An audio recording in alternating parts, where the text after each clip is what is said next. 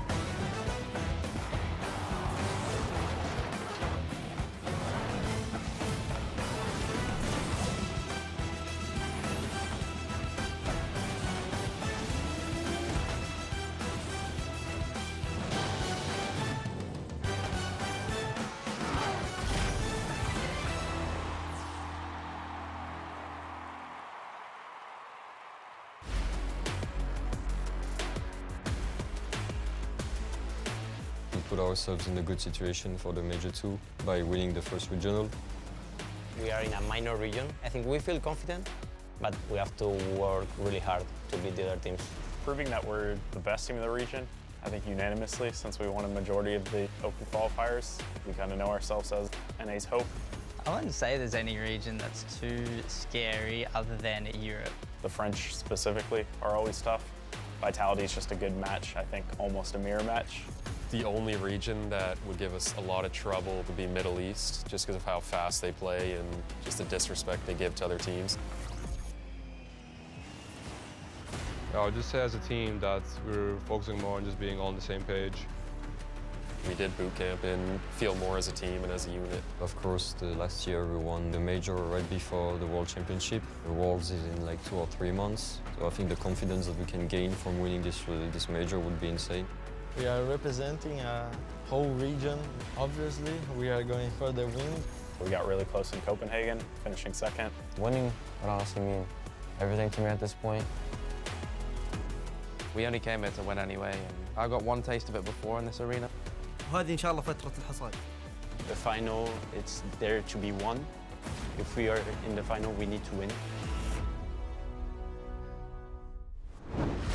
Welcome everybody to the B stream of the London Major. Second time we have done it under this format. First time we've had me and Jorby bringing you the action on something like this. How are you doing, my friend? I'm doing wonderful, and I gotta say, Shogun, I never thought this day would ever come. No, you and I casting this is interesting. It's going to be an interesting time on all of this. I think that's a great way to sort of describe this entire event upcoming. So much history in this very building, all the way from Season 5 to merely 2 years ago. Both times around, Europe did take the championship, but also both times around, Jorby, they were made to fight for it the whole way through. I mean, absolutely. How could you not forget the Moist versus Falcons series? The first time that the Middle East got to an RLCS Land Grand Final. Like, London always ends up delivering the content, the storylines. It's all there. And I mean, even this first match coming up between BDS and Mobula should be really interesting. But a whole tournament that we got to get to. A whole tournament and a whole host of teams looking to become London Major champions. Europe represented by BDS, Vitality, Gentlemen, Oxygen, NA, G2, Gen.G, Space Station, OG, South America, your boys, Jorby, Furia, and Team Secret. OCE, Power, and the Chiefs are back as an org in the Rocket League scene. So good to see them. Mina, it's going to be Twisted Minds, and the Falcons for APAC Gaming Gladiators, and for SSA, Team Mobula. So 16 teams enter. Only 8 of them, though, will be in front of the crowd over the weekend. I mean, it's not just winning this event that a lot of these teams are playing for. Like, you have Team Secret. They win one match in Swiss, and they earn a tiebreaker against Complexity to qualify for the World Championship. Oxygen, they're in a similar boat. They have to get top 2, and they'll overtake Carmine Corp for the World Championship. That's the path for Oxygen. A lot harder than Secret, but Secret could actually win 2 matches, and then they don't even have to play the tiebreaker. So a lot of World Championship bids on the line for a lot of these teams. And I'm excited to see how all of those shake out, because as you know, Shogun, I always think South America coming in a little underrated. It does feel like South America has been so close for so long, and it just has not quite got over the line. And one of the teams that we are seeing here as well, we kind of feel the same way. That was Mina coming 1 series, 1 game last time away from taking the London Major, but they were beat by Moist. There is the matches for today. For those of you unaware as to how a Swiss bracket works, you win 3, you go through. You lose 3, you go out of the tournament. We're not going to send you home just yet. I don't think we booked your flights for a Saturday, so you won't be forced to stick around, sort of enjoy the vibes, but wishing you were playing on the stage. I know that the graphic can be big and scary, and you look at it, and your brain dies a little bit, but it's okay. Let your brain reboot. You don't have to worry about the graphic. You just got to worry about the number totals. Like you said, the 3. 3 is the magic number, no matter what side of the win-loss column it is on. And some interesting round 1 matchups across the board. But we have one particular matchup that we're going to be heading up on the B stream. The first 2. The first one going to be BDS versus Mobula. So, as we get ourselves ready, we will be going through the first 2 rounds of the Swiss day. Nobody eliminated as of today. And then tomorrow, everyone kind of gets eliminated and everyone gets their way through. So, a lot of the teams hoping for a very, very easy time of it. But we're not the only stream going on at the moment. There is also the A stream with maybe some of the closer in terms of rankings matchups. Oxygen against Power, Secret Gen.G, OG Furia, and Falcons against Space Station. I'll say a lot of really close round 1 matchups. It's always the fun part when we go to international competition is you get matchups like this. I mean, Falcons Space Station, the Falcons coming as the favorites for that. Furia OG, some see that going either way. And I think Secret might be a little underrated against Gen.G as well.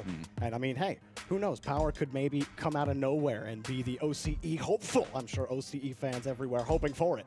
But obviously on the all-stream schedule here, not just the main stream, but across all of our matches on the B stream, we got BDS versus Mobula first up, G2 versus Gladiators, and then Chiefs Vitality later on, following up with Twisted Minds versus Alpine. We got the first 2 matches of the day here, Shogun, but those last 2 as well. Do you think those last 2 matches, which one are you more interested in? It's good to see Chiefs back on this one, but I think Vitality is a very, very difficult draw. Vitality may be a little bit under-seeded, I feel, for this event, considering they've now got themselves sort of back up and running again. With Twisted Minds, I mean, Mina sort of had the same issue that South America has had for the longest time, where everyone looks and just goes, okay, that number 1 seed we are terrified of, but number 2, maybe less so. But since the teams went back, you know, your complexities went back over there, I think it's very difficult now to underestimate the South American number 2 seed, because that is some tough competition to get through now. Yeah, absolutely. I mean, Secret, they took down Complexity several times over the course of the split. And not even them. I mean, a lot of people were expecting Ninjas in Pajamas to make it to LAN. And because of the run that Secret had, well, they're not here, and Secret are here. So South America, very fun region, just like the Middle East. But, you know, we also had a fun little draft. We did. We drafted all of the players here at the Major. And, you know, sometimes you get locked into a pick, and you don't get a choice. I'm surprised that I got Yan and Juicy on my team. That's a little ridiculous. Your team's not too bad either. I was pretty happy with mine. Obviously, I was second pick on this one, and then I think I had pick like number 45 that I was waiting for by the end there. So it was a long way, but I was very happy to get Banana Head and Mossin as well. But some of these are the state of them, I have to say. Who on earth, by the way? How does James get Roas and Nolly? How on earth did anyone let Itachi or Seiko last that long? You know, I was so angry Seiko watching was this. literally 3 picks away or 3 or 4 picks away from me, and I'm like, how is he still on the board? That is crazy. But I mean, 2 members of Vitality went off and like draft 1 and 2 because you had Hercules picking Zen, and then Daz picked Alpha. And I'm like, dude, There's all these other players, and you're going to take all of Vitality off the board immediately? So as well, like we can kind of go through on this as well, because I'm really looking forward to seeing like who can perform better than their drafted rating on this one. I'm really looking forward to seeing, you know, who's towards the high round on that. You can kind of put together, you know, CJ, Gibbs, T-Bates, they had the very, very last pick. So those are the players as well that will want to really show out here. We're also going to find out, you know, Zen, Drally, Alpha, were they worth our top 3? Because we had sort of the lay of the land to pick from. Come on, Drally. Come on, Drally. I'm so happy if he looks Banana anything Head like he pick. did in the unofficial 2v2 major, I think, you know, you're going to be feeling pretty good about I'm Drally. feeling fantastic Yeah, about Drally. I'm sure. I would have taken that every single time. Even if I had first pick, I would have picked Drally. Also, let's make sure Stumpy loses, because if we take Stumpy's the land not allowed points to up to this win. point, no, CJ's not allowed to win. right? Gibbs is not allowed to win. No Johnny either. Yeah, Johnny. Yeah, you're done. I'll get Dazarin, James Bot, yourself, Wave Punk, Hercules, Pretty much Lemon. all Everyone that's not me Yeah. is pretty much supposed to lose. Actually, this one. you should also come in second. You know, Silver's pretty Just cool. anything that isn't I'll take the last, gold. please. I always come last. It needs to stop. No, you don't want to be last. No, not anymore. I feel like I've had sort of enough of that spot. You know, you have You too could much just of a own good it, thing. you know, and then, you know, you could just accept your lot in life that you're just going to be last forever. Oh, you're first in my heart, though. And hey, let's talk about BDS Mobula now. Yeah, Okay. okay. Enough about being last. One team is going to end up being last in this match. BDS, obviously one of the powerhouses coming into this, and Mobula, not so much a powerhouse, coming up from qualifying through Sub-Saharan Africa, excuse me. This one, pretty lopsided. I definitely have BDS for this. Yeah, I've also gone BDS over on this one. I don't think there was anybody on the prediction team that really went any other way. No. I think there are better chances to try and pick your battles on this. We are going to try and keep you up to date as well with what teams need regarding going over to Worlds. Mobula's situation is pretty simple. They've got to win the entire event. Good luck.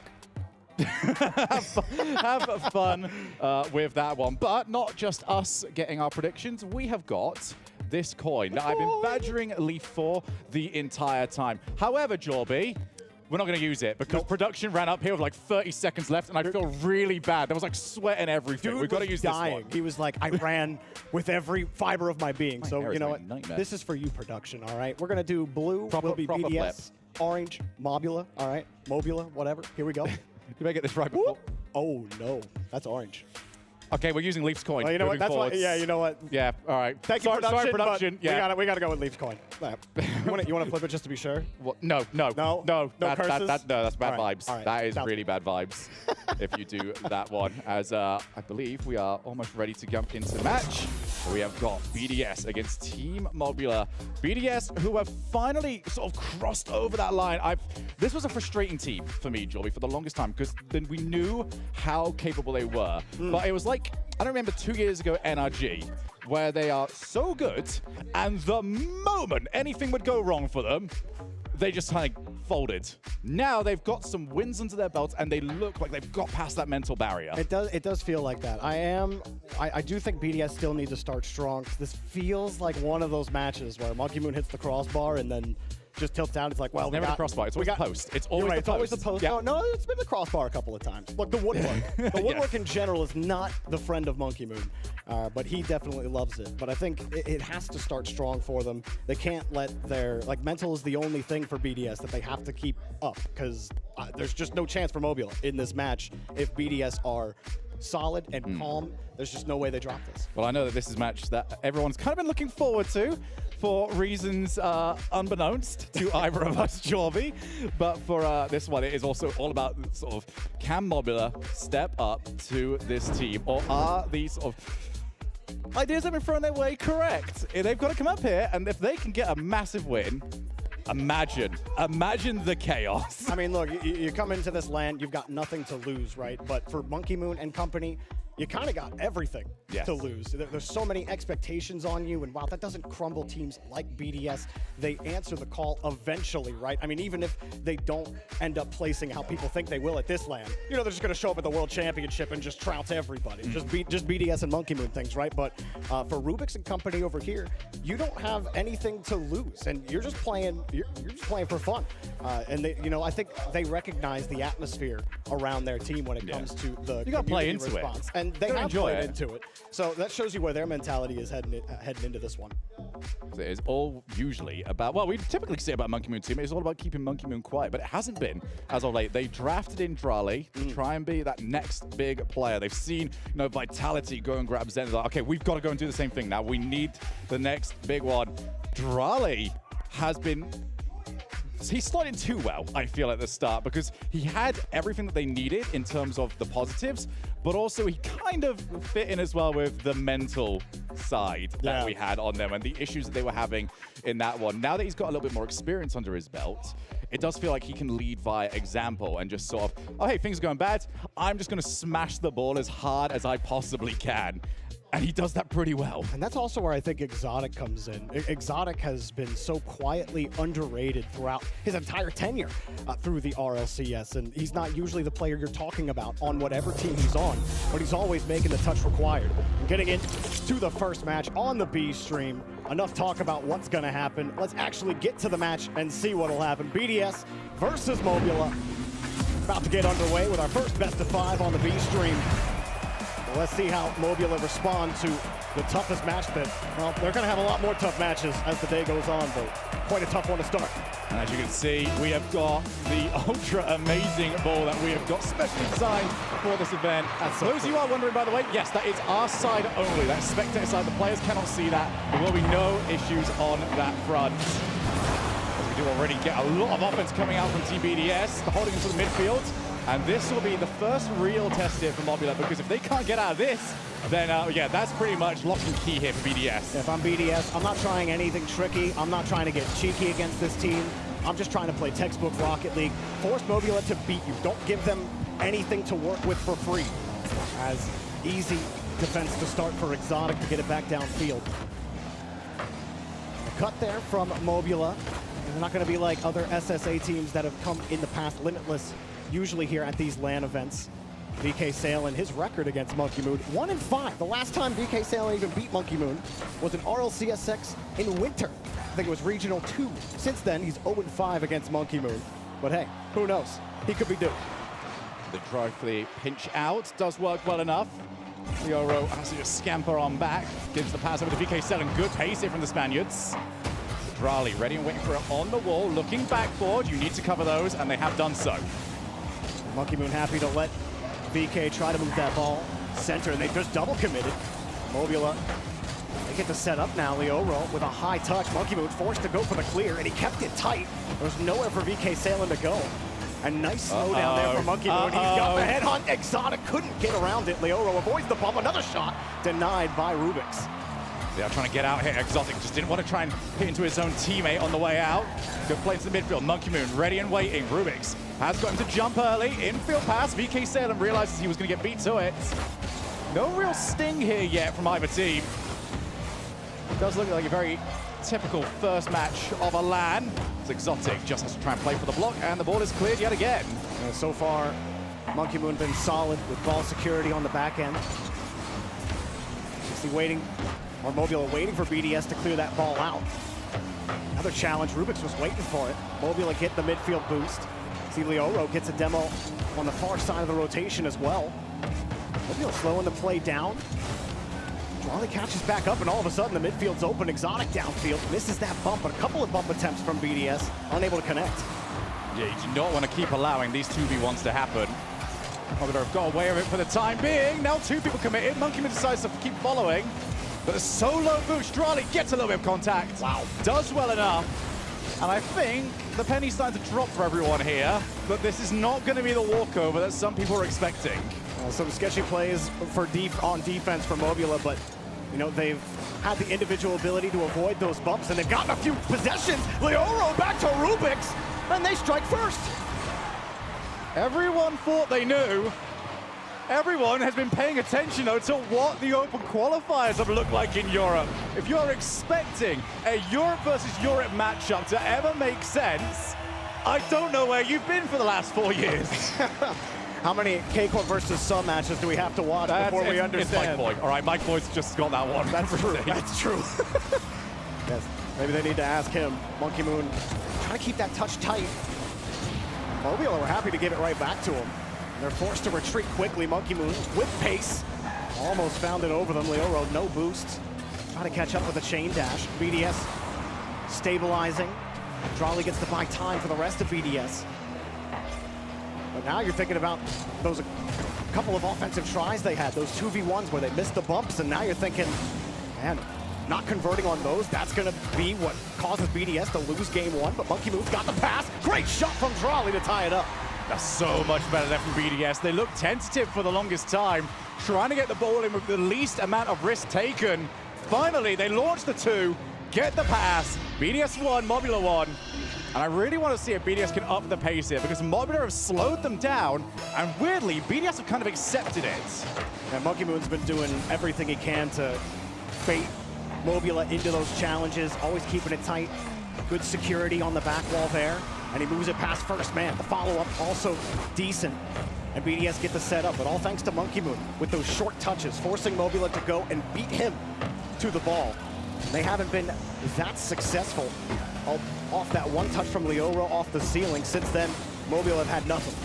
Oh, can't get a pass. Instead, Monkey Moon drops it. Follow up. What a stop. Where's the third man? They're going to stay back. Monkey Moon holding midfield, go to the corner. That's where it's nice and safe. And you can see here, this is where Mobula will need to feel what they can send someone forward. That was far too tentative. BDS got it for free. Nice. Now they're hunting down through the legs. And Exotic makes it 2-1. Chops him out from under his feet. This time the bump connects. Monkey Moon turns on VK, and he jumps. He actually didn't look like the bump barely affected him, but delayed him just enough. And what may have been a scary game one for BDS, they've taken control out of nowhere. Well, we are in London. It was about time we saw a nutmeg. And that is one that you don't want to see back, as, again, the pace not quite there. VK7 couldn't get the drop-down pass, but BDS did have to wait to see if he could at least make contact. Good drop. VK7, back pass. Not that he intended it to be one, but he will take it nonetheless, as the infield is to an Exotic that was waiting on the same side. Those tend not to work. Some would say a lucky rotation back for VK Salem. But out of time here in game number one, they got to get downfield. BDS recover after that first goal. Here come Mobula. VK Salem with a light touch down to Rubik's. Cut off by Monkey Moon. In the air, catch by Leoro. But he's got Rubik's contested down the field. They got nothing here on the rotation. Killed by BDS, they got game one. And they'll feel like they can do significantly better than that. That was not a BDS-paced game. Well, they did still go and get the win, but a little bit of a warning there from Team Mobula that they can indeed cause some hassles. Oh, we did talk about the mental game, specifically with Monkey Moon, but I thought he did such a great job on defense. Even when Mobula tried to get aggressive, they started diving into the corners. Monkey Moon saw that. He knows, fine, I'll play the touch high, come and get the ball. Good luck, because he's always going to be able to follow it up before Mobula can get there. And so many times on defense, that was the key for BDS, breaking out, and those follow-ups. Very easy for Drali and Exotic to follow Monkey Moon after that first touch. He's really conducted a great game. Yeah, Monkey Moon, no goals, still the highest amount of points. Shows sort of the influence that he has on these sort of matches where Mobula, I don't know, just didn't look like they had many ideas when it came to getting the ball at their own side of the field. They were just trying to hit and hope, and you're not going to hit the ball beyond midfield against a team that's got Monkey Moon on it. That tends to be a no-go zone. So even on Mobula, defense, I mean, they do something else. Yeah, I mean, you can't be avoiding missiles the whole time. So Mobula's rotation, like, they got ultra aggressive in the midfield. Like, as soon as they get to BDS's half, you see it was Rubik's 2 times where he just pushes up past the midfield. It's like, okay, I have the midfield boost, but Leoro and VK Salen are still rotating out, and the ball's over his head. Now he's got to go back to his corner. So I think Mobula is just playing too aggressive and too confident before they actually have control of the ball. They got to keep an eye on not just Monkey Moon, but who's following that one up here as we get started with game 2. Yeah, Exotic just kind of thought he knew what was happening, and his teammate took an extra touch. Just confused things a little bit. Rubik's can't quite find a hit on Drali, who's done such a great job of avoiding the bumps. Has very often been the aim. Leoro now on the side, low boost. Monkey Moon goes to meet him, can recover that one as well. Does anyone dare go and meet him for it? Nope. And it was the right decision, but that is a dangerous one to let up. That's what I'm saying. VK Sale, and he comes up confident, like he's pretending like second man isn't even there. So he's forced to use all of his boost to make the save, and he can't even get solid contact. It's a weird fake challenge where you're already committed, so you might as well actually commit. It's like, otherwise the ball's over your head, because you got no boost. Like, what are you going to do as soon as BDS are there? I think Mobula just, they really are. Throw face at the ball, see what happens. does seem like for the time being, Mobula just trying to prevent those infield passes, make sure they can intercept, maybe find a goal from one of those. But for the time being, it is VK Salen over to Rubix, who is being, well, tripped up, body slammed, and pushed out of the way, but they've still got the shot. And BDS will be utterly disappointed at how they've given this up. GC1 might score on you if you whiff the ball. And Drawley, that was a tough position for him. He was cutting in on the backside. He's expecting control in the corner, and he wants to cut in, be able to play the back wall. And instead, he's got to defend the shot, so he goes up and ends up just completely missing, really from an awkward spot. But Monkey Moon almost got it right back. Rubix will have the save. Light shot. Oh, dear. Oh, my goodness. Oh, we've had flip resets, we've had backboard shots. Today, ladies and gentlemen, we present to you the new mechanic, the Uh-Oh Spaghetti-O. Brought to you by Europe. Man, you know, we don't do that in North America. I don't think. We'll find out. We'll find out. We will find out. Shouldn't count my chickens before they hatch. Still, you know, Mobula, with a slight adjustment, it can definitely get competitive. I don't think you can expect Drawley to keep whiffing. And certainly own goaling isn't going to help you out. Another demo from Monkey Moon, staggering the rotation. Ooh, spawn close side too. That's going to be unfortunate for Mobula. Monkey Moon gets to cause some havoc, and BDS just get to run riot all over this ball. Monkey Moon just going to possess. Get over one. Great shuffle out to Exotic, going for one. And denied, but BDS full control right now. They're losing the boost in the corner. Midfield boost isn't there. That'll push them back. Yeah, BDS has seen exactly what they wanted now. They've seen that one mistake. They know they didn't have to commit to potentially get a goal-scoring opportunity. That should be perfectly safe. Exotic low boost, didn't really have an angle to work with. Now Monkey Moon going to buy some time. Orange cars surrounding him, swarming him. Are they going to get anything for it? Bounces into the midfield, and Exotic wins cleanly. Monkey Moon is also waiting. Over to Exotic yet again. That is a triple commit. Triple the chance to score. Greasy Meister would be so proud. I think Leoro had triple confusion watching this rotation. He sees Exotic, hits him with the fake, but everybody jumping towards that ball. You just got to hope you could get to the touch, and, well, Exotic faked you out big time, buddy. Well, this has been an utter mess.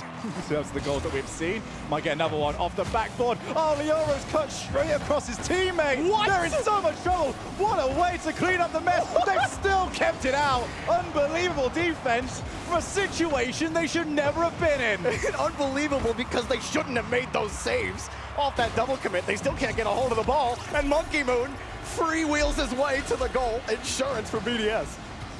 It was, well, continuously a mess. Monkey Moon faking out that he might try and go for the reset. Once he's got the call that his teammate's going for the bump, you got to play it as quickly as you can. BDS 3, Team Mobula 1. And really, I feel like BDS will look at this result, though, and just, I don't know if they'd be happy with the way that they played this. Yeah, it hasn't been a clean game. I mean, Mobula is certainly not any cleaner. And yet, Leoro and Rubix cutting into each other. That one was definitely on Leoro for cutting in. He had vision on his teammate, saw his teammate commit for the ball. And if they're just more disciplined there, BDS probably don't get to play around with the ball as much as they have. And here they are, regardless. Drawley off the ceiling, back over to Monkey Moon. Great touch from Exotic, right downfield. Monkey Moon just jumping right in the chaos on defense, and defense? Yeah, just rinse and repeat what I said about 30 seconds ago. Where's he going? What's Drawley doing? I think they just assume that they're going to score off everything. I mean, I actually think that we've hit that point where BDS are being rather disrespectful.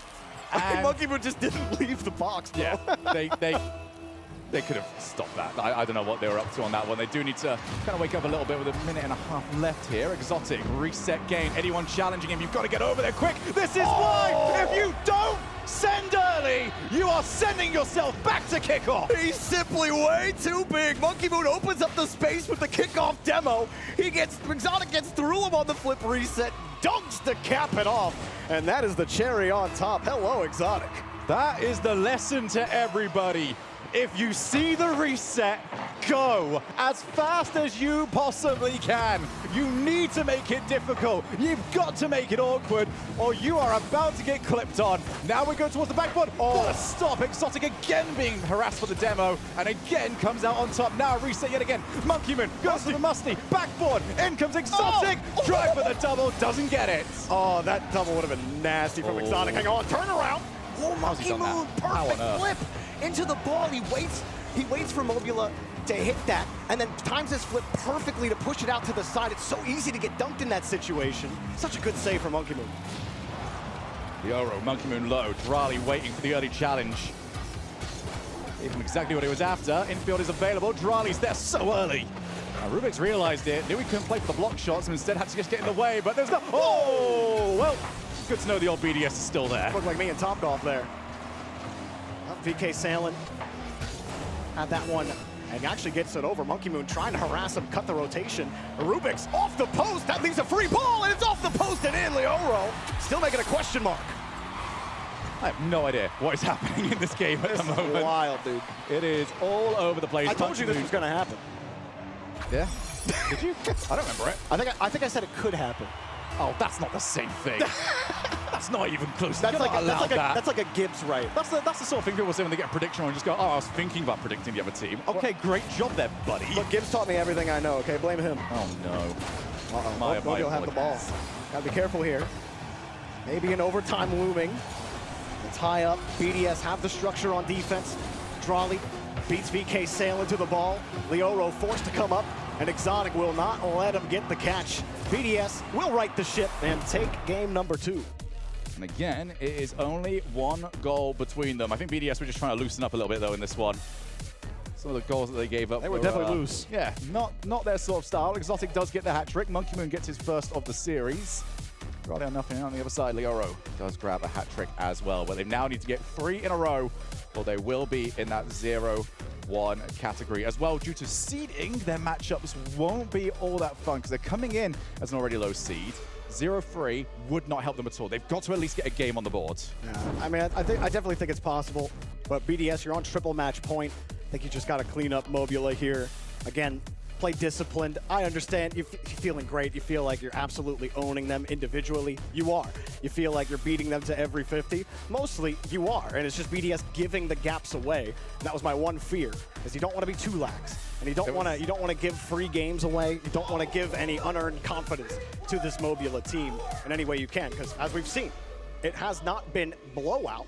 When you watch the game, BDS fully in control most of the time, but it doesn't really matter if you're still letting those goals go in. So we'll see BDS just trying to get more discipline here in game 3. BDS have done a little bit of a Goldilocks here. They've had their first one. It was a little bit too defensive, a little bit too cautious. A little too cold. Second one. A little too hot. Okay, I haven't got an idea what you're doing on that one, lads. Maybe this will be the one where they just get it right. We do head into game number 3. Mobula need at least 1 on the board here. Otherwise, they are looking towards hitting maybe one of those 8, 9 sort of seed teams, those matches where you can't quite predict. Well, we've already had to give it a go, but a lot more difficult to try and predict who's going through. Might even have to play against one of the teams playing right now over on the A stream, Power and Oxygen. It's not a match that you'd be overly fond of. Neither team, especially Power, you know they're capable of playing above the station you expect. But right now, BDS pretty well in the midfield. Monkey Moon the whole way back. He's got a full tank of boosts. Nice, actually a good drop there from VK Sailing. Ideas Mobula haven't really tried is those sorts of fakes. Looks like you're gonna go, force BDS to pull back a little bit, and you can actually work with the ball, but a perfect 50 from Monkey Moon back to Exotic. Nice flick, oh, perfect, down the center of the top hill. Okay, there, Exotic. He is showing off in this series. True. Look at that. You are down the middle. This is the sort of spot where, as a defender, you are happy to be in a 1v1. No angle, no real extra options, and still Exotic slots it easily into the net. It's so nice. And more people have been becoming aware of how consistent, how lethal Exotic is. Even when they weren't realizing it, he was still that consistent player. But that, again, the 50 from Monkey Moon. Exotic was positioned for it. Monkey Moon played it perfectly to him. Those are the kind of possessions you like seeing from BDS. That's the kind of thing that makes them a better team than Mobula, not just on paper, but also on the field. And another challenge that Mobula aren't positioned for, Monkey Moon keeps it close. It's one thing that's been difficult for Mobula is actually wrenching that ball out of his control, but they get it here. Try to push forward. Back over to the side, Monkey Moon, who has had to play a lot of defense in this series. More third man than usual, as that is certainly a scoreline to pop up. Power 2, Oxygen 1. Right, well, OC's doing their usual thing where they are making us believe. That's crazy. Not that surprised, though. Sometimes, you know, it wasn't that long ago, I think, actually, it was a while ago, 2 years. It was a very long time ago. We had, like, LA. Remember Pioneers reverse sweeping BDS in the I know, I wasn't there stage? for that one. Oh, yeah. Oh, sorry. Well, I was there. I casted that one. I couldn't believe it. But, you know, anything can happen with OCE in Rocket League. Exotic is going to try to keep things nice and steady. BDS have on this last possession. Mobula have been unable to actually control the ball. Everything over their heads, forced into hard touches. Monkey Moon lurking with a full tank of boost. Drolly hoping that midfield spawns. It does not. But as they go back, kind of relax the rotation, and a huge win there from Drolly. Yeah, BDS doing a great job. Oh my goodness. Exotic. Every single 50 is going their way here. This is what BDS need to prove that they can do throughout this tournament, because this is what they will need in the next matches coming up. Get the 50s where you want it. We've seen them lose to a teammate. Now we've seen them win into the net. BDS firing on all cylinders. Surprised I think Rubik's just miscaught the ball. I think he wanted to play that 50, but you saw it land on the side of his car. And he just couldn't do anything about Exotic breathing down his neck. Was that a little, like, cold bump into that ball? Kind of had a weird angle, too. I love the physics in this game sometimes. Oh, what a pop to the side. That's It's silly. Exotic. Okay. What? I kind of wish I picked him on my fantasy team now. What are we seeing from this guy? That touch is ridiculous, Monkey Moon. And Exotic's launch. He's there. He was ready. It. He was so ready for it. He's like, oh yeah, Monkey Moon, he pops that up high on the double off the corner. Easy, I got that. Like, huh? Built different over there. A Francophone strike yet again. Now Monkey Moon, again, just has to try and fake challenge. Fiora had it a little bit better scouted. Now to the side. This one needs to be on target. Charlie's there. And they've already got somebody waiting on the wall. That's been the big decider, I feel, for BDS. Yeah, that was a bit of fun. But BDS have been comfortable enough with defense. They can just lead people downfield. Has caught them on a few occasions, but leave someone on the wall, leave someone trying to bump the goalkeeper, just do whatever else. We don't need everyone back. As long as they have someone that ends up rotating back, actually the midfield boost not being there a couple of times have benefited BDS. Then they just let Mobula go through that midfield, and like we talked about their 50 game, I mean, they're so confident on it. Look at this, Monkey Moon trying to shade that. That 50 doesn't completely work, but Drolly has it back to Exotic. Such interesting passes from the angles that they find. I'm just saying, Drolly, I could do with some goals here, bud.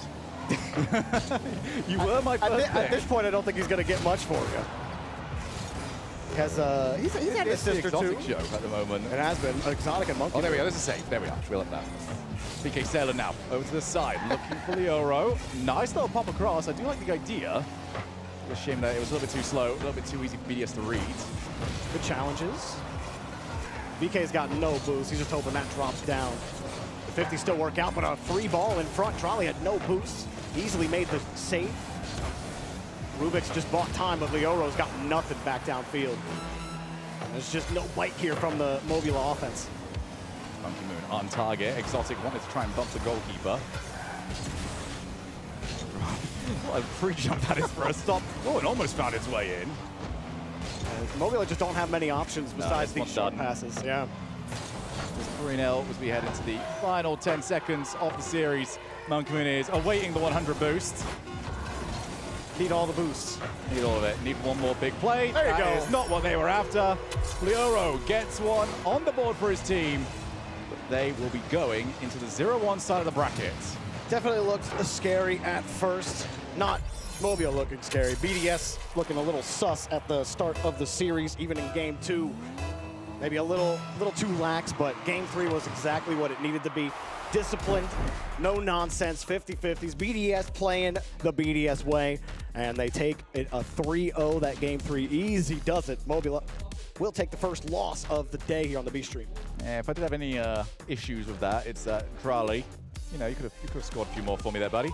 But from what I'm hearing on the other side, maybe Banana Head's carrying my team at the moment. I was gonna say, it sounds like Banana Head is getting you a couple of points. I'm still waiting, you know. I got Juicy, Yan, and Brad, so my stress doesn't come until it's not for a while yet. No, not for sure. But unfortunately for you, Stumpy has Monkey Moon on his team, and I don't know if you watched that game there, show. He was on the list as well. It was a very small list of people I didn't want to win this. He was. I don't know why we left Monkey Moon for Stumpy. That seemed like a big mistake on our part. There. Yeah, that's true. Yeah. Well, you know what? We got a lot more matches to come up, and it sounds like something exciting is happening on Power Oxygen. So while we're on break shortly, why don't you go over to the A stream, check out the rest of that match. We'll be back with G2 versus Gladiators after the break.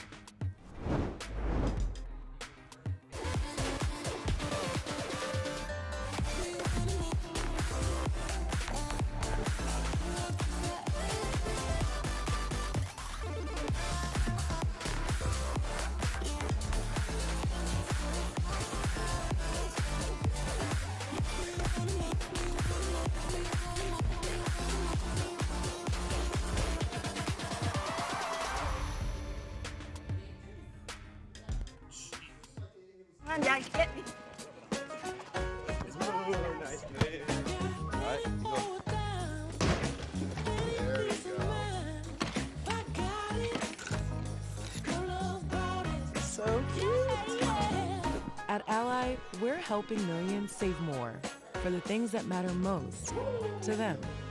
Whatever you're saving for, we're all better off with an Ally. Get back to work. Dickies Arena, Fort Worth, Texas. Welcome to Championship Sunday. This is the moment. Here, now, the final countdown to the final chapter. No back and forth. It's turn after turn. Bumps it off. Now comes a ball. No one from G2's there. They went for the dunk. Now Monkey moves downfield. A pass in front. We are going to Champions Field. So far, no North American team has won an RLCS LAN in London, but they did score its most famous goal. This is Rocket League! Yeah, that one. Here's who made it for them this time around. As ever, a region's lowest seed provides its most interesting story. Rebellion's thrilling run all the way to the Open Qualifier 6 Grand Finals set London legend Justin up for a tiebreaker. Win this, and he would be the one leading two new LAN rookies at the Copper Box. Against them, OG.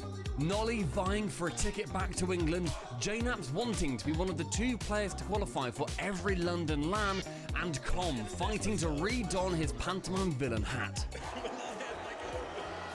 We were set for quite a good tiebreaker then, weren't we? And Rebellion are reactive, but how about this from Com?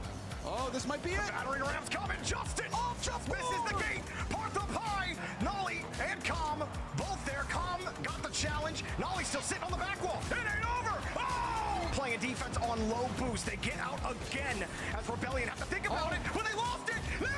Too long, didn't listen. OG 4th seed. Good work, lads. North America's former unluckiest team finally managed to avoid Gen.G and G2 at the quarterfinal stage in the qualifiers for this major, starting with Open Qualifier number 4. Space Station picked them off again! Space Station absolutely whooped OG out of the tournament to the semifinal for the first time this season. And then in Open Qualifier 5, they did even better. Chicago with the hammer! They will go to the grand final against G2 Strive. LJ Hoxha and Chicago have proven their worth against everyone in North America, apart from G2 or Gen.G most of the time. So if they can just avoid those pesky little guys at their first LAN this season, they should take home gold. Hey look, it's one of those guys. Gen.G may tend to beat Space Station Gaming, but they only rank above them thanks to season points. Whisper it, but they're quarterfinal specialists at this point, going out in the top 8 on 3 of the last 4 occasions,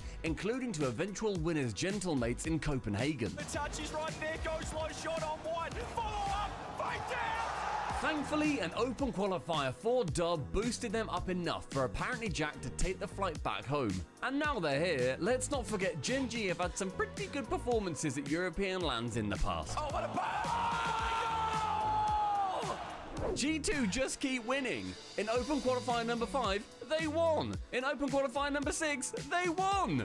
In Open Qualifier number 4, they finished second to Gen.G, but only by a single overtime goal. G2 are far and away the best team in North America right now, beating second seed by a whopping 20 points. And because of that, they are many people's favourites to go one better than last time and win it all in London. North America has a stronger claim to the title in London than ever before. The question is, do they have what it takes to bring home the gold?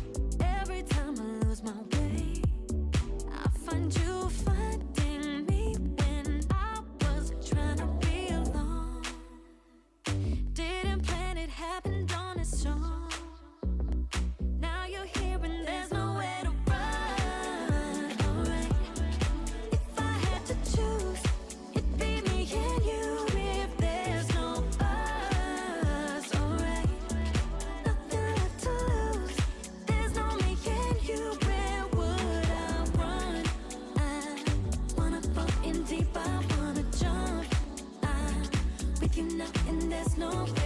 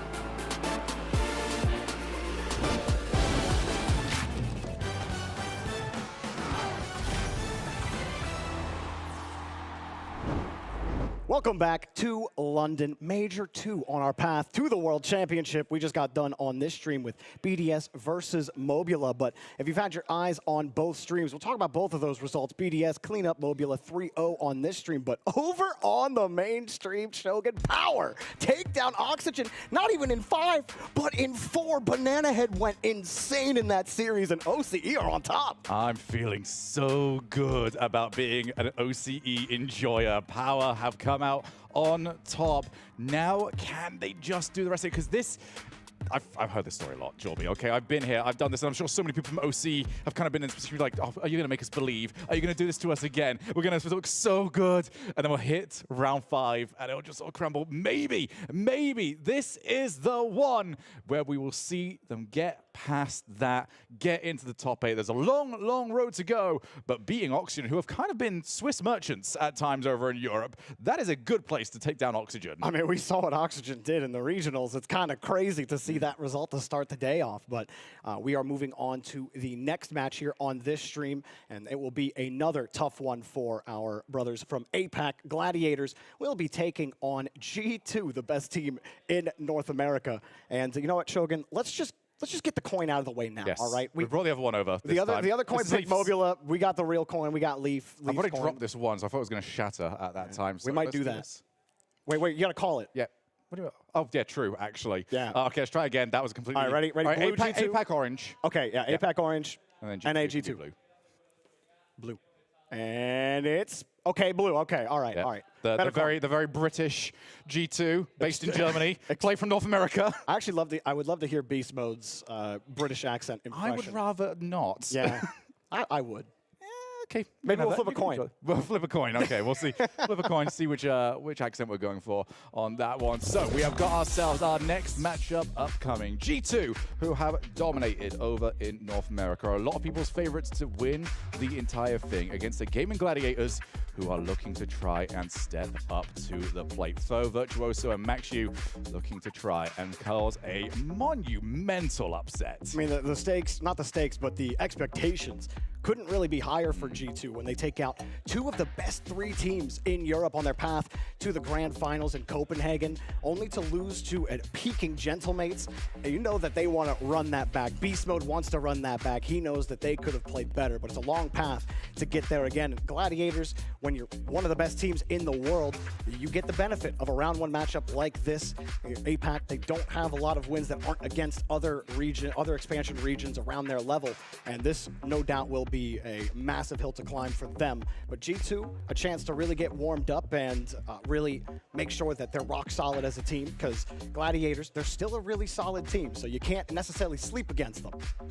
And G2, you know, we have history, obviously, in this building. This building has not been overly kind to G2 over the years, especially back in Season 5. They were out very early. It was like them and Vitality were the big upsets at the very start of that. Everyone expected an awful lot there. Instead, it was NRG that obviously went on to do the work for NA in that tournament. This time, though, coming in, expecting a lot, delivered a lot when we went over to Copenhagen. Now they look to try and just go that one step further. That's Beast Mode. That guy right there. Yeah, man. that's the star man right there. Ever since he was on version 1 and he really first stormed onto the scene, I've just been such a big fan of his. Daniel has obviously gotten a lot of the merch fandom already ever since he was on his come up, and you know he's looking great with the RLCS cap, with the G2 jersey. That's a great combo, Daniel. I do actually really like the hat. That's been really, really good. And then on the other side, we've got Maxu, the man from Singapore, looking to try and stamp his authority on this series. And for the rest of him, he has got that man right there. Virtuoso, who's made his home over in APAC, looking to try and just carry that team to the next level. And the new guy on this squad, the Dutchman, Tho, looking like he is fitting in so well on this roster. Yeah. All right, well, maybe no Tho. He's fitting in so well that you can't even see him. He's already off trying to demo. He was already on the opposite side of the field. It's like, oh, this is my That's chair? commitment. Dude was in another studio. It's like, wait, oh, this is my station. We got there, though. It's okay. You know, ever since he left Mike Boy, he's just been a little more lost. At least, like, you know, walking around. But Mike Boy and Tho, a long-time duo. Mike Boy having his own fun online, but Tho definitely going to be enjoying himself here in London. You go up against, well, one of the Tho's one of best those ones that's got like a very major. particular range that you have You got to any? sit at. You got any Gladiator players on your roster? No, I don't. I'm waiting now for Mawson to play later right, on. Mawson I'm too, done yeah. for a while here, actually. Yeah, fair enough. Mine don't get started till a little later. Oh, I think. Well, no. Secret and Gen.G are about to play. I have Brad. Ooh. Yeah, Cole stole Mata from me. He picked right before me and took Mata. So, you know, that's okay. But I'll still be wondering how Brad does against Gen.G. But Beast Mode, big, chillin'. I love the energy Beast Mode has been bringing lately. Whenever he's been doing interviews, whether it be online or on land, it's just this cool, calm confidence where he's not even afraid to like throw a little jab in there. Yeah. Like not afraid to say, you know what, that was a little easier than I expected. And I love that kind of energy. I want to see a little bit more of that from him. It's something that we've got a lot more as we've done these tournaments. We've had the open format. You know, when people first jump onto the scene, they're very worried about what they're going to say. Is this going to be my only chance to get here? But there's a level of comfort from G2 that seems to accept that it's not the only chance they're going to get at events. You know, it's almost like you can't afford to lose because you will bounce back. You have that confidence that you're going to do better next time. And because of that, they actually perform better because, well, you're fine. You don't need to worry about every single individual touch. G2 have kind of, for me, got over that line during Copenhagen of, NA, we need something from you here. The last few events have just been all top 4 EU. NA managed to just blast straight through that. Europe now looking a little bit sketchy. You know, obviously only one result to us. So, well, 2 results, but Oxygen getting beat by Power. Not necessarily the greatest start for Europe. And those top 4s of only Europe seem like quite a far way away. Yeah, definitely. I mean, G2, also Sathu. I mean, Sathu, former pro, now coach. He's been coaching this G2 team pretty much the entire time, even not just this iteration, but a couple of previous iterations. And I mean, the confidence the players have in Sathu, you know, I'm not completely aware of everything Sathu does for the team as far as, you know, replay review or things like that. Tend to maybe give too much or too little credit to coaches, but G2 haven't wanted to get rid of him. And having Sathu there is kind of like that, like, not the calming force, but just a steady rock for this team and for Daniel and Atomic. It's been, and Beast Mode. I mean, this team is literally the best hope North America has had at getting a trophy again. And I mean, they got close last time. They just got to get to that next level. They know they can do that. Long path to get there, as we said. But yeah. So a slight delay, actually, because we need to obviously get the players in here, get them all comfortable. You did see on your screen that we were sort of shepherding foe back into position. So we'll be getting in very, very shortly. But sort of on the point that you're making about Sathu, I feel like there is a tell a bit regarding like how good a coach is actually doing. Because yes, we don't know what all goes into it. We're not privy to what happens behind the scenes. But it is also a very player-heavy focused esport, where if a player or players aren't happy with the support that they are getting from the coach, we've seen it everywhere. Not afraid that to coach is gone. Yep. Like, orgs prioritize keeping the players happy. Sathu has been around for a few different teams, which means he has had to convince a lot of different players that he is the right man for the job. He's done exactly that. Yeah, not necessarily the easiest thing to do with a lot of these players. That's why you have to give that massive respect to him, despite you not knowing all of the information. And for Gladiators, I mean, coming into this against G2, you can't really overthink it. You know, they're going to come at you hard, they're going to come at you fast, and you knew coming in that your matchups were going to be tough.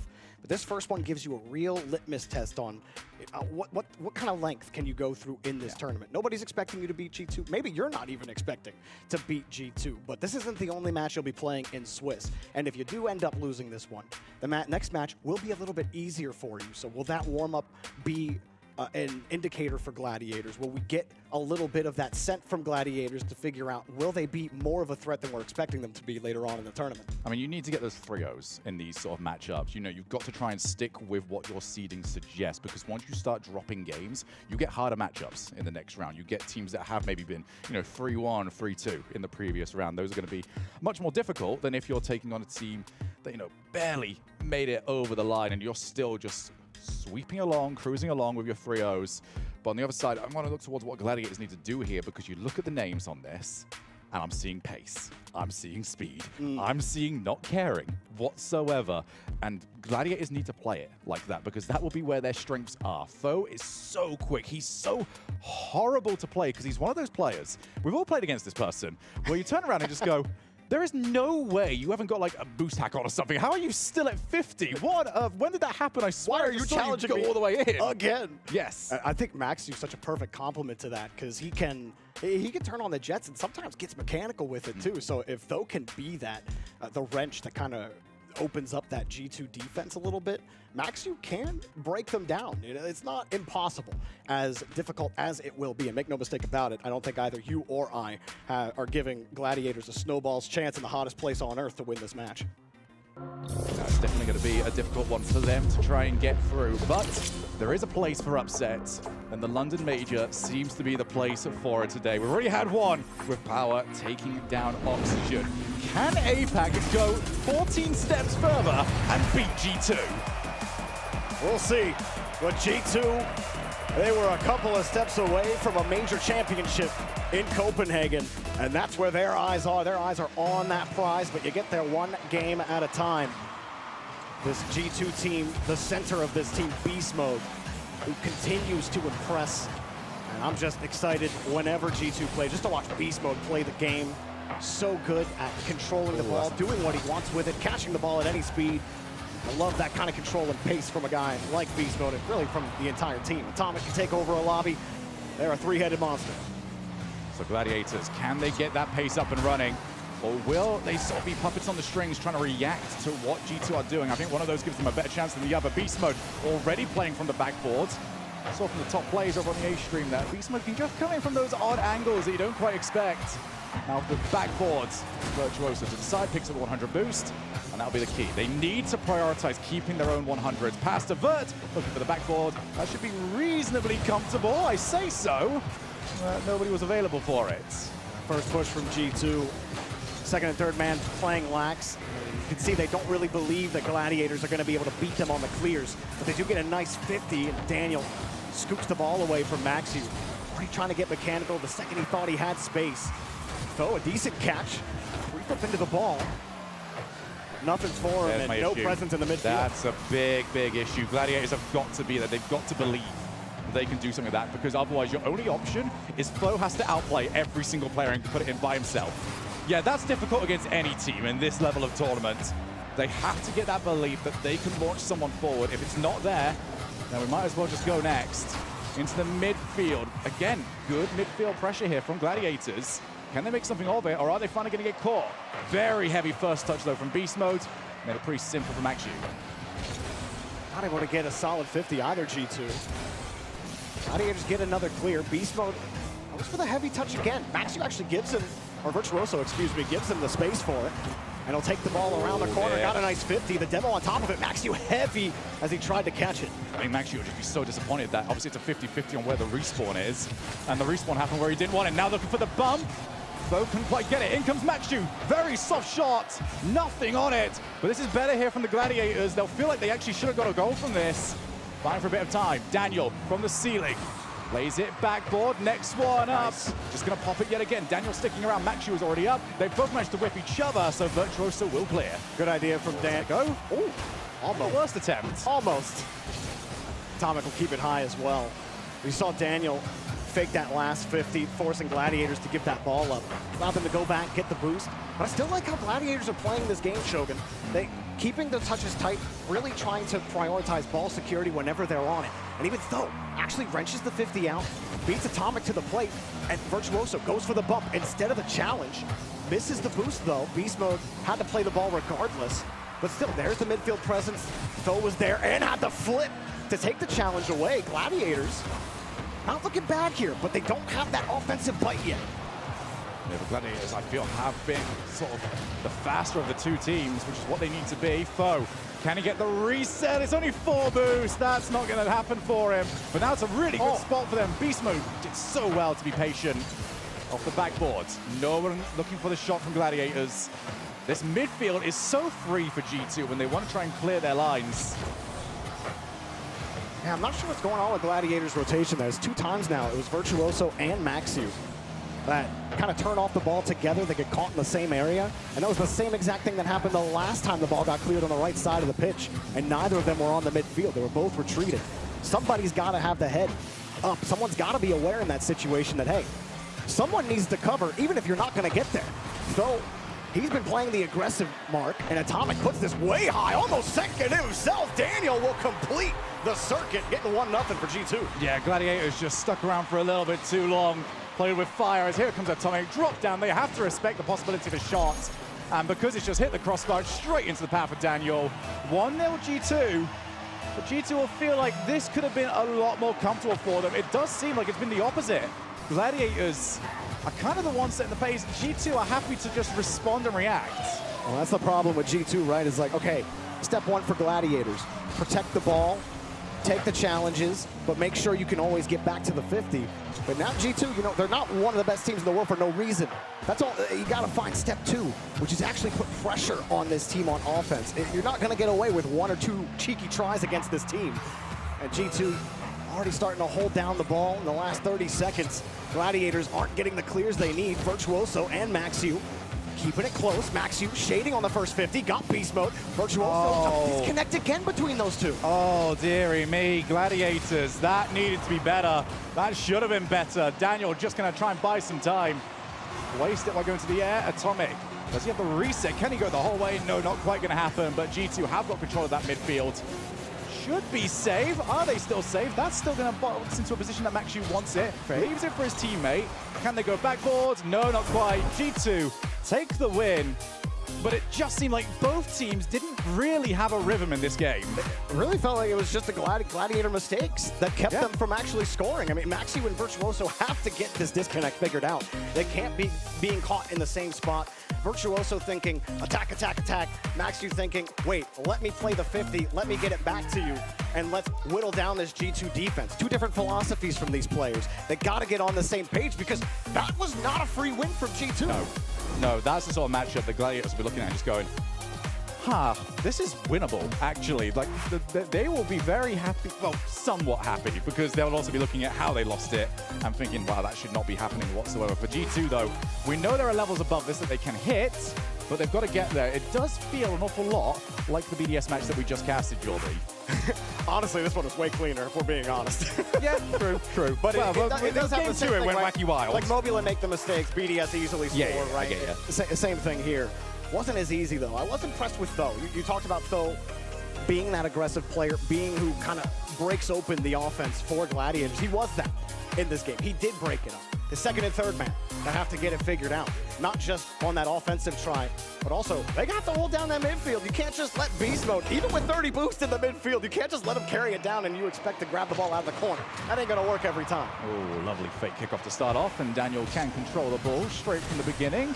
Had a bit of awkwardness to start with, but the rest of it has been just fine. So G2 looking to try and get up and running. Already with one demo on Vert. Oh, that's such a sick catch. Jeez.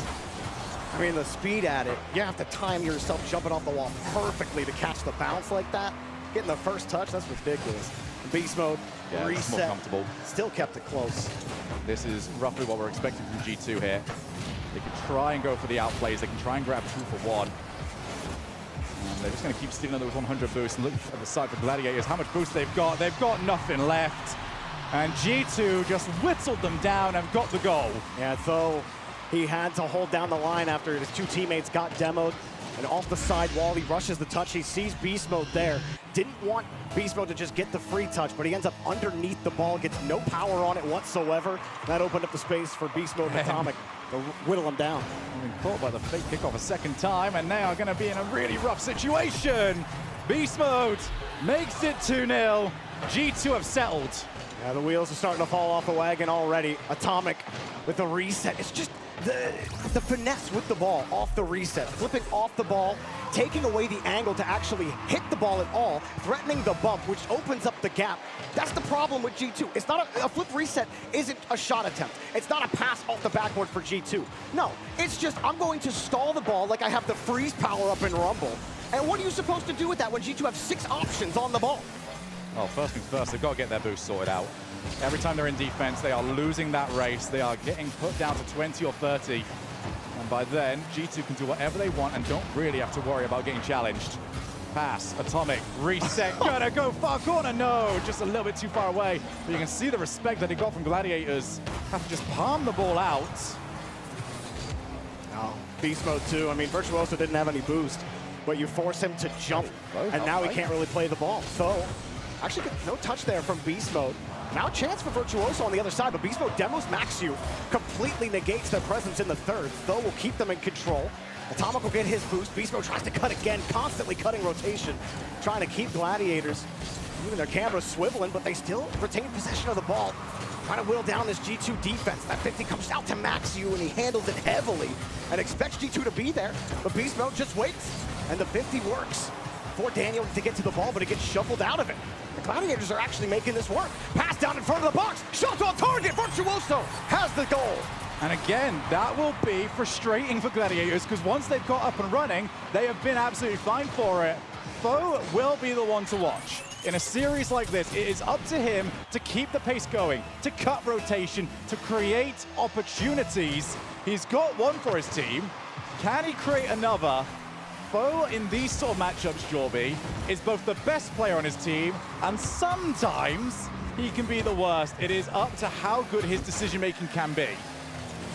Tries to break open the Gladiators offense again, but no 50 for Gladiators to play with. They're forced to just contend with these G2 touches. That's a good high touch. Force Beast Mode to play it. Beast Mode's good enough to get there and win the touch. Atomic quickly there from Daniel. Everything's a double commit at the moment from Gladiators in defense. There has to be a level of respect for your own defender, because what is already a boost problem for them in defense is getting worse unless you see what Foe's trying to do. Get the demo now backboard, and Foe has cleared.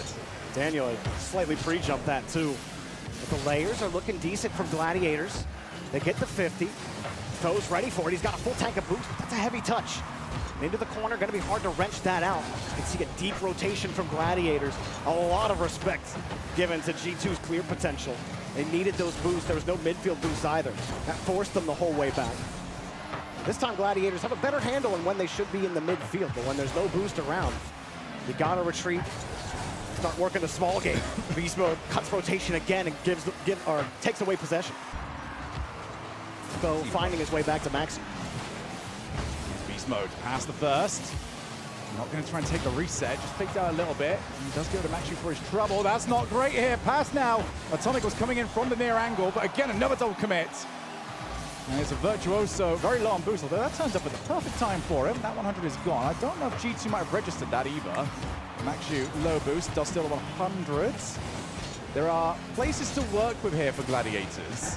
But also G2 will know now that they can just try and hold on to this lead. They are going to be so difficult to break down. Nice job from Virtuoso, faking that he has the boost. Beast Mode respecting it and got the ball back to Tho. The pre-jump from Maxi, but he can't find the touch. Coming across the box, he won't find a demo. Virtuoso in the midfield, but a nice short touch from Beast Mode. Finds his way to Atomic, and G2 break out again. It's a slowdown of play, though, the Gladiators have actually had the most success from. When G2 are out of their stride, so to speak. Oh my goodness, now you've got no chance. Daniel has put one in for the clips. 3-1. Jeez, that's disgusting on the sidewall double. Everyone positioned on the near side. Tho's like, oh, I guess that's just in my net. Good luck. That's sort of one I just stopped moving for, so at least I'm not in on the camera afterwards. He dropped the controller and be like, yeah. Oh, wait. Okay. That's going to feel good. Gladiators have been caught out twice now on the kickoffs, and this time, they go for the bot kickoff. You've got tricks, so do we. I love that from Gladiators. Man, it's so great to see the kickoff strategies trickling down across all international competition. Maybe they will. They have. It is the bot kickoff, and they get the pitch. It bounces away. Beast Mode has to chase it down. And all Gladiators, that's confidence right there. If they've got that in the tank, this 20 seconds could go either way. Virtuoso avoids the bump. But they've lost the ball. Tho is ready for it. He's got a full tank. Down the field, no boost in the midfield for Maxu. Tho has to create the opportunity. He gets the demo. Maxu gets the ball. Has a little bit. Bumps him. No, he missed it. Tho, no boost. He can't play the touch. And it bounces up too high. Virtuoso plays it low. No follow-up. Wow. G2 take the game, but Gladiators are giving them fits. Wow, this one came down to 3 separate kickoffs. 2 going for G2, 1 going for Gladiators. I love that response because Gladiators were kind of getting a little bit embarrassed, actually, by getting caught out by the same kickoff twice in a row, where they are outright faking it. We're just going to lose it back corner. So what a way to respond to that. Okay, you're trying to lose it back corner. There is not going to be a corner. This one is going straight down the middle like I'm trying to get a strike in bowling. It was so, I mean, they kind of gutter-balled it on the second one, but hey, they were not far off. Maybe they would have gone for it a third time. Get the turkey. But we won't know. And game 3, do you think they do go for it? Just, you know, why not? Go for the bot kickoff a third time. I would keep until G2 they have not shown a response to it yet. Yeah. You might as well. Because you can do that, and then if your landing is good, which it tends to be on that one, you can actually sweep across each other for the 2 100s. Yeah. There is really not much reason for them not to try it again. Even if G2 play like delay or they decide to do the non-kickoff route. Double fake might actually be a good shout there. Don't even send anybody to the ball, apart from the one that's in the middle. If you send the one in the middle and have them jump, then you can actually kind of outright counter it. I mean, the best way to counter that, too, is if you recognize that in the moment of Gladiators, one of you just go for the demo. Yeah. And then try to take them out, open up one side of the field. So the annoying thing, though, about the bot kickoff is there's not really much of a response that you can have from the kickoff side because they're already on their way. You send the house and oh no. Well, we found a way to score off the kickoff. They did not bot kickoff this one. They have been fake kickoffed yet again. And G2 have got to go for it. That's about as perfect of a fake kickoff as you can hope for. Touch right into G2's bumpers. Not where you want to be if you're Gladiators, who, I mean, for their mark, have definitely played competitively in this series. And if kickoffs are the difference maker for them, they might be kicking themselves after this series, but that's got to give you confidence going into the rest of the tournament, knowing that you've been able to play against G2 like this, despite them playing like G2. I mean, Beast Mode's been all over the place. He's been trying to cut rotation, pick them off with bumps and demos.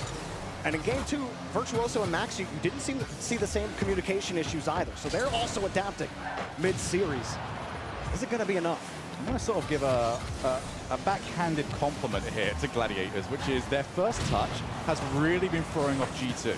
But the first touch, it's mostly because the first touch, they don't really have it right every single time. That ball is popping up, and Gladiators are having to sort of scramble to recover it. And G2 are playing in a position they're expecting one thing, and it's like 20 feet less than they were expecting the first time around. Again, it's that rhythm that we were talking about earlier on. G2 are not in their usual rhythm. They have done well. They have managed to outplay when they've had opportunities to. But honestly, if G2 would be saying, if Gladiators could play just a little bit quicker, they would be happier with that. Definitely. I mean, the boost game as well, something G2 has really dominated, is every time you see Gladiators get onto offense, I mean, they're first and second man. They're working with almost nothing. And Tho completely lost in the midfield, but Beast Mode rips it back. Daniel will make sure that ball goes in. Yeah, Beast Mode owes Daniel after that. That one was 100% wide. And there you go. There's the example I meant earlier on when it comes to Tho. He is hyper-aggressive. He's always looking. He's like your #1 believer. If you are first man on the ball, he believes that you are putting it in the perfect spot for him. When that doesn't happen, it gets a bit, well, rough. Daniel called him on the kickoff. That worked, the delayed kickoff to get it to second man. Gladiators tried it, and G2 countered. Maxu only 12 in the tank as he leaves the ball. Daniel able to wrench it away from him, and Tho's forced into a heavy touch. But doesn't want to get hit by Beast Mode, so he jumps very early. Again, Gladiators trying to scramble back from 2 goals down in this game. G2 just looking to try and maintain where their seed is in this tournament. They are coming in as #2. A Furia will guarantee that they will stay in that spot. They will not be able to overtake BDS, I do not believe. Beast Mode, somebody's got to challenge this. Somebody's got to challenge this. Lisa, there we go. Somebody finally challenge this. Actually got a potential counterattack out of that, a 2v1, but it went too high. And I mean, Daniel, as reliable as a third man as you could ask for, has the touch out. G2 are back on offense. Atomic got the doink. 3-0. What a beautiful goal to get for #3. Beast Mode down. Atomic, yep. No extra flip. That makes us nice and happy. 3-0 Gladiators. Oh, I hope that they've got some more kickoffs in the bag, because when it gets to open play, it has not worked for them. They go for the double side kickoff. Heavy. And yeah, get that first touch. Yeah. Never quite what they want. Really got to force the box pressure. The only pressure they've been able to find is in the corners. So that one was heavy from G2, albeit a lax attempt there from G2. They're definitely playing about as I expected the series to go at the start.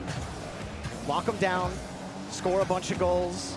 That oppressive offense, you know they can be. Beast Mode fakes the touch, a skipper.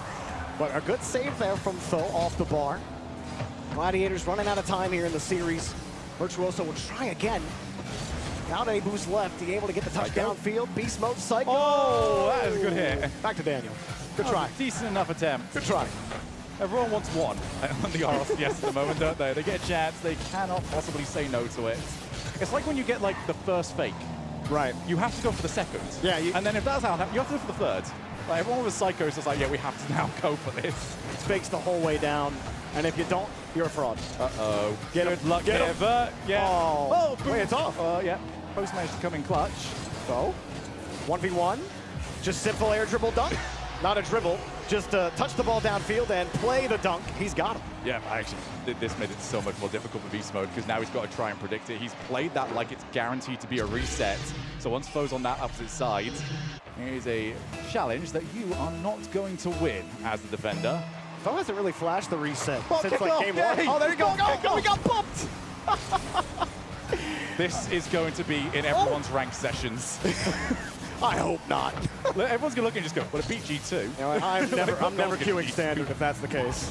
Listen, we don't have to play ranked. This is like no comment that you're not gonna go for the kickoff. It's saying nothing to your team.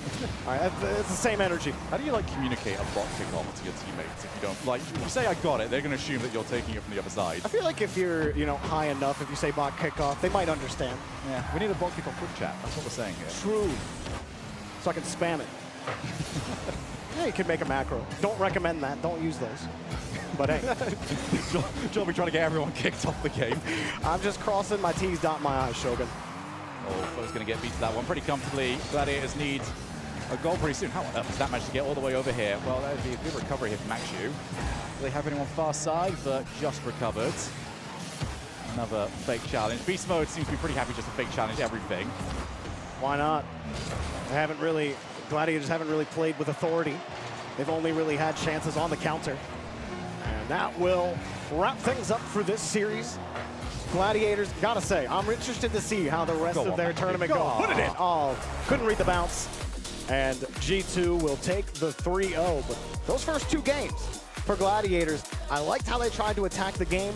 The kickoffs killed them in game 2, and then they tried like 3 different kickoffs in game 3. G2 countered every single one of them and then killed them on the kickoff themselves. Yeah, that was a very, very interesting series. That is not, I don't think, how many people are expecting G2 to play throughout the rest of this tournament. They just sort of had to deal with what was ahead of them there. What was ahead of them was a very tricky team in Gladiators who did come up with a plan. I do like that they had kickoff options available. You know, if you're not just expecting to win every single time in the open play, get a couple of free goals. They got 2 of them from the kickoffs. That is not bad whatsoever. And there'll be a few teams now looking at this going, okay, let's use that. Let's add that one to our arsenal as well.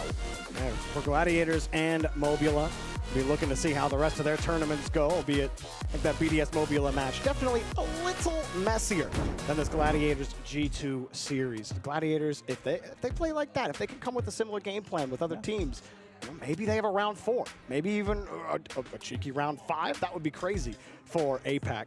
But hey, we got a lot of matches to go before we get to that point. Finishing up round 1 with 2 more matches to go before we get to round 2. So you don't want to go anywhere. We'll be right back.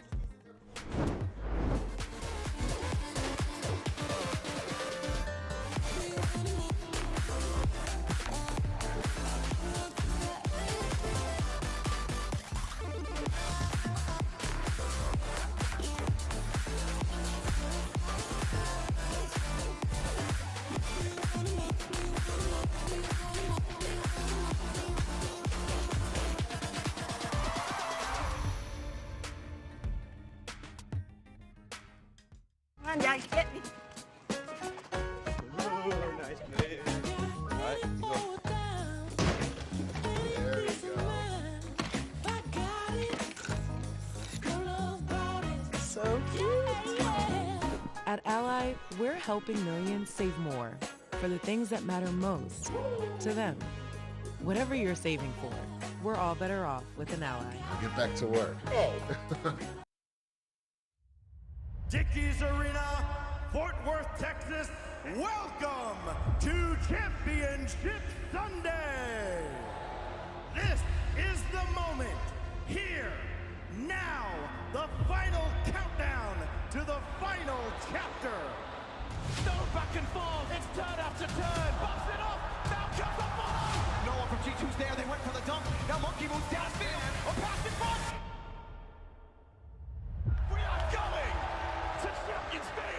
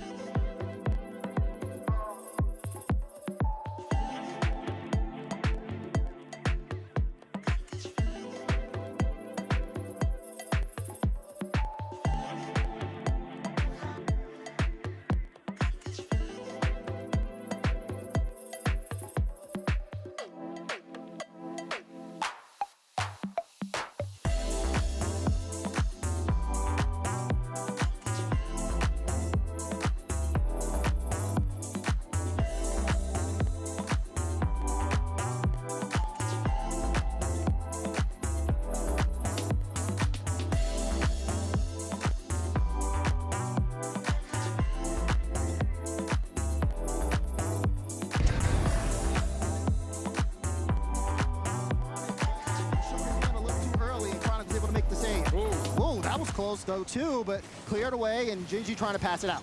Apparently Jack gambling a bit, touching that off the corner. It ended up working out for Gen.G. Chronic now moving in, up against Brad. You can see the demo! The lead demo play this time in favor of Team Secret. We saw Jack try it on Gen.G side. We saw Chronic go for 1-2 earlier in this game, but it's Team Secret who finally connect on the back end. These transitional counterattack plays, both teams are trying it, but Secret picks it up here, ending the scoring drought. And it didn't even look like Chronic saw that coming.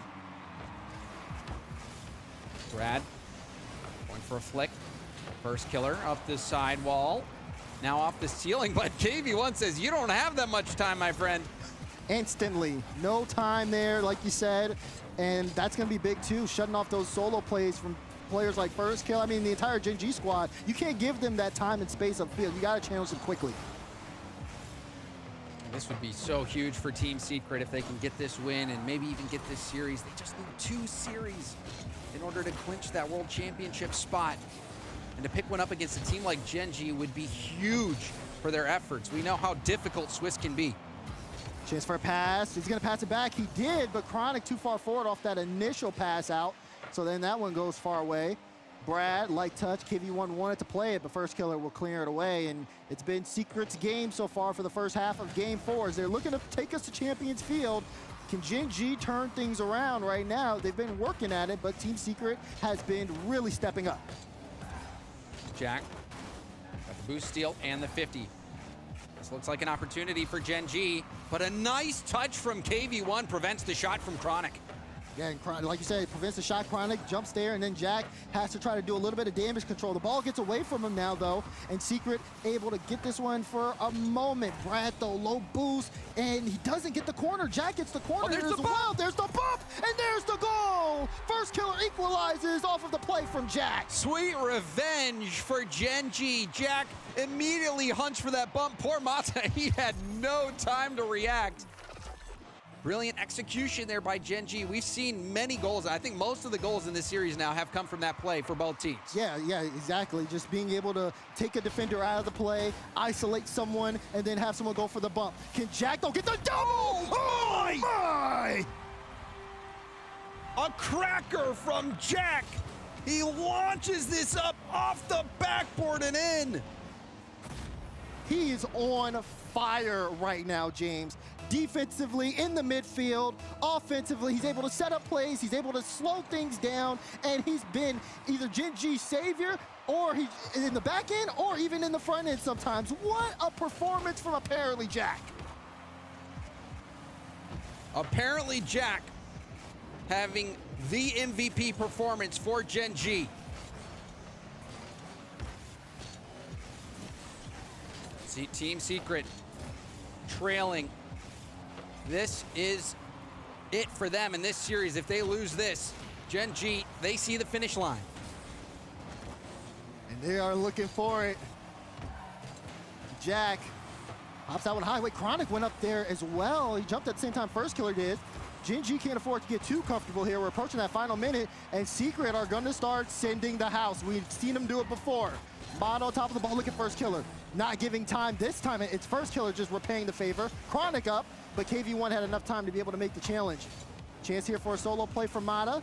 Able to get it past one, but the ball got away from him. And First Killer, a nice light touch, but KV1 picking it up. There's the pass. They're going to send everything, and it's in! Secrets in the house and come up big. They tie the game. Wonderful control. KV1 gets the first touch up and around the defender in the corner and then beautifully puts it on a platter for his teammate. That is how you work the corner. And they have done so. This one now could be anybody's game. Chronic gets a beat. Jack, no, he wants to make contact, but Mata used the last rebound. He has to stop this shot. He can't. First Killer scores. Gen.G back in front. And how much boost did First Killer have? Picking up a single small pad, just enough to get there, and slots it with Mata in the net. And just like that, Gen.G take the lead back. Yeah, but can they hold on to it? We know what Secret are like in these situations. They will not let up. KV1 tried to go for that play. expecting the miss. Mata, no, he's not able to make contact. That's enough space for a challenge to come through, and Chronic can get the big 50. Now Gen.G can play the clock. They might even be able to extend the scoreline. Fake challenge for first killer. And KV1 stays on top of this way. He gives it to Brad. Brad tries to play it across to Mata. Mata looking for the double. He can't do it. Space there. That one off the ceiling, but it will be cleared away from Chronic. Final few seconds. That clear could end the game. First killer says game when he puts that into the back of the net. And Gen.G Mobile 1 Racing take the series in 4.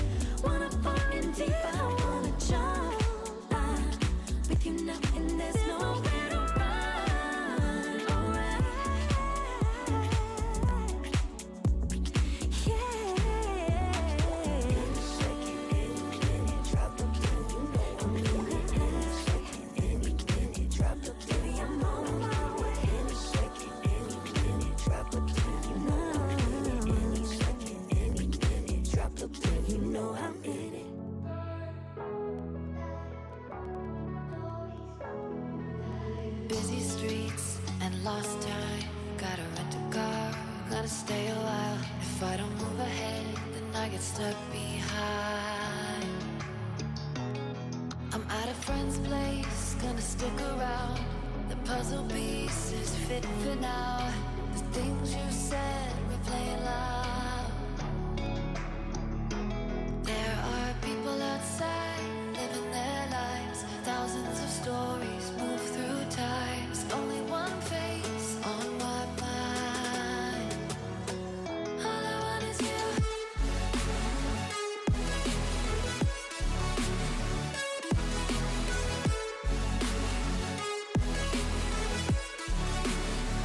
All I want is you.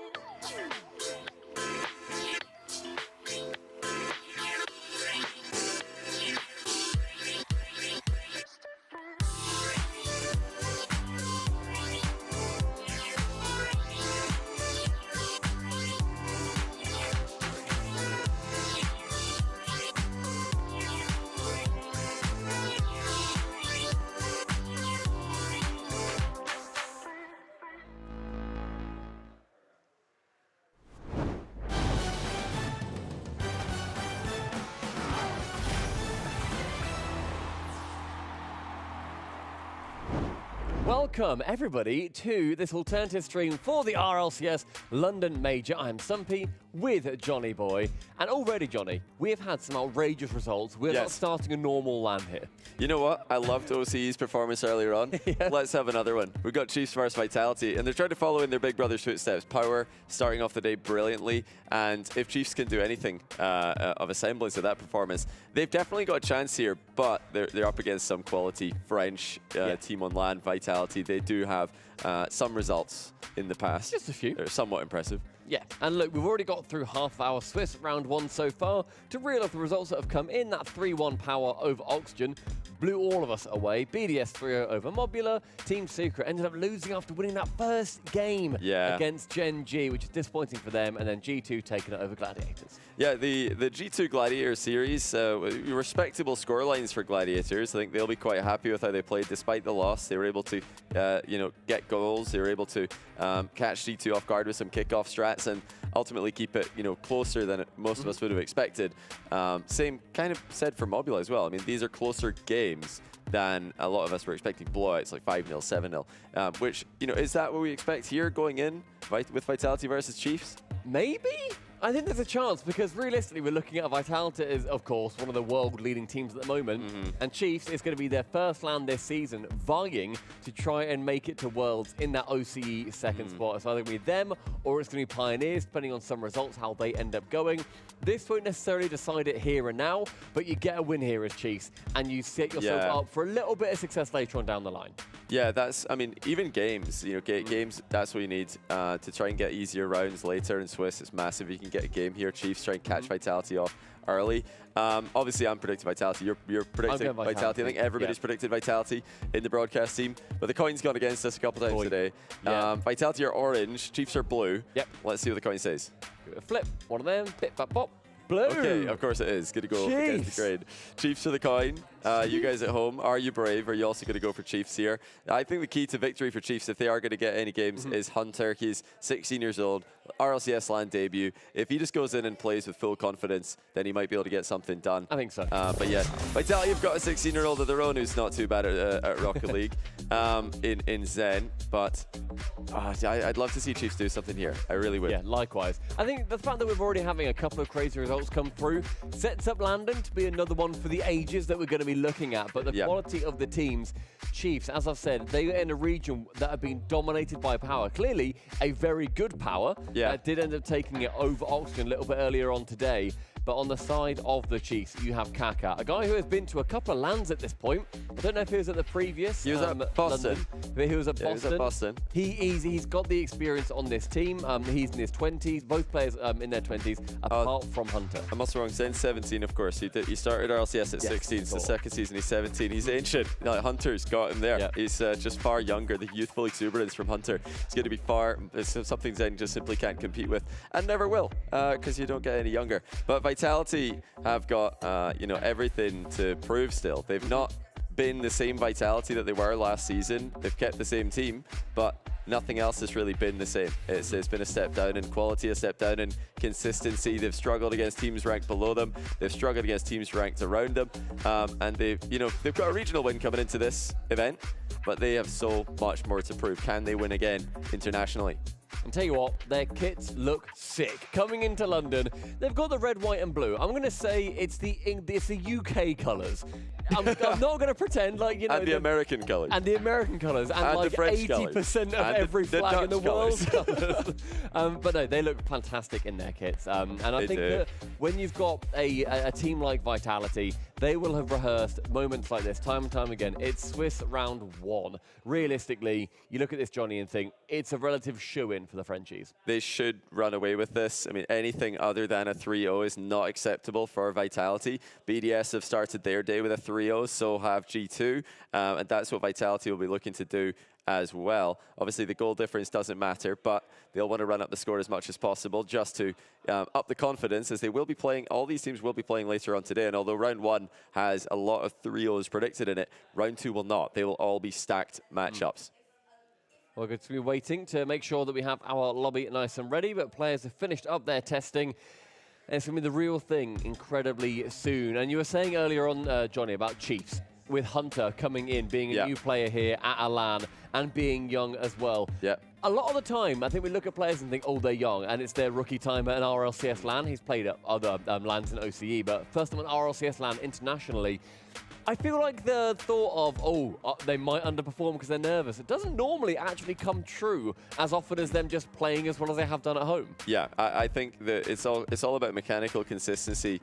And these guys, they look like they're in a good mood for the match today, which is great. Perfect, Great to see. But Hunter is a very mechanical player, so if he can just get a couple of quality touches early on, it's going to get the ball rolling for him as an individual. Finn as well, though. This is a guy who's in his RLCS LAN debut alongside Hunter. They need to get a strong start here against Vitality. Because Vitality are going to come out with all guns blazing in top gear. Can Chiefs hang with them?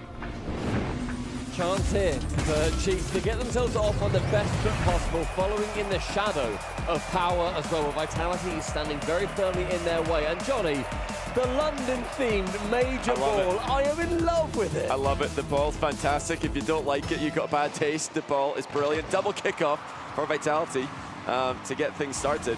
Chiefs haven't really received too much pressure off the back of that, though. Finn in net with 100 boost. They should be fine here. We saw previously in that Gladiator series when they were playing that those kind of kickoffs, a double kickoff, a bot kickoff with a close cheat, can lead to a goal, especially when the opponent just isn't expecting it. So, and Vitality, when you think of kickoffs, they make sure that every single one is as choreographed as can be. Oh yeah, we've seen that exact strat be used today by Gladiators to get a goal against G2. So it's definitely shown up on day one of the London Major. It's a great effect. Here's Kaka downfield. This is a start the Chiefs will be quite happy with. They've not conceded early on here. They're challenging nice and early, but here come Vitality. Good save. Kaka needed to cover there. Hunter forced back into the net off the ball. In this first minute has been Vitality taking a good couple of chances towards the opposition there, and Zen going from the ceiling. Doesn't get shut down by Kaka on the backboard, but that defense is staying very firm. Alpha 54 flies past the ball. That was a huge miss, and he meant to hit that. There was really no upside to pick it. It dropped pass for Hunter. Zen had to be ready for that. He was. Yeah, what a miss by Alpha 54. I mean, uncharacteristic, certainly. We're talking about Chiefs potentially coming in nervous, but Alpha 54 needs to lock in. I mean, did you see, as we're talking about nerves, did you see Zen on the camera previously? He was like full, like evil villain, sitting there like staring dead forward, no laughing, no messing around whatsoever. Radosin! Okay, the colour blind filter has not been put on for Radosin's PC as he shoots towards Vitality's net. Yeah, rare miss there by Radosin. He usually scores those every time, but he's hit the crossbar. Own goal denied early on. There it is, there we go. He's found the right setting, sends it towards the blue side. And I just love that Rado, he just doesn't care. He's like, yeah, come on, we did it, we got one. Hunter can't be too upset about that. It is a tough read. For a debut LAN game, he should be hitting that with the boost that he had, but he knew anything other than fastest pace possible wouldn't be fast enough, and he missed it under pressure. Hunter with a chance to try and work past the halfway line. Isn't quite able to, so falls back towards Finn from the Alpha challenge, but using a lot of boost. Only gets as far as Zen, and Chiefs are going to need to make sure that any boost they pick up is used very wisely. Because Vitality know, straight up, if they can get a couple of chances on just stealing a couple of boosts, they are set up for a long-term offensive. Radosin offload to Alpha. That's a good clear by Alpha. Look how quickly Finn's up for it, though, and he finds Kaka lurking in the middle. Radosin's got to be careful here. Does well enough to steer it towards Alpha. This is a bit dodgy by Vitality, leaving half chances for Chiefs to advance. Quick transition, though, gets the ball back to the other end. But Chiefs have managed to press Vitality more than once this game. I mean, Vitality as well, making any chance that they can have towards that blue side. They're not really able to sink too many with Rado with a bit of a runaway goal, but then reset central. Radosin can shoot, but Alpha's going to be the one receiving. No one up to challenge him whatsoever as Chiefs are penned back. Yeah, clean finish by Alpha 54. It was just too quick there. Nobody on him. Finn boostless in net. Couldn't get anything in the way of that one. Everybody getting involved for Vitality. It was Zen to Radosin and then Alpha with the finish. 2 goals, 2 minutes left, and look at this. The most peculiar kickoff, not quite going to plan for Chiefs, but great movement from Hunter, making sure that Vitality can't make anything from it. Yeah, I think they reacted there to the fake from Vitality. which, you know, if they didn't know that was coming, that's a great reaction time to really make something of that. Vitality have made it into midfield play, though, and they've looked dangerous. It's the defense for Chiefs that's been the problem. They have not looked comfortable when they've had to defend. It's off the ball bumps, it's the passing plays, and it's the solo playability by Vitality as well. They're just outplaying them 3-0. Chiefs just letting this one get away from them. A little bit of tick-attack around Kaka, and 3 goals for Vitality. It's going to be a very solid start for them in this best-of-5 series. Only about 100 seconds remaining now, and Chiefs very clearly chasing. But I think, Johnny, a lot of promise shown in game number 1. Yeah, they've got some things they could be quite happy with. Their main issue is just the defensive end of the game, and it is so difficult to defend against teams like Vitality. All the top teams in this tournament, they're just going to put so much pressure on you with multifaceted threats. You've got to worry about the solo play, you've got to worry about the pass, you've got to worry about the bumps off the ball. Everything really just puts so much pressure on a young defense like this. But Chiefs have managed to fight for the midfield better than I expected in this game 1. Now down to that final 60 seconds. Vitality continue this everlasting onslaught. A reset goes crossbar. Alpha unable to get that final deadly touch. Score the 4th for the French Vitality side. But Chiefs, you're right. With the defense, when we look and see how they've actually played, their attacking side, with the few chances they've managed to earn for themselves, that's a double whiff. This will be another great chance for them. An immediate shot from Finn. High, Hunter, a little bit too far away. Yeah, that was a great opportunity there for Chiefs. As Vitality make another mistake. I mean, Vitality have not been the cleanest in this game, with multiple whiffs and double commits from their end. Almost an own goal from Radosin, but in fairness to him, he did quite well not to put it in his own net, and in fact got it clear afterwards. But Chiefs have not capitalized on any of those mistakes. They're still scoreless. They don't look like they've got full trust in each other, which is a problem at this level. A good pass down from Finn. Does find Hunter. That trust does actually manage to work its way out in the dying seconds of the game. A floor pinch, no chance. Double save for Vitality. A formality in garbage time.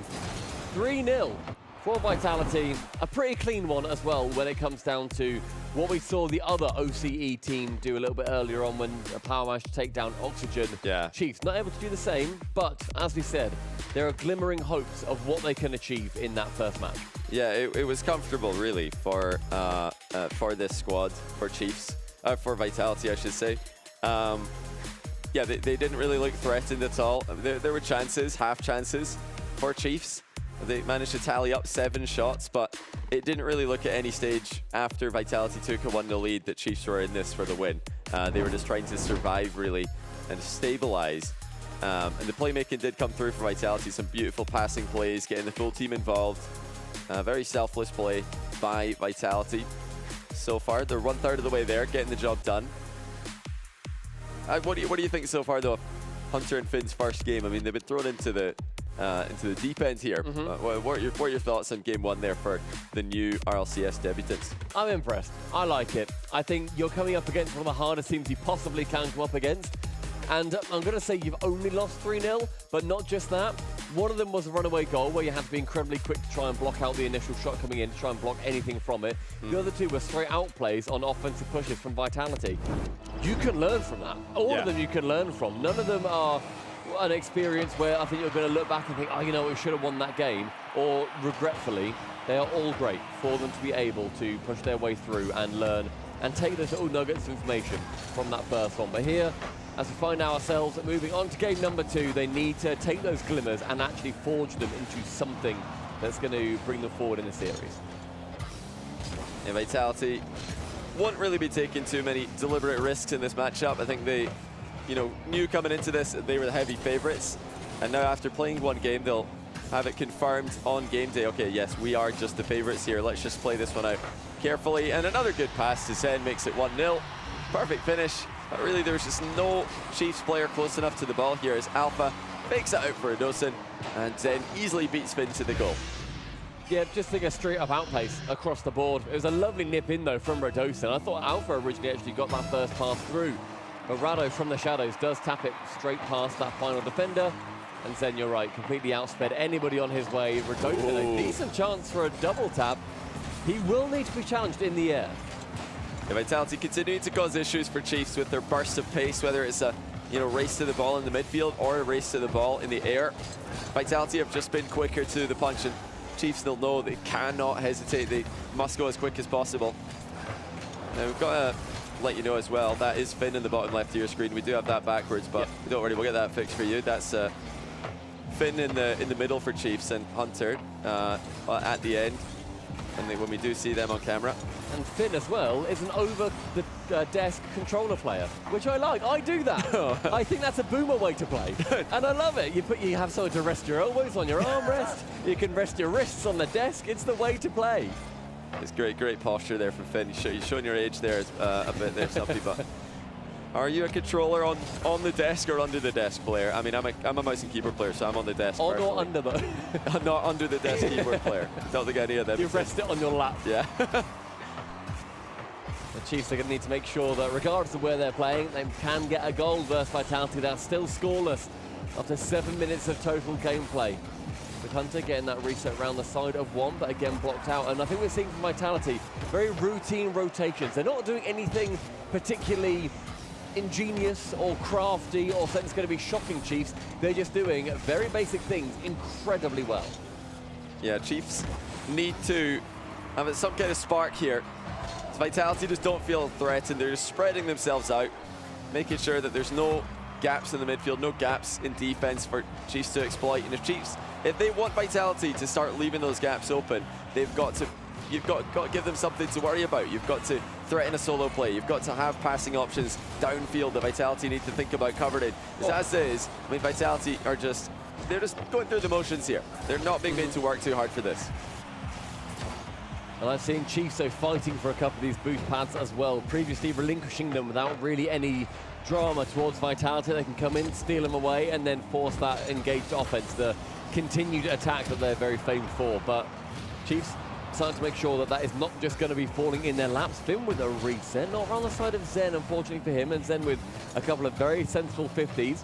Alleviates the ball towards Radosin, midfield, low on boost. Can't get it too much further than just Kaka waiting central. But we're seeing a bit more ambition now, starting to work their way out for the Chiefs 2/3 seed. Yeah, can they make Vitality worry for a minute? Because so far they've not had a lead in this series. They've not had a goal. Yeah, worryingly, even more so, they've not had a goal. They just really have not got the firepower, it would seem, to cause Vitality any problems. As Vitality continue to just knock at the door. They're just chipping away at the defense, waiting for a mistake to come through. There's the demo. Zen with a shot. The goalie's under pressure. Does well, though. Kaka avoids the bump and makes the save at the near post. Brilliant block from Kaka as well. I think stretched in an awkward position, but managed to maintain a little bit of boost on that side wall so we can work his way out to it. And pre-jumping it, but midfield, a shot, a save again from Kaka, keeping this at just a 1-0. But with 60 seconds left, that defense has to transition into offense. Still, they're keeping it to 1, and that's a beat by Hunter. Finn's upfield here. He's run onto the goalie. Zen had to just grind to a halt to avoid that bump. They've still got a chance to make something of this. Kaka denied at the near post by Alpha, though. And is this just going to be another attack with no shot on target to go home about? 40 seconds, ticking down. Zen central, a very loose ball, but Kaka can't do too much with it. Does steal that back 100. And a great send from Radosin, then completely ignores the ball and bumps Finn in the back. You can have 100 boost all you like, but if you've got Radosin charging down on you, the French Serbian, you're not going to be able to escape too easily. Yeah, it's just 15 seconds now. Chiefs have got to throw caution into the wind. Doesn't matter if they concede again at this point. You need to try and get something going on offense. Finn up for the backboard read, takes control. Now just 5 seconds left. Vitality are just swarming them from all angles here. Can Chiefs get the ball clear? Can they get a chance at the tail end of this game? Nope. No, they can't. Nope. Not quite. Not quite. That was a nice play, though, from Vitality. Just tapping it down to the ground pretty sensibly. 2-0. Vitality. It was a closer, harder fought win, I would argue. Just a little 1-0. So we're around halfway in the game.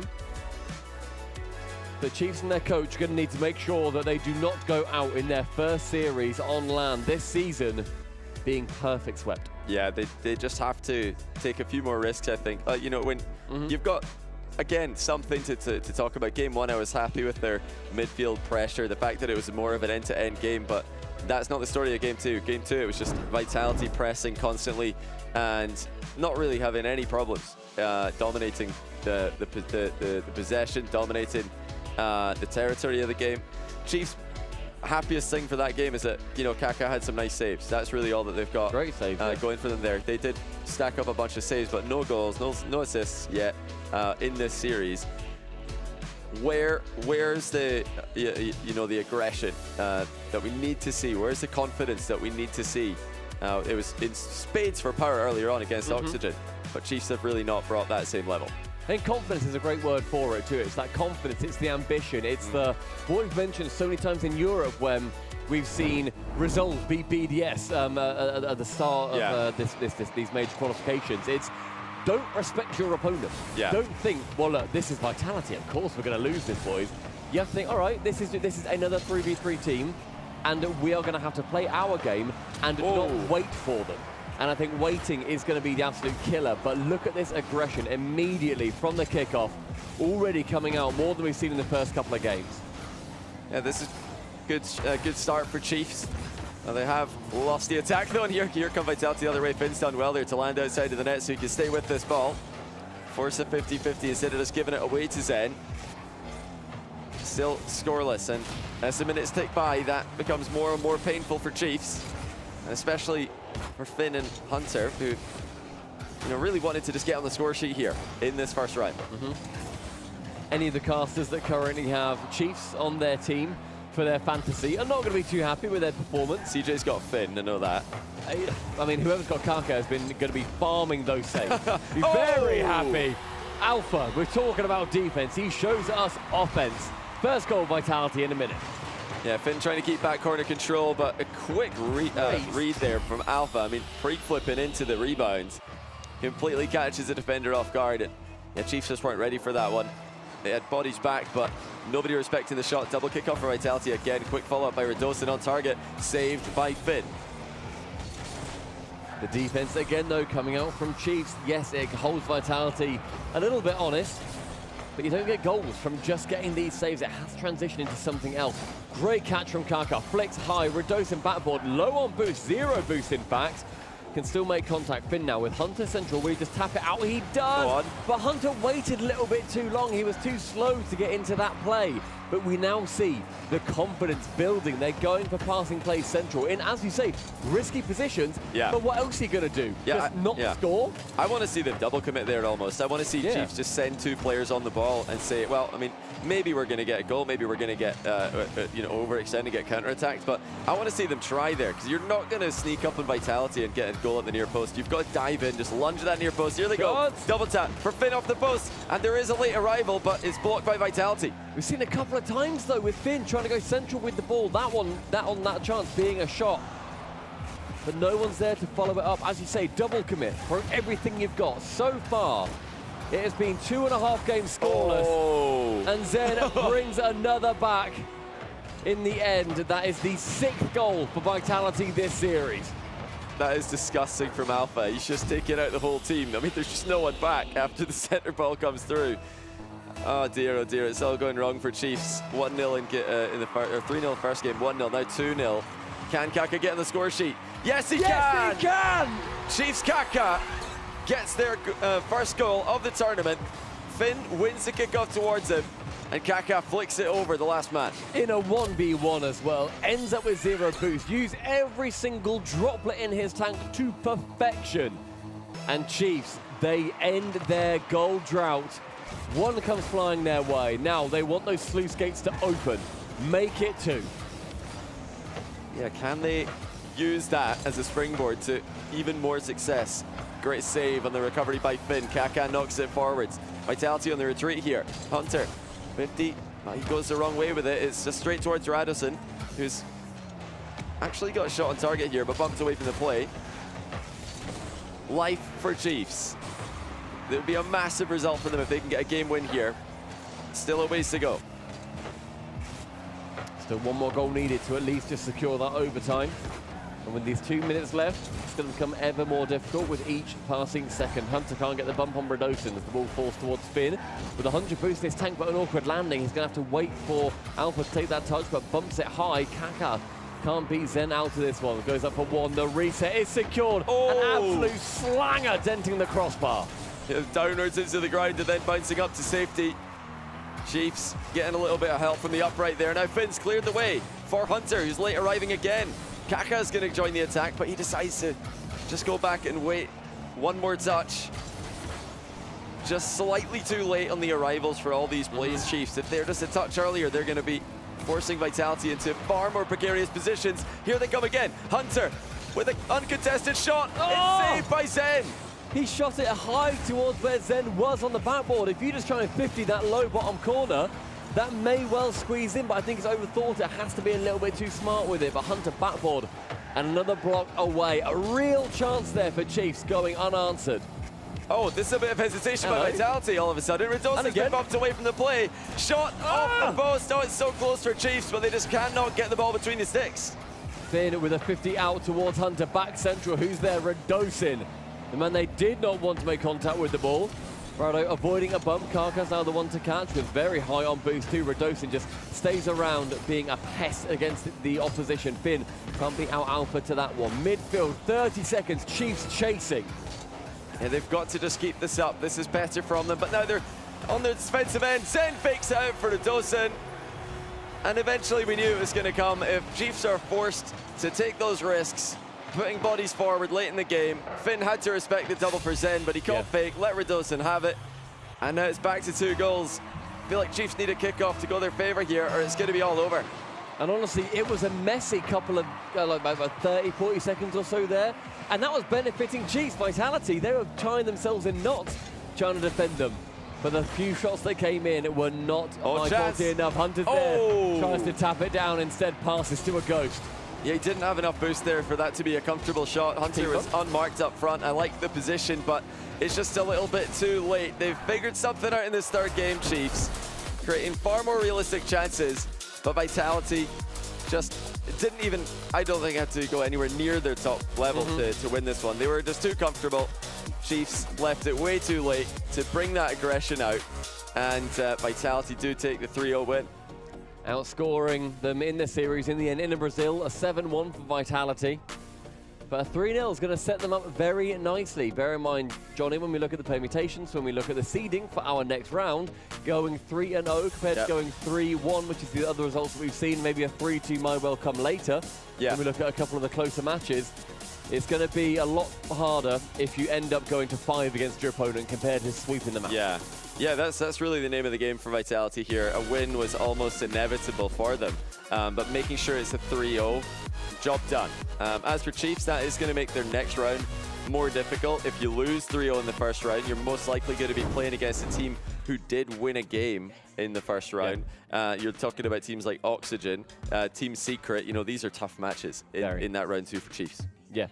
It's definitely going to be a hard one for Chiefs going forward. If it wasn't already hard enough for them playing against Vitality in their opener, but Vitality, they managed to secure that dub. Over on the mainstream right now, it's Furia versus OG. Whilst we go to a break, so check that one out in our break screen or go over there yourselves.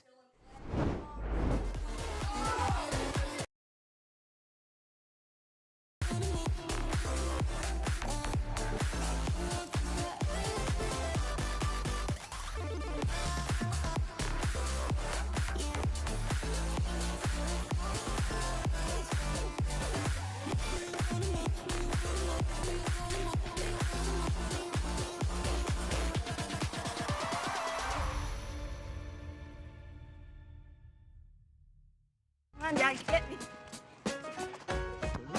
Nice play. All right, go. There we go. So cute. At Ally, we're helping millions save more for the things that matter most to them. Whatever you're saving for, we're all better off with an Ally. Get back to work. Dickies Arena, Fort Worth, Texas, welcome to Championship Sunday.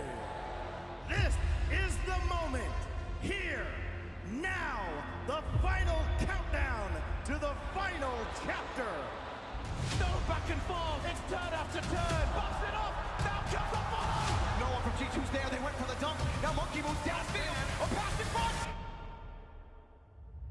We are going to Champions Field. For once, Europe managed to escape its chaos and produce a relatively clean top 4. Let's find out how each team made it to London. Ahead of Europe's final open qualifier of the season, Resolve had to win the whole darn thing to force a tiebreaker with Oxygen, but unfortunately for them, they succumbed to the Swiss. Step forward Jobless, who after a couple of key upsets, now held the tiebreaker's fate in their hands if they won the whole darn thing. Yeah, huge defensive stand, and going the other way, it's Atomic, of course it is! Alas, Jobless's fight and season ended there, and Oxygen squeaked through as EU's number 4. However, their season could still end in London if they don't make top 2, and thus lose their spot at Worlds to Carmine Corp. Only total season points separate Europe's 3rd and 4th seed, though winning in Copenhagen did give Gentlemates quite the buffer in that regard. Since major victory though, they seem to be running out of puff, with a silver medal to Vitality preceding a semis loss to Oxygen, and then, most worrying of all, a shock defeat to an admittedly peaking Lunar Galaxy in the quarterfinals. Still, no one backed Gentlemates to lift the trophy in Copenhagen, and don't we all have egg on our faces? So expect the London land buff to be real for Seiko and the lads.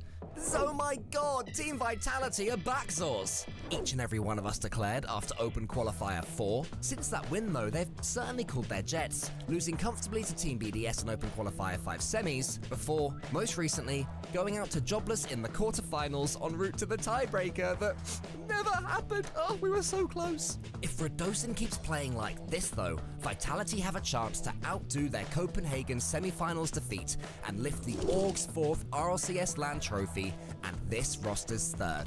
Monkey Moon, how do you do it? The Open era GOAT, the GUI, followed 2 quarter-final losses in a row, one to G2 at the Major, the second to Resolve back in Europe, with a pair of stunning event wins. Showing no fear, but when the demos come out, it's far from easy. Exotic has all the control in the world. He just waits for Monkey Moon. And the third's gone and been outplayed. BDS with an open net, and what a slot by Drally! Just don't do what you did last time you had 1st seed going into a major at the Copper Box, yeah? Here goes Banana, and he's going to the ceiling. He's over to the ceiling. Monkey Moon! Got next to him as well! With BDS peaking and Europe's other entrants showing signs of brilliance, EU will be confident of claiming yet another LAN win. But will they manage it when London's pressure cooker starts steaming?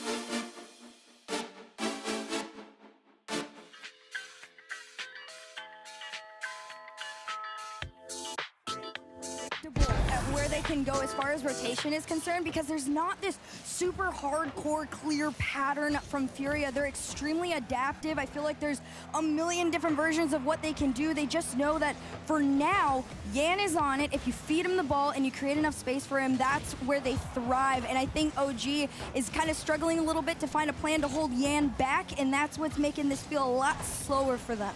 Well, Yan is already in the air, just completely predicting OG's clearance there. His first touch wasn't ideal, but still, it found a way to fall to Drafinio, who could just shepherd the ball from one side of the map to the other. Early games have been fairly even between the two teams, and yet again, we see a minute tick by with no goals, as Lost goes for one and misses. Nolly uses his boost, gambles, getting that ball towards Yan. Unfortunately for him, Yan gets one flick reset, still keeps control of the ball, bumps Nolly out the way. That is just... I'm running out of superlatives. I saw Nolly go up for this one, and I thought, wow, there really might be a chance. What? But it's just misplacement, misconnection, just... there's not even a word for it at this point. This team, they're so close to figuring Furia out, yet they constantly are falling short in these key moments. Sometimes you just got to step back and just think, how is that possible when you're watching it? I dread to think what OG are saying to one another. You know, as you mentioned earlier, you have to respect him, but you can't give him that much space. It just cannot be done. Anyway, here's Lost. Pinches around the corner. Yan is sniffing about, gets a first touch onto the corner. Nolly and Com, the two of them queuing up to get this ball away. Drafinio up against Com. Com the man yet again. JNAP's in front of Com. Yan tracking. Here comes Drafinio. Wants to get the ball to Yan. Here we go again. From the wall, he gets the flip reset up against Nolly, but Nolly was up faster that time and got the ball, but Drafinio somehow still comes away with it. Even when they play it right, it nearly doesn't work. Somehow Nolly kept that one going, but the pressure doesn't stop there. It's JNAPS and Com working together to clear this one out, and Yin still forcing the pass over to Lost. This one goes off the bar into the side, but pressure doesn't end. That's what makes Furia so dangerous, is even when you think you've cleared it, you are somehow still throwing it into the hands of a Furia player. JNAPS was boostless there, but his challenge was good, losing it towards Nolly. Allows OG to move towards the midfield. That's a good challenge yet again on Drafinio. JNAPS, the shooting chance. He goes high off the crossbar. Anybody following up? Not this time. Yan can get the ball away. Furia survive a real chance there for OG Esports. And even Yan doesn't have the boost to make that one all the way to the blue goal. Com, he's allowed in. Drafinio up, Drafinio bumped. Yan going back to his own goal, gets it away. It's a bit of OG pressure though. Yeah, OG trying to turn things around here on this one. He got just over 2 minutes to try and tie things up here. It's a slower pace of play from JNAPS. Takes a shot. It's a long and wide, and Lost has that save. And these quick air transitions from Furia really have just been the kryptonite of OG at this point. They're forcing OG into something that is very unusual for themselves, which is having to defend in the air. Furia on the cusp of making their statement. They are still a team to beat. They are still kings of the Swiss here on the world stage. If they can just get through this next couple of minutes or do even better than that, Drafinio makes it look simple. Such an incredibly calmed pass here. Drafinio, he saw himself. He goes to the bar, down and back through. Furia go up 2-0 and continue to head towards the round 1 win. The pass from Yan as well was just inch perfect, weaving it between 3 OG players. And the finish wasn't too bad either from Drafinio. It could be a third as well. That one's going to be falling onto Drafinio's car. Now, OG Esports have made comebacks so far in this series, and they have scored multiple goals in particular games. Can they do it in the next 80 seconds? Now they have to show their wherewithal yet again and step up just one gear further. This one around the corner here. Another attempt backboard to himself. This one not the best of touches, which means a little bit of hope for OG can come through. This one getting carried Nolly. This one gets taken away from Yan, and JNAP's up next in that plan to try and send someone forward. It's just not working out for OG. Thankfully, Com, though, in that deep third, anticipating those Furia transitions. JNAPS wants to get this one past Drafinio. Can't quite do it. Furia look like they have the chokehold on this series. OG changed that late into game 2. They'll have to repeat the trick. Com, he has a pass to JNAPS. if he can find it. But again, it's high and it's looping, and it's exactly what Lost wanted.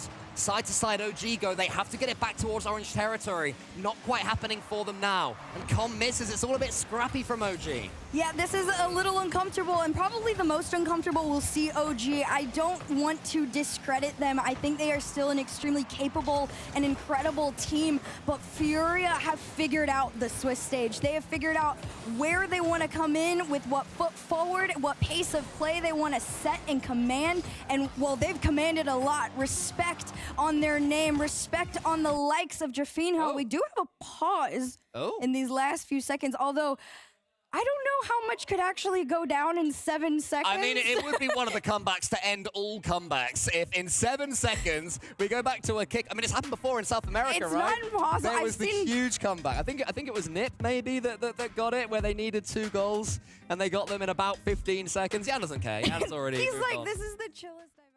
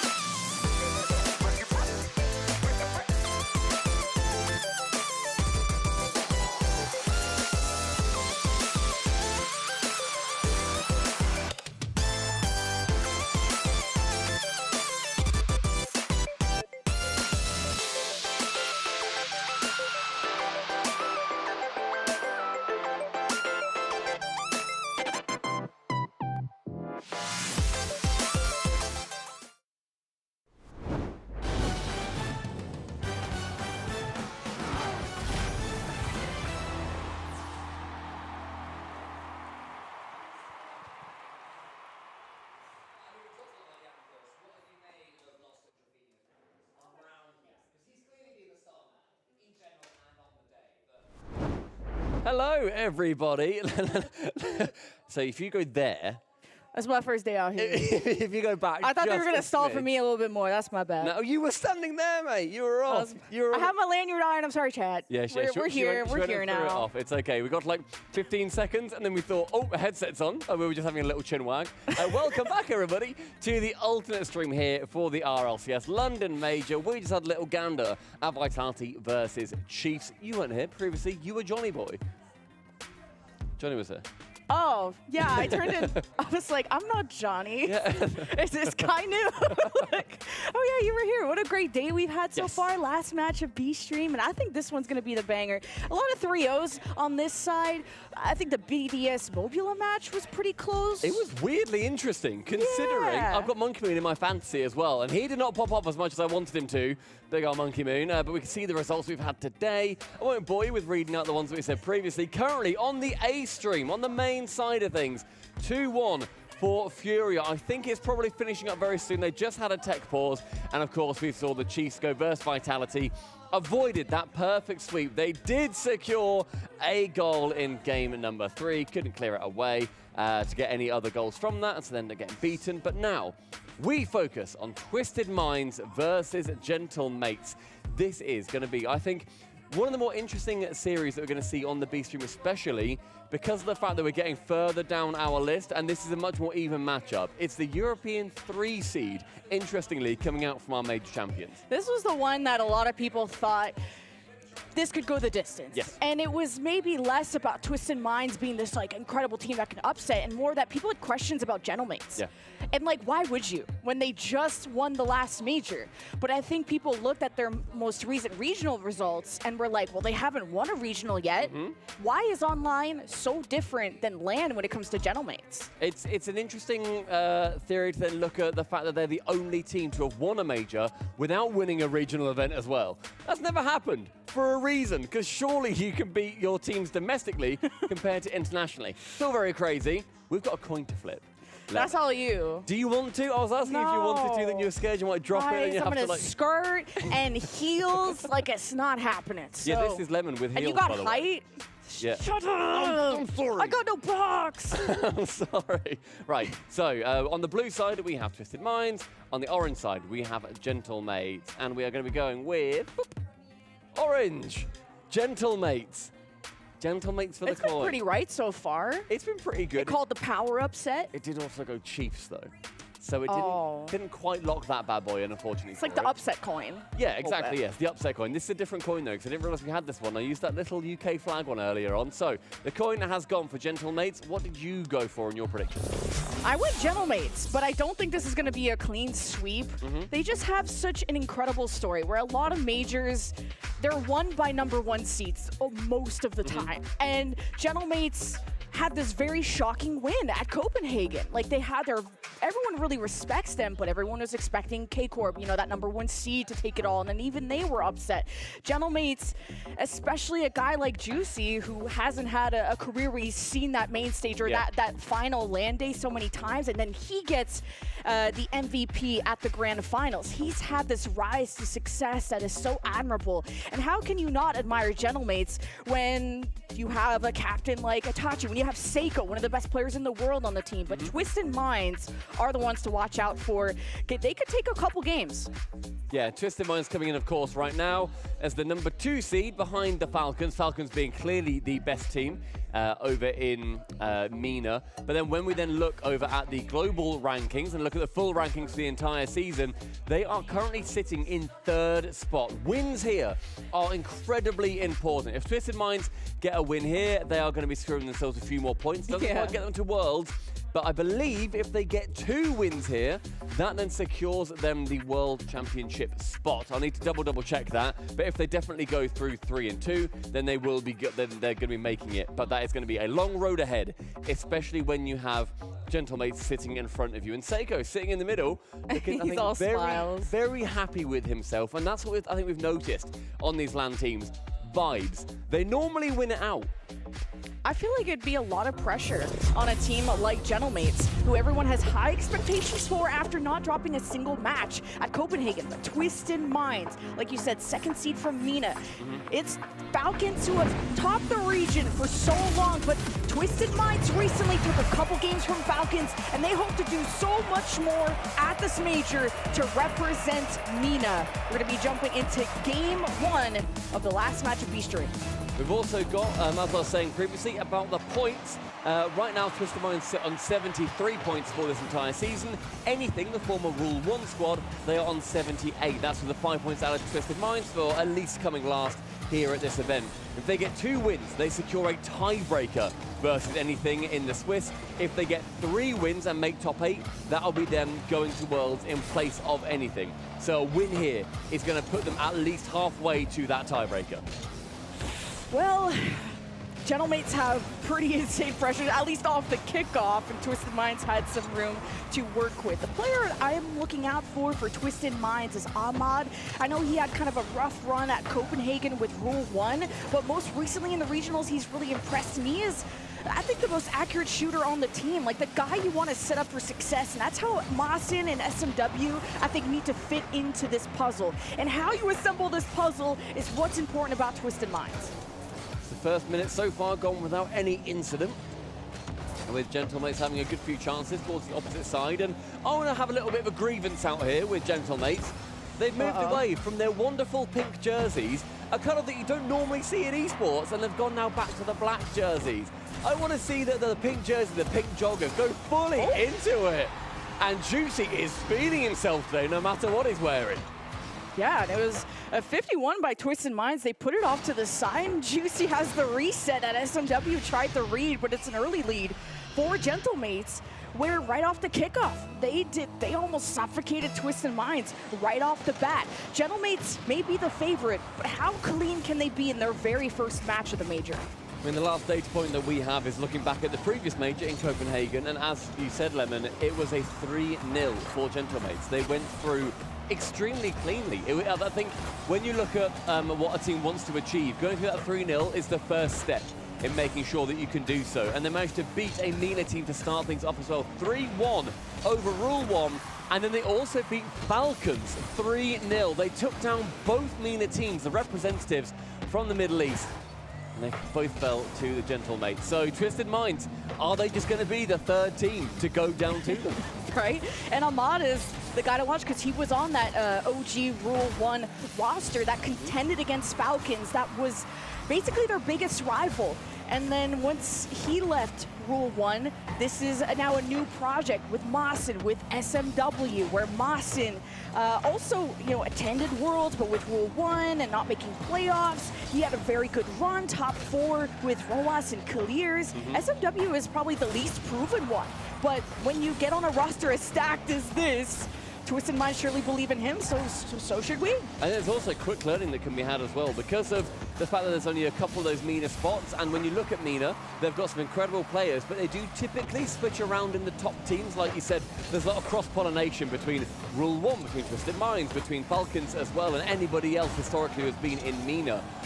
And going all the way back to Sandrock too, you've got a lot of learning opportunities that you can take.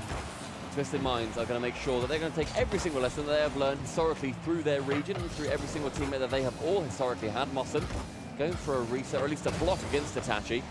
Isn't able to get anything there, and still that one goal for Gentlemates being the difference maker in game 1. Oh, Juicy's off the ceiling, looking for the bump on SMW, but that's kind of a light touch from Twisted Minds in front of the net, and they run into each other. And Mawson removed. Gentlemates have a good lead.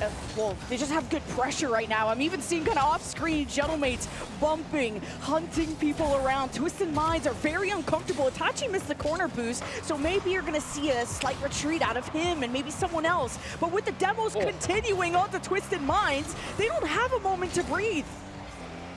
80 seconds with Ahmad pushing down the pitch for the first time in what feels like about 5 minutes. At the midfield, sees the ball float very calmly just for a second. Minute now as we enter. Juicy towards that backside, but Ahmad removing him. Pick up 100 boost. Great chance for offense from Twisted Minds here. Starting to develop. Ahmad can beat one out. A shot from Mawson going top corner. Just wide. Ahmad wanting to get the dunk. Sees SMW middle. Got about 80 boost. Backboard blocked. Itachi's going to be the man to clear it away. And Gentlemates are very firm at defense, holding that 1-0 lead. Oh, a dangerous cross, and SMW decided to abandon the corner boost to just pay attention to the ball. Gentlemates, you don't want to let them have any space or freedom. Ahmad running out of boost, hoping to connect a pass to SMW, and Gentlemates intercept. Not only that, they I think got a double demo onto Twisted Minds, forcing them back on defense. 23 seconds. Twisted Minds has had offenses, but not offenses that have scored quite yet. And this could just be a game about finding your footing, not only against your opponent, but in the major in general. And Juicy, the bounce in front of the net at Mawson escorts over to Ahmad, who's got a fuller tank to deal with, but Itachi steals possession. Gentlemates just have to kill momentum, and Twisted Minds are in the orange end, but this is going long and far, and Ahmad can barely keep this ball up, and now Gentlemates will land this down to take game 1, 1-0. No messing around there either from Gentlemates. Normally you see a team that feels comfortable, maybe bounce the ball around a little bit, pass it between each other, just keep it up at 0 even though they're in the lead. None of that. Just for the 1-0, Gentlemates clearly feeling, all right, We've got that win, we then move on to the next. No chance for Twisted Minds to get a cheeky one coming back towards them. But decent play, I think, overall from both teams. If Gentlemates managing to secure that one goal, that it did end up being the difference maker, and Juicy securing the MVP in that game, just as he did last time when we were in Copenhagen. And I still think we should give the benefit of the doubt to a team like Twisted Minds, because yes, they're not the, quote, favorite out of the region, but neither were Gentlemates last major. They went and upset everybody, and Twisted Minds haven't won a regional in MENA. That's been all Falcons all day, and that region has been a roster mania of Rule 1 disappearing, those players dispersing, and Ahmad who gets away from his 2/3 of Rule 1 to be with this team. And is this the iteration of Twisted Minds that can really push the envelope against Europe?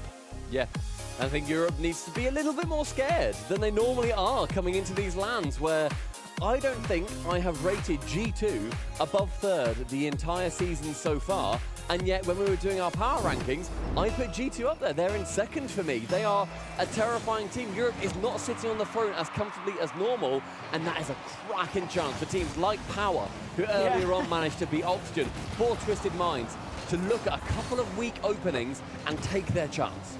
Yeah, that game 1 between Gentlemates and Twisted Minds was only 1-0, and this floats over to Ahmad. It's a touch over to SMW, slotted to the right.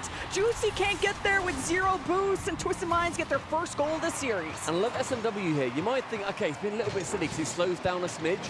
The reason why, he sees Juicy land, and if Juicy starts to accelerate, he's then got the momentum to go bottom corner where SMW shoots. If he then slows it down, Juicy hesitates for 0.1 of a second, lets his finger off the accelerator, slows down, and with 0 boost, he then can't get to that ball. Very clever play from SMW when it looked like quite a simple shot in the end. And the opening goal extremely early on in game number 2. And Twisted Minds have a very slow, careful play, and I think they can pick that pace up as they find more confidence. I think it's better to be sure and to play slow so that you don't mess things up or overextend, because that's how a team like Gentlemates can just fly the ball over your head and score. So Twisted Minds finding those passes, but Itachi finds the back of the net to tie it up.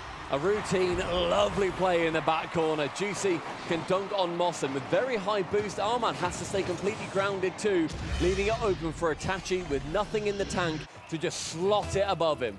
Between Ahmad and the crossbar, Gentlemates find their first. Gentlemates, they know how to respond. They only won the first game by 1, but a win's a win, and judging by their faces, they're not too worried.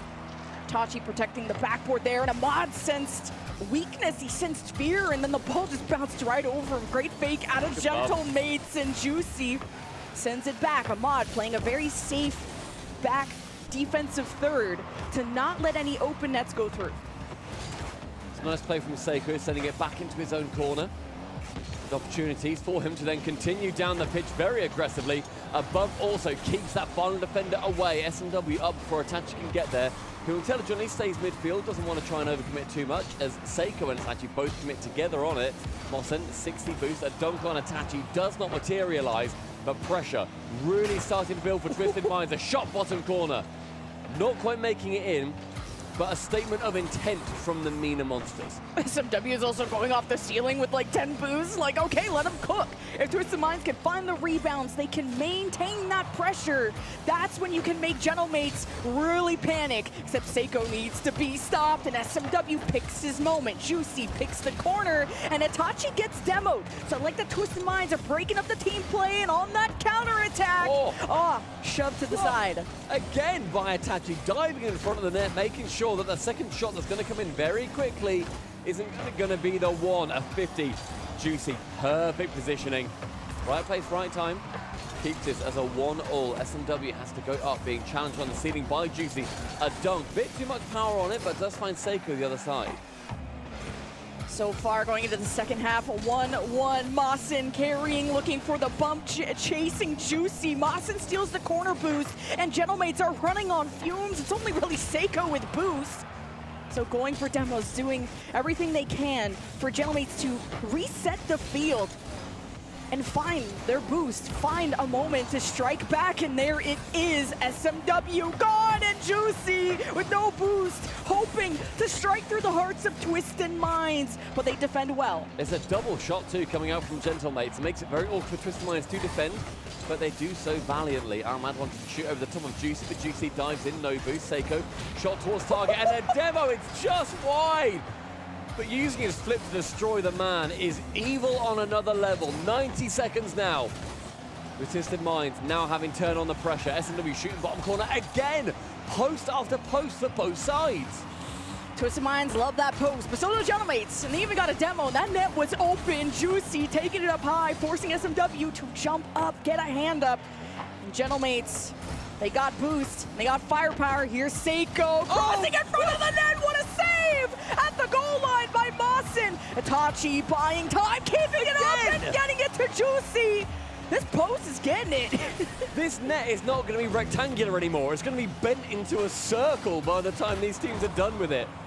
Minute remaining. Both sides having massive claim to a win. A shot low from Armad. Midfield, nothing from it. Seiko now sending it right-hand side. Juicy up high, chance for a reset, but flubs the ball. Gives possession to Mawson. And now the three Twisted Mind players can work their way out. Armad reset, goes high. A block from Juicy, another block from Juicy. A slobber knocker for both teams. Mawson got demoed, and Gentlemates relieved that pressure. They hope to fight back. 25 seconds. Seiko with another. There's so many demos coming out of Gentlemates. Is it netting goals? We'll have to see. Juicy doesn't have enough boost to get to the ceiling. He'll steal the corner. Itachi is up next. Gentlemates are taking all the boost in the world to just pick up the pace. And it has to happen now. 8 seconds before OT. Juicy, the pass to the upper corner at the 5-second mark. Gentlemates will go to match point soon. Gorgeous shot from Seiko, receiving it from Juicy as well. The final chance that they had realistically in game 2 going their way.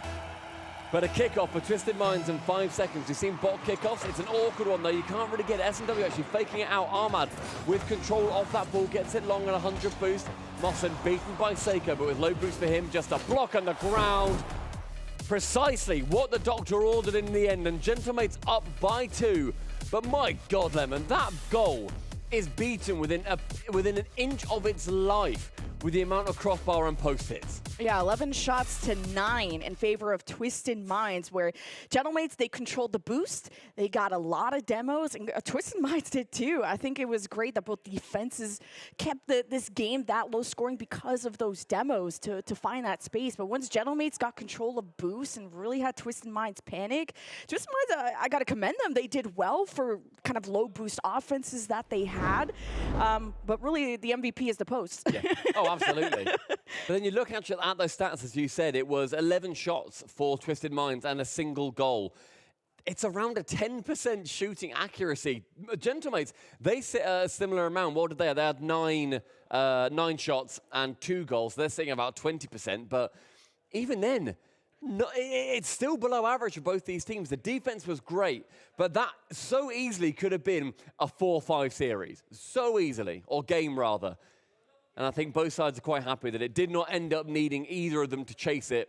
But Twisted Minds now need to chase this individual game to then try and push for that reverse sweep in this series. Gentlemates need one more to then secure a spot with a very good seed, going 3-0 in the Swiss. Oh my God, SMW started breaking ankles, and Ahmad was just a second too late, realizing the window of opportunity that they had. And SMW couldn't get a hand up. He's going to use most of his boost to adjust, keep this ball in play in the orange half. Now, Twisted Minds, the one goal they did have was off of a beautiful passing play. It doesn't have to be quick. It doesn't have to be powerful. It has to be surprising. And that's how Gentlemates didn't see it coming, couldn't defend.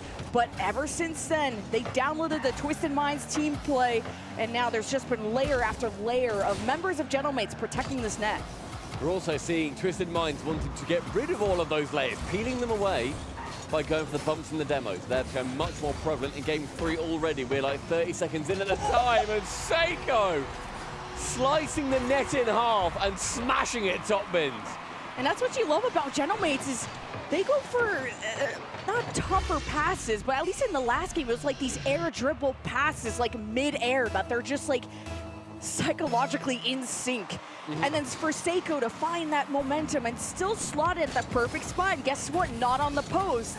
Gentlemates, you're seeing cleaner and cleaner Rocket League out of them. And look, back to back. Tell you what, we're seeing Gentlemates come through with so many more reactionary shots, I feel.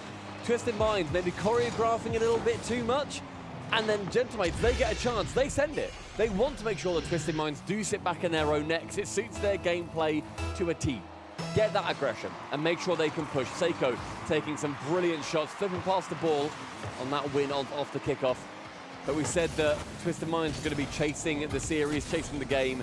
They're chasing the goals now at this point. 2-0 down with only a minute gone. Great comms out of Gentlemates and going for the reset, faking, and oh man, Gentlemates, good defense so far. And yeah, the fake, and that's Seiko missed touch, and Juicy was there to maybe capitalize on that, and Gentlemates still only at 2-0, but Twisted Minds, they just can't handle the heat. Mawson with no boost, can't do much about this. Look at Juicy giggle his way to a 3-0. All the guys on Gentlemates very happy with how that one went. Mawson, it's not a good position for him. 0 boost, balls up and sort of behind him. Has to get the awkward post bounce.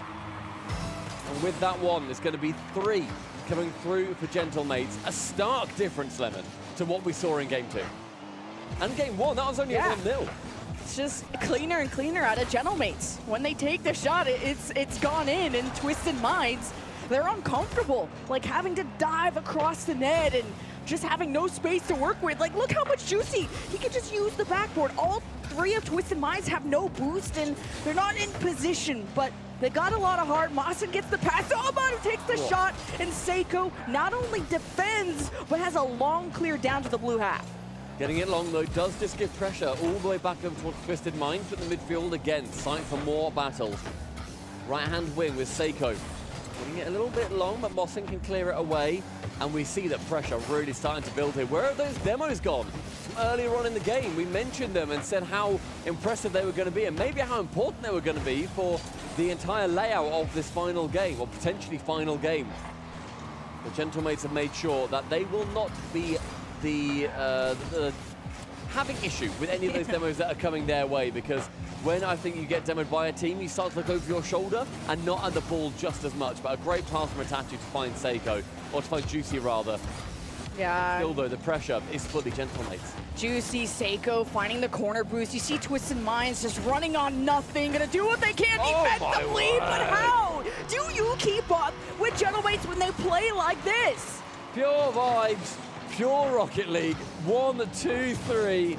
Back into the net. It's the 4th for Gentlemates. 2 minutes remaining. If this is ranked, people in chat, half your teammates say GG, go next and forfeit.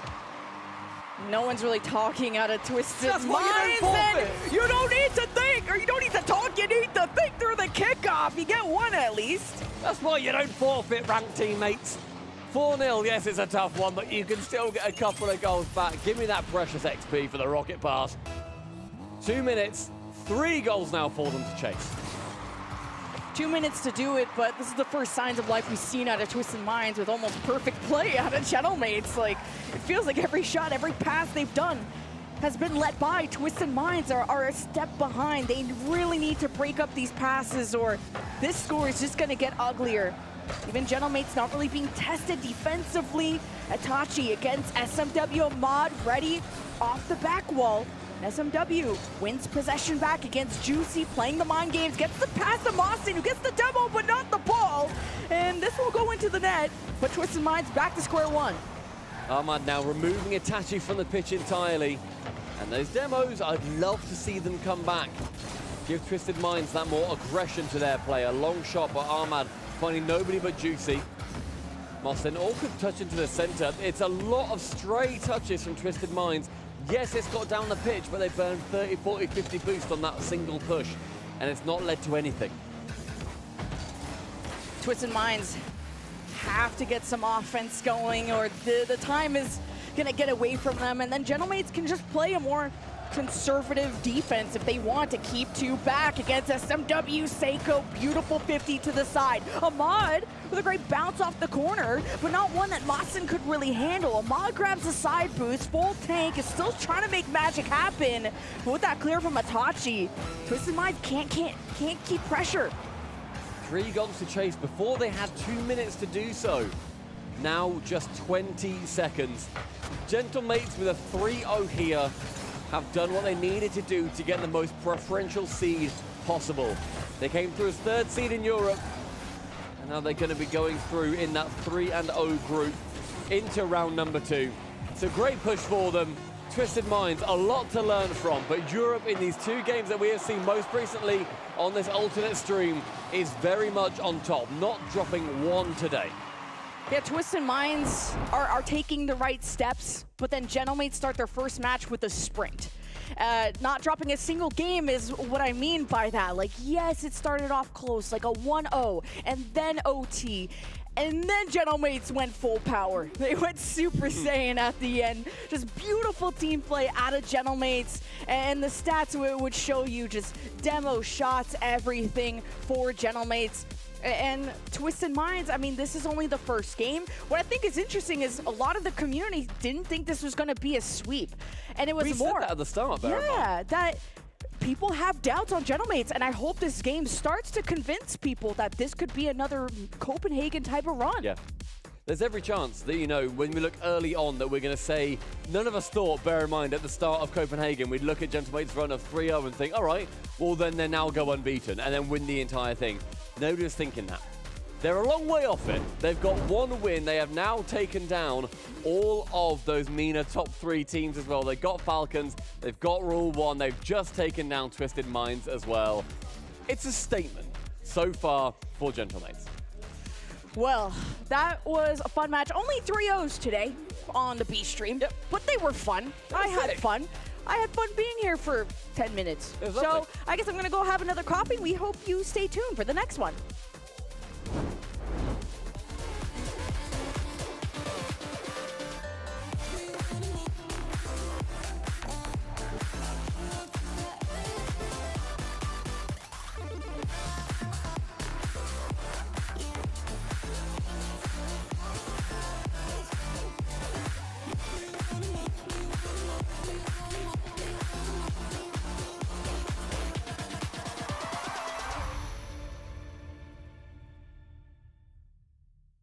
Come on, guys, get me. Ooh, nice play. All right, you go. There we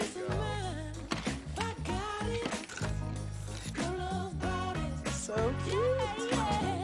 At Ally, we're helping millions save more for the things that matter most to them. Whatever you're saving for, we're all better off with an Ally. Get back to work. Dickies Arena, Fort Worth, Texas, welcome to Championship Sunday. This is the moment, here, now, the final countdown to the final chapter. No back and forth, it's turn after turn, buffs it off, now comes the follow! No one from G2's there, they went for the dunk, now Monkey moves downfield, or past in front! We are going to Champions Field!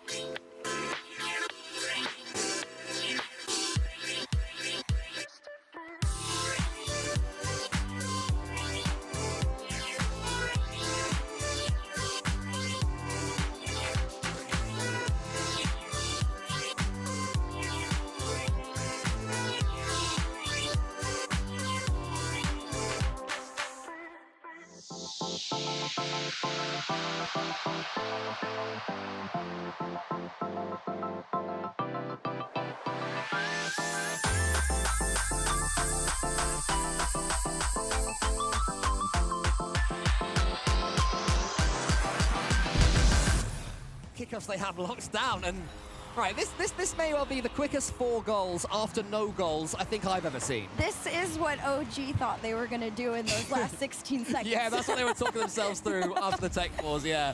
Wasn't quite to be for them, but Team Falcons, I mean, wow, that's how you continue momentum. Yeah, they command it. I feel like they've been doing this since Copenhagen. It's very obvious that this team, once they figure someone out, they find a way to make someone slightly uncomfortable in positioning. They just continue on with it. This one from the backboard down. It's just another pass, a floater from the crossbar, and Killers just to finish it and keep it going. 5-0. Could we see a Brazil? I mean, we might see more than that at this point because, I mean, there was one demo from Moras as he was rotating out, and Space Station, everything fell apart from them in that moment. There was no answer to that Team Falcons decision-making. And yeah, it's 5. This one's dead. I think if I'm Space Station, I'm trying to think of taking some momentum into game 2, get something going, but it's proving impossible. They can't even touch the ball at the moment, Hercules. No, they've made Space Station so far away from this ball. This is the most we've seen. It's an attempt to pass from one to the other, all the way to the end of the field. Here comes LJ with a shot, and that's the player that really most people's eyes are on to try and take control of this game, but the longest clear on Earth doesn't find its way in, but a minute left. Might be too much. Yeah, I was just thinking, is that going to be 6? Is that going all the way in? But nah, Space Station Gaming had it covered. Far be it from me to question their defending. I think the biggest issue that they've shown is that kickoffs is something that Falcons are miles ahead of them at. But also momentum play. Team Falcons, as you mentioned, once they do get that bit between their teeth, they just don't stop.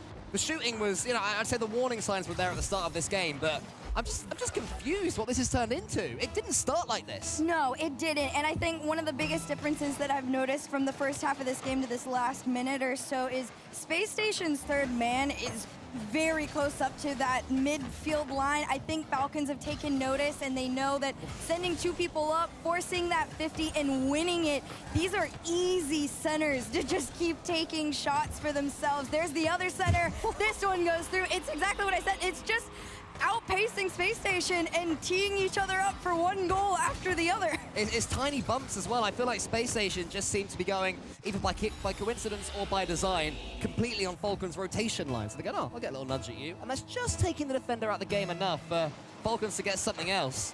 7-0, and I feel like I've barely even blinked. I feel like I've barely even taken stock of the situation of this game. Could be 8. It will be 8. It won't be 8, not quite. But just, what? This is a complete collapse. Yeah. My brain's still catching up with what I'm seeing here. It's a tough thing to process if you're an SSG fan, especially because you know that there's so much more that could come from them than what we're seeing right now. I know that this is not what they wanted, you know, to put out onto the field in game number 1. I hope this is what I hope this isn't it. It's not part of the plan. I mean, there's a lot of time left in the series to come back, but I do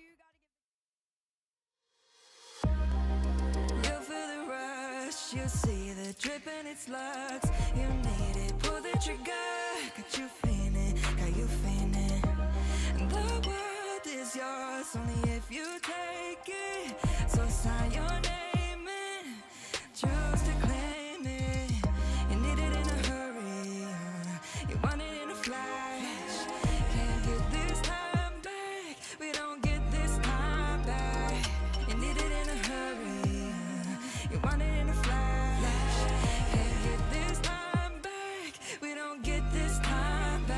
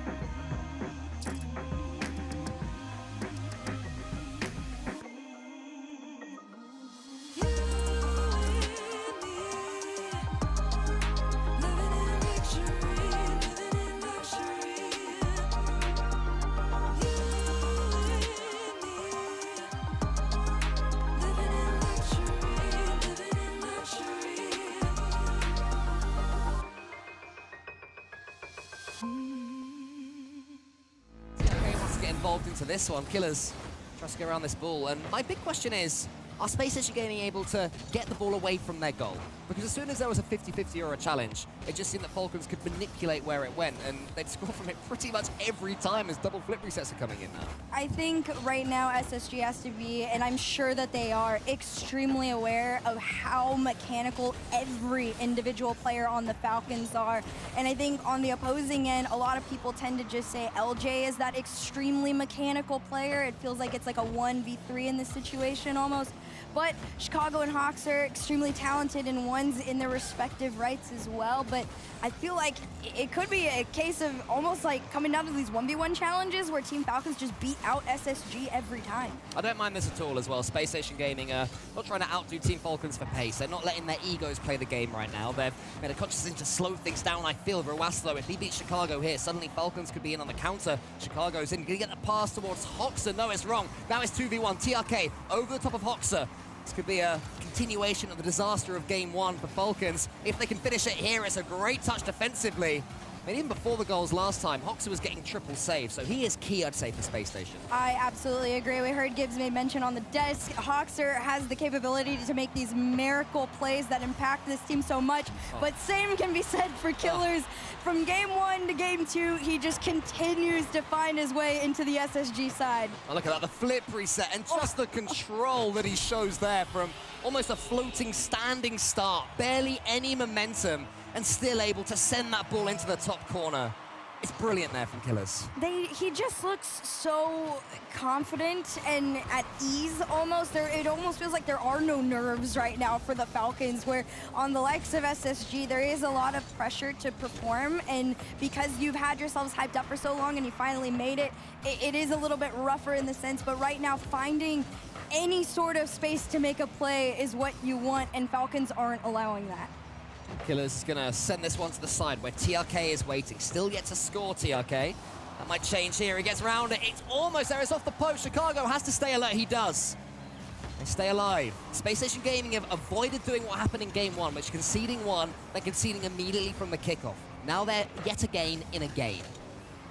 This is very intense, seeing two Falcons players go up and try and almost harass that last man on defense, but it's a great breakaway here from LJ up over to Hoxer to the backboard. It's double tap opportunity, but it's down on the goal line save from Killers. A sign potentially of things to come though for Space Station Gaming. Killers has no boost, still beats his opponent to the ball. Chicago's been lingering, it's good play. TRK up against Hoxer. Hoxer gets the dunk, in comes LJ! Space Station have their equalizer. This is who you want to see scoring if possible, but even better than that is the sheer amount of teamwork that it took to get this ball not only towards the net, but into it. Finally, Space Station onto the board, tie things up, looking a lot better than they did in Game 1. Yeah, Team Falcons, not impenetrable, but you have to put in so much work to get even a shooting chance against them, let alone a goal. That indeed has happened. Hoxer sends it long, follows it to the ceiling. Hoping Ross will make a mistake here. Roaslo knew exactly what TRK wanted. So the ball to fall to him. Big demo comes in from Hoxer on TRK. Ross gets away with it again. Suddenly it seems like Team Falcons are the one that are a little bit low on boost. And Space Station are starting to dictate. Space Station are looking a lot quicker in rotations to getting to this ball. TRK tried to 50 this one forward. And LJ and Chicago were back on it, and there it is. Hoxer immediately back up and over to Chicago, and that's what you want to see. So much quicker with the connections on this ball, forcing Falcons to be a little bit slower and methodical. Hoxer's getting a lot of time in the blue half. The pass is good. So's the second one. LJ scores. I love this play because this is very reminiscent of what we saw before, which is the back and forth play style between each other to get bobbing and weaving through the defense. They realized the 1v1s were not working.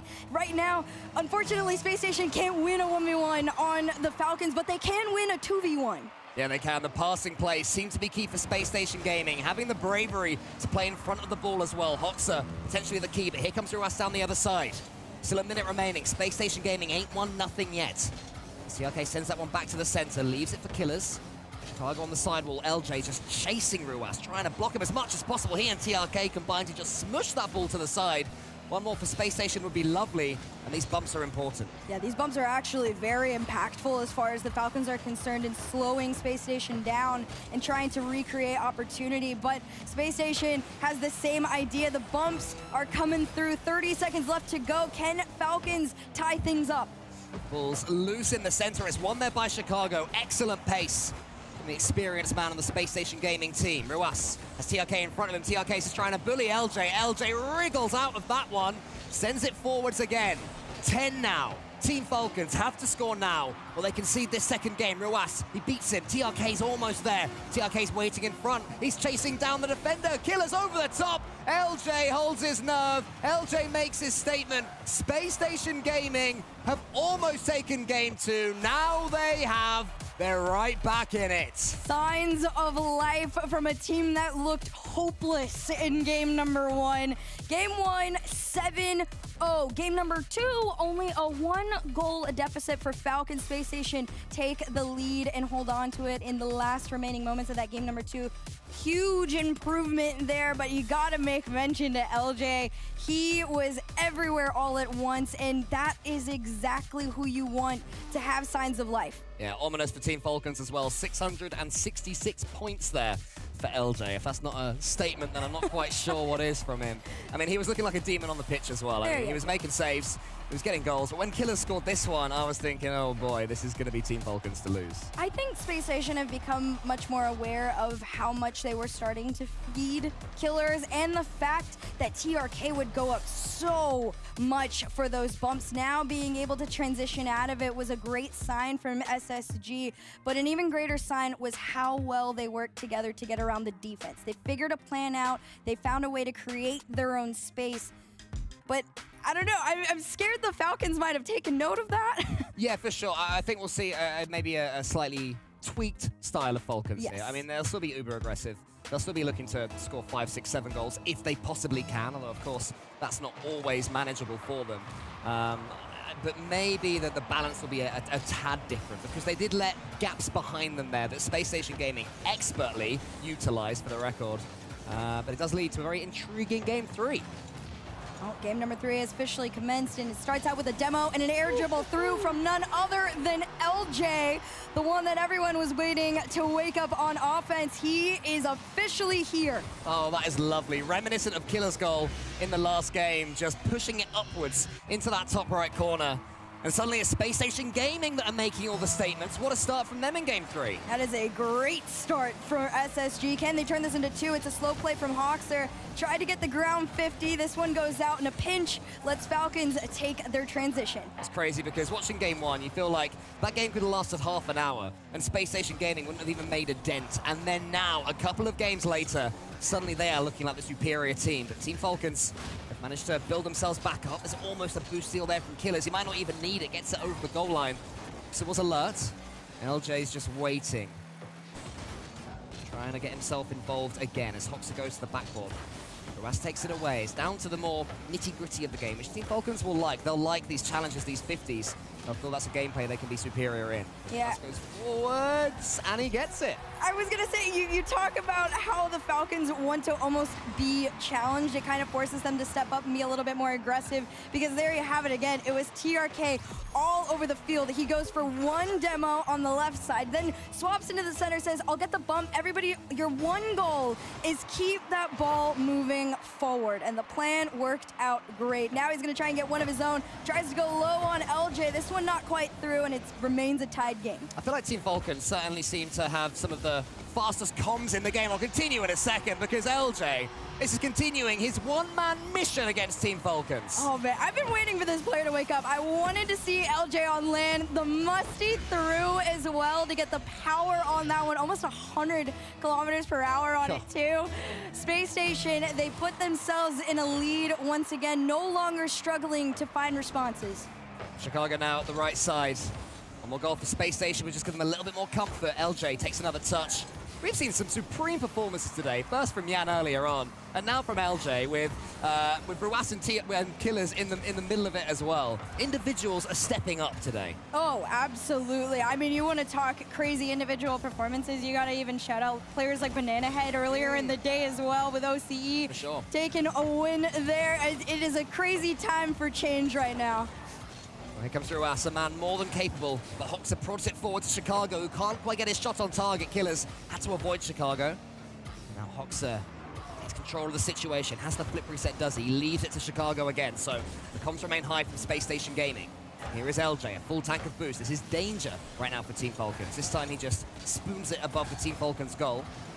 He's trying to get some bumps too, so Space Station Gaming refusing to be bullied, getting some nudges and demos of their own now. Yeah, they're looking so much more confident in what they are doing as far as challenging is concerned. They don't look uncomfortable by any means. Even with this transition coming from the Falcons, they're prepared defensively. Chicago, great touch there. TRK up next, and the backboard covered not by one, but by two. They're teaming up Space Station Gaming. Always backing up their buddies. Here's Hoxer to the ceiling, though. He wants to go solo. Killers is up for that. TRK might beat Chicago here. He just lets Chicago miss, in fact. Killers chain dashing his way to try and get behind Ruas. Ruas is the man that takes control of the ball. It's Killers wanting to keep Team Falcons on this unbeaten streak that they've had since Copenhagen. There's TRK. There's a double fake there, but Chicago just nips the ball away. And all of these smart plays from Team Falcons, they're not quite falling for them. The last touch isn't there time after time. That might change now, but it's blocked by Chicago. He is causing so much kerfuffle for Team Falcons defense right now.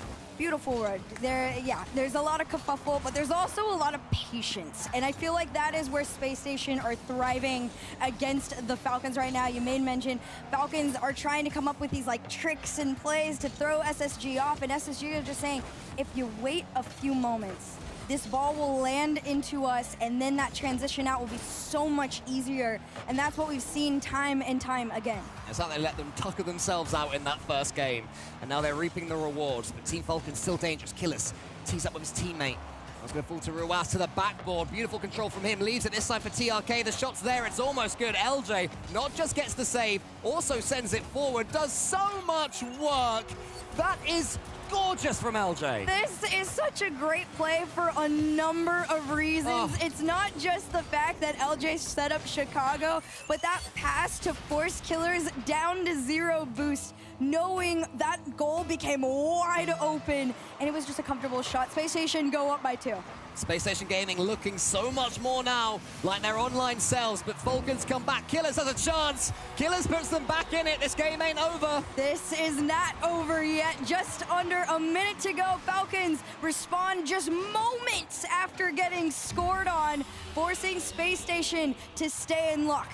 Now, we did see in game 1 about 6 kickoff goals in a row. Can Team Falcons dig just one more out? It's a default kickoff that's lost on purpose by Space Station towards LJ.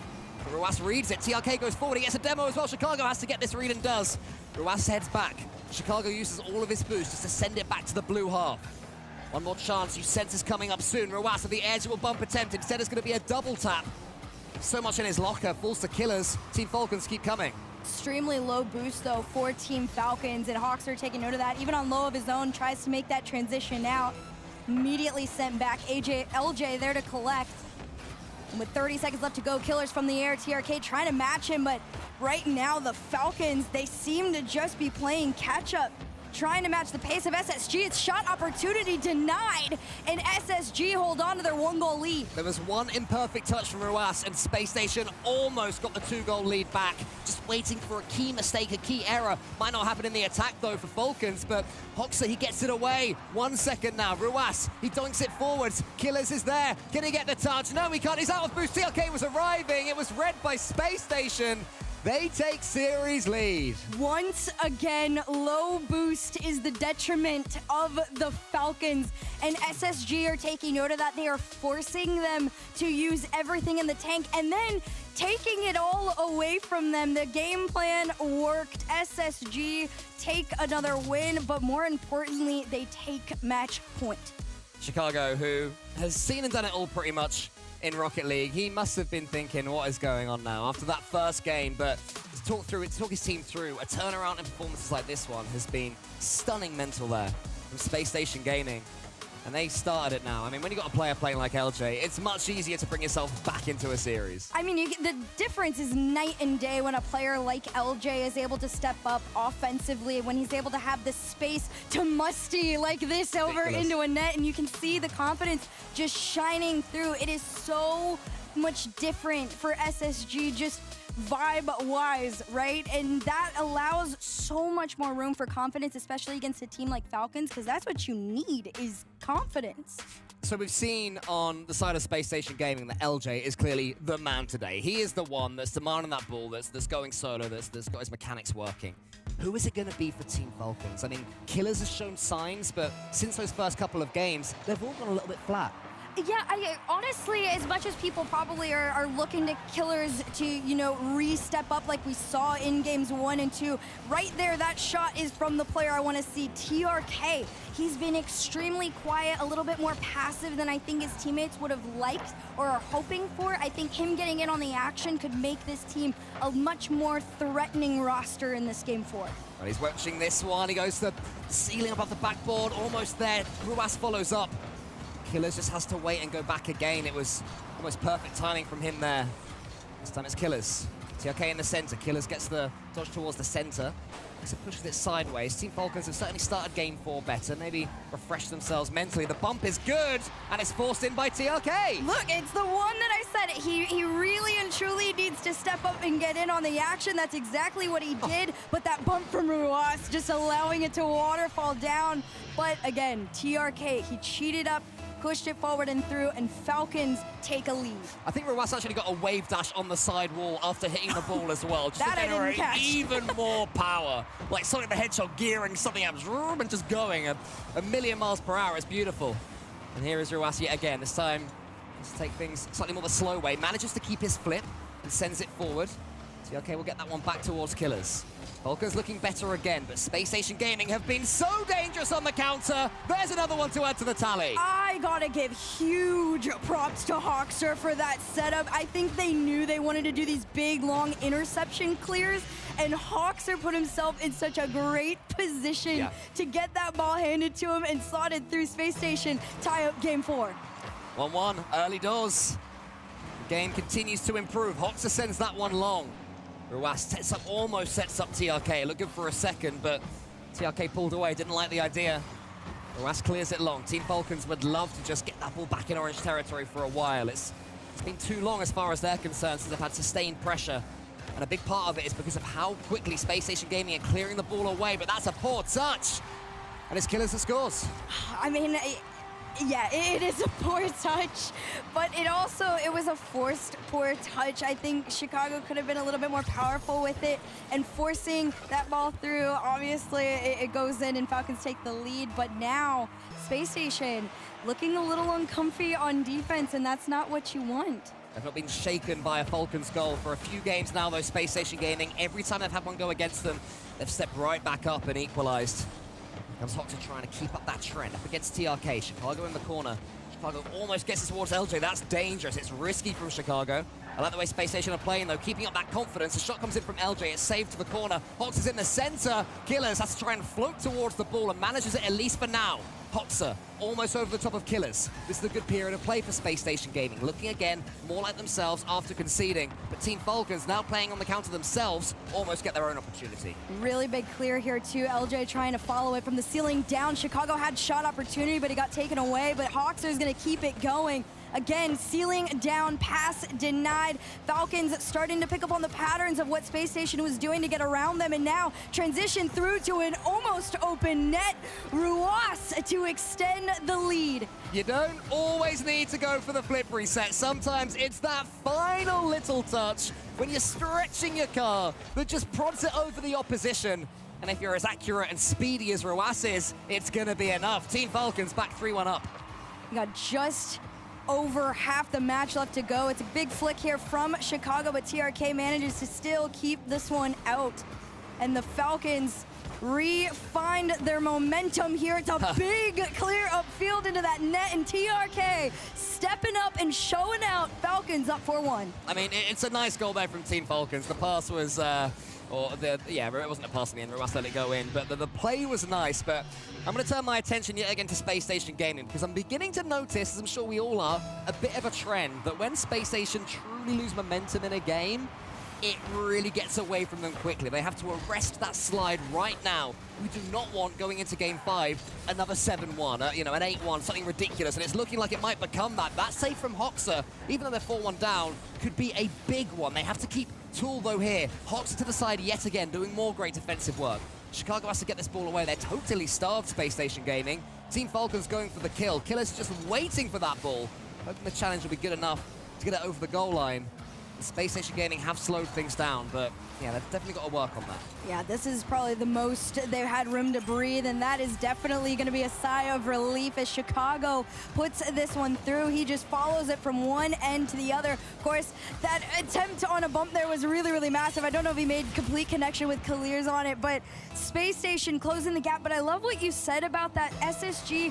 One of their faults is that it is so difficult for them to refine momentum once it's lost. And I feel like that is where Falcons thrive. They are able to refine it so many times and just keep going. Yeah, they never quit, Team Falcons. They never give up. They never change their play style, for better or for worse. Killers wants to get that one towards his teammate. Here comes LJ, though, on the counter. He's got Ruas in front of him. It's over the top of Ruas, but no one's there. Ruas somehow recovered, got the read from directly beneath the ball, the hardest place to make the save of all. And here he comes again, still got boost. He seems to never be below 20, Ruas. Wave dashing away from that one, trying to chase down Chicago, who just managed to beat into the punch on that occasion. TRK comes in. Ruas has been picking up pads meanwhile. Space Station Gaming still 60 seconds. Chicago's chasing down Ruas. SSG have a chance still. Yeah, hope isn't gone for them. Not quite yet. 54 seconds is a lot more than 17, so there's definitely still a chance on this one, but you got to get out of your own half. You're air dribbling it low. If you're LJ and a pincher on the corner could give you some signs of life. It's a double tap, set it over to Chicago. This one to the backboard could be red here, but it goes from one end to the other. SSG trying to create opportunities desperately as they continue to get taken away. So close there, Ruas. First he fakes his first touch, then he fakes his blip reset. Could have been a special little goal from him there, but still, Team Falcons have to remain resolute defensively. LJ to the ceiling. Hox is coming in. It's now or never for them. Chicago up against another defender. It's just going to fall to Killers, who should be able to steal enough seconds from this clock to give Team Falcons the game. No, suddenly Hoxha had a chance. Chicago has to sink this, and he doesn't. And finally, we're done. Couple of posters, couple of chances. Didn't matter anyway. 4-2 Falcons. Oh, man. Well, there you have it. The Falcons, even when faced with a potential loss in round one, say, nope, we keep this going. Game 5, and I actually talked about this with you. I think we might have mentioned it off broadcast, but I said this is either a full sweep from the Falcons or this is actually going full Game 5 between the two. There was no in between. You were dead on. I mean, after the first game, I know which one I was thinking it was more likely to be after the 7-0 or whatever it was. Yeah, that one threw me off too. The Space Station Gaming have rallied honorably, as have Team Falcons, because Space Station Gaming did seem at times to be frustrating them. But the mechanics came back for Team Falcons. Look at this. Look at the wave dash off the wall for Ruas. Gets so much pace, then gets the bump. It's a massive, massive turnaround moment in the series there from Ruas. And they went from strength to strength from there. Yeah, I got to give credit to TRK. He was the leader as far as scored points were concerned. 531, 6 shots alone from TRK. A huge step up from the, I believe, maybe 1 that we saw in game number 1, maybe a collective 2 between the first 2 games even. So the fact that everyone on the Falcons is now kind of stepped up a bit more offensively, that has just added a new challenge for Space Station to try and defend. Well, this is what we wanted between these two great teams. Champions Field opens its doors to Falcons and Space Station Gaming. It's been a series that swung wildly from end to end. Which version of these two are we going to see over the next 5 minutes? It's good so far from Falcons. Space Station Gaming, though, nice touch on the save. This one could go either way. Who's going to put a point on the board first? This one, an attempt to clear out to mid, gets stopped and sent back by Killers. This one left for TRK to take a shot. It's LJ with the save. Dangerously close, more than he would have hoped, and Falcons keep the pressure on. The last time these two played in London, it went all the way to Game 7. Space Station Gaming attempting the reverse sweep, and they couldn't quite get it. Falcons winning that Game 7. And now here we are, history almost repeating itself. It wasn't quite a reverse sweep, but it seemed like it would have to be after that first game. It was so dominant for Falcons. And here they find themselves on the cusp of another long, tough series. They can just reach out and claim it. Space Station Gaming, LJ, up against Killers. Killers chain dashes his way around the corner, gets too much from the ball, unfortunately. Now it's TRK, it's got a little bit low boost here from Falcons, but that one will spawn well.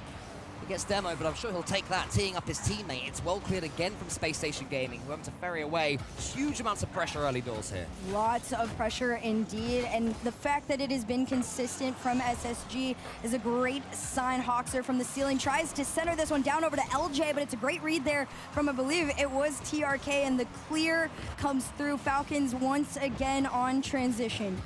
Killers is just waiting for this clearance. Chicago got an awkward touch on his own back wall there, which left him in a bit of a no man's land. And from that play, Team Falcons are still continuing to hammer down the door. Just look at the pace of them. Still they come forward. Chicago waits a second. You can't afford to do that against Team Falcons. There's one. It's Killers. You take, you give, and, well, Falcons claim all at this point. Oh my goodness, the pure patience, and then allowing this one to be left. Killers just floating this one through. 1-0 for Falcons. And it's been a dream start here in Game 5 for Team Falcons.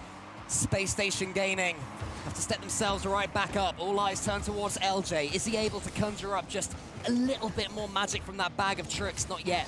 First, Space Station Gaming will need the ball. Here's Killers. Again, trying to race around that corner, but LJ was alert to it, and now he has a chance. 36 boost. Hoxer in the center, wants to get it towards his teammate. Ruas just intercepts the two of them, teeing up Killers, who can't quite get around Chicago. And that's what I gotta commend Falcons on, is how patient they've been on that back third, waiting for SSG to work together to get past them defensively. It's the patient game that is really paying off here. Half the game left to go officially. Could this be a second lead? No, not quite. It's another save from Chicago and the clear from Hoxer. Team Falcons, who have been all the way to a grand final here in London, here in the Copper Box. This will be the start of a new long journey. They can just continue to see things through against Space Station Gaming, but Space Station Gaming have yet again stepped up after conceding. Normally conceding one, they're okay. Once it's a couple, they'll collapse. To avoid that happening, Chicago to the side. Killers just yet again waiting. Never a missing amount of patience for Team Falcons in their attack. TRK into the center. Ruas has a chance, and Chicago can't quite save it. It's 2. Oh, this one, I had a feeling it was coming, and it was namely because Hoxer went up for that challenge on extremely next to nothing boost, which in turn forced Chicago into a very awkward situation. Falcons saw it, took advantage, and they go up 2-0. Space Station Gaming, a key period in this game and in this series. We've seen it before so far. 2 turns to 3, then 4. They cannot allow that to happen on this occasion. Chicago's beaten by TRK. The ball is loose. Who's going to win the race to it? Who's going to be first to dare go to it? It is Chicago, rotating back. LJ gets a bite of the ball on the way, and Chicago has a chance now to do something with it. Hoxer going for a bump. What's going to happen? It's going to fall to LJ. Is anyone in the center there for him? Who wants this ball? Who's demanding it? It's Hoxer. It's over him. Chicago a chance to shoot. Needs a bump to help him. No, he doesn't. He follows it up himself. Space Station shows signs of life. Patience pays off. You saw it. It was Hoxer that almost delayed everything just a bit, and then it gave Chicago all the time in the world to decide where he wanted to place that ball, and it was just through the defense. Space Station now with just a 1-goal deficit have time to try and tie things up on Champ Field. The fake kickoff was nice. Chicago's touch not ideal though, and Team Falcons, they turn it around so quickly. Just the in-time caster curse, the chance to turn things around, while in turn Falcons take things back and extend it. Reminiscent of Game 4, reminiscent of Game 3. They look so clean and confident, and off the kickoff an attempt to do it again. Yeah, another fake kickoff there. This time doesn't fall quite as cleanly for Space Station Gaming. And again, they could be countered by it. In comes Killers. TRK is refusing to leave the play. He's bumped out the way by LJ in the end. Get out of here, he says. Chicago into the center for LJ. Chicago desperate for some boost. He's made 1 or 2 errors so far in the last couple of minutes, and it looks like he is keen to make up for those. He wants this ball, but it's being cleared long again. LJ has to go to his own backboard. Can't read the Psycho either. Falls to Hoxer. One more chance for Hoxer, maybe. Chicago's clearing a path. Can Hoxer get over the top? No, not on this occasion. 35 left. 34 seconds, a clear attempt to the backboard, a shot taken and missed. As you say, the Falcons just continue to remain tried, true, and strong on defense. LJ up next, another touch to try and leave it back, but Killers and Ruas working in tandem to keep this ball consistently out of their side. Falcons protecting what they have. Here's Chicago, pinches it to the back wall, but it's won by Ruas, and that may well be the moment. Hox is running out of time. LJ gets a beautiful touch, though. Ruas has to stay alert all the way to the last, but it is going to be enough. A marathon Game 5 ends almost with a flourish. It does not matter as Falcons take the victory. The team that everyone almost...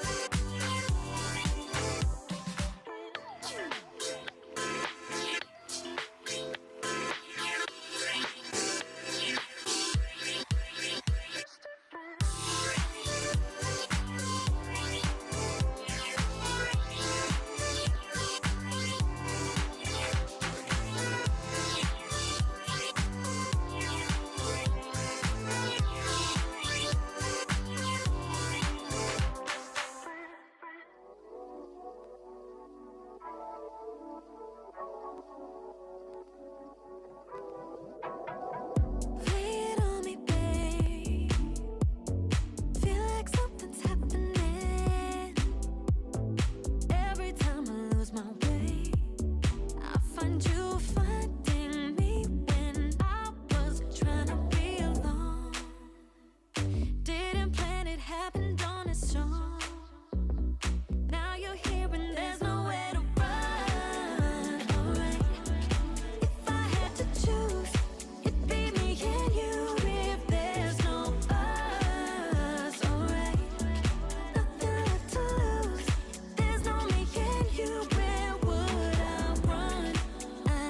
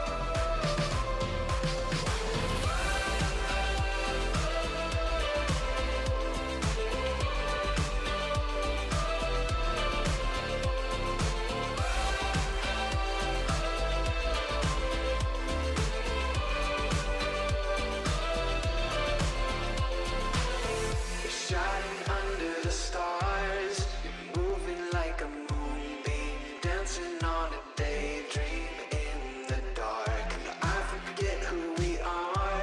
It doesn't make a difference underneath the neon sky tonight. So if you come a little closer, then we can get a little higher. Come on and come a little closer.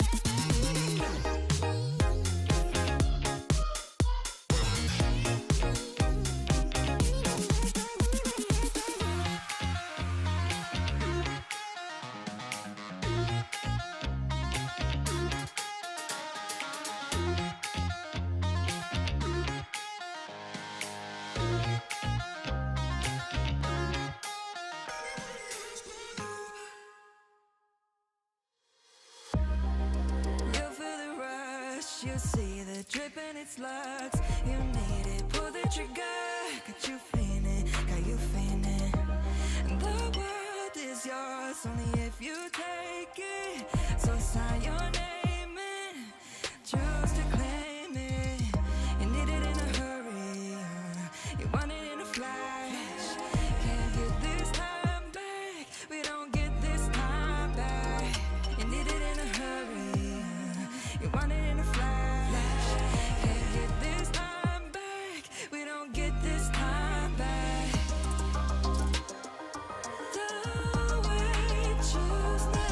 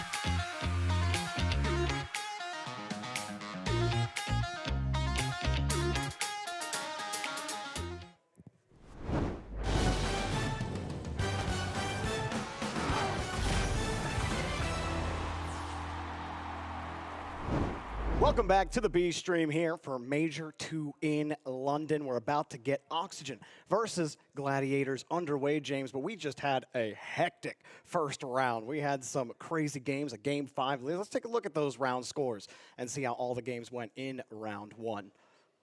Yeah, we'll see if we can get that graphic up. But the most important and most stunning victory, I think, of the first round, without a doubt, has to be Power. The 100%. Power Oxygen series was jaw-dropping, Jorby. You casted that one. I did, and I underestimated Power, and they came out swinging, and they were truly inspiring to see them get that big win. Because I was talking about the stats before. Torsas has not beat a European team since Season 6. Season 6, Jorby. That was the Chiefs Season 6. That was the last time Torsas beat a European team. That's nuts. And, you know, every other result kind of went the way you expected. You did have the Falcons Space Station series go 5 games. Those two just can't seem to help but to go to match point. And Secret looked like they might have been able to take Gen.G. They're probably going to be a bit of a sleeper here in the next round. And you know what? I was really pleased with that Falcons series. Yeah. Oh, of course. I got Roas on my fantasy team. He went insane. I have Yan, and he scored like 6 goals in his series against OG. Your loyalty has been rewarded, at least right. for round 1. That's right. That's right. But round 2 is about to get underway. We have a couple of streams going on, though. This is the B stream, and over on the main stream, we got matches going on. We'll take a look at those. You got Chiefs and Team Secret up first on the main stream. A couple of 0-1 matches with Twisted Minds and OG, followed up at the very bottom with Gentle Mates Furia. That's going to be a fun one to watch. Cap that one off for round 2. Yeah.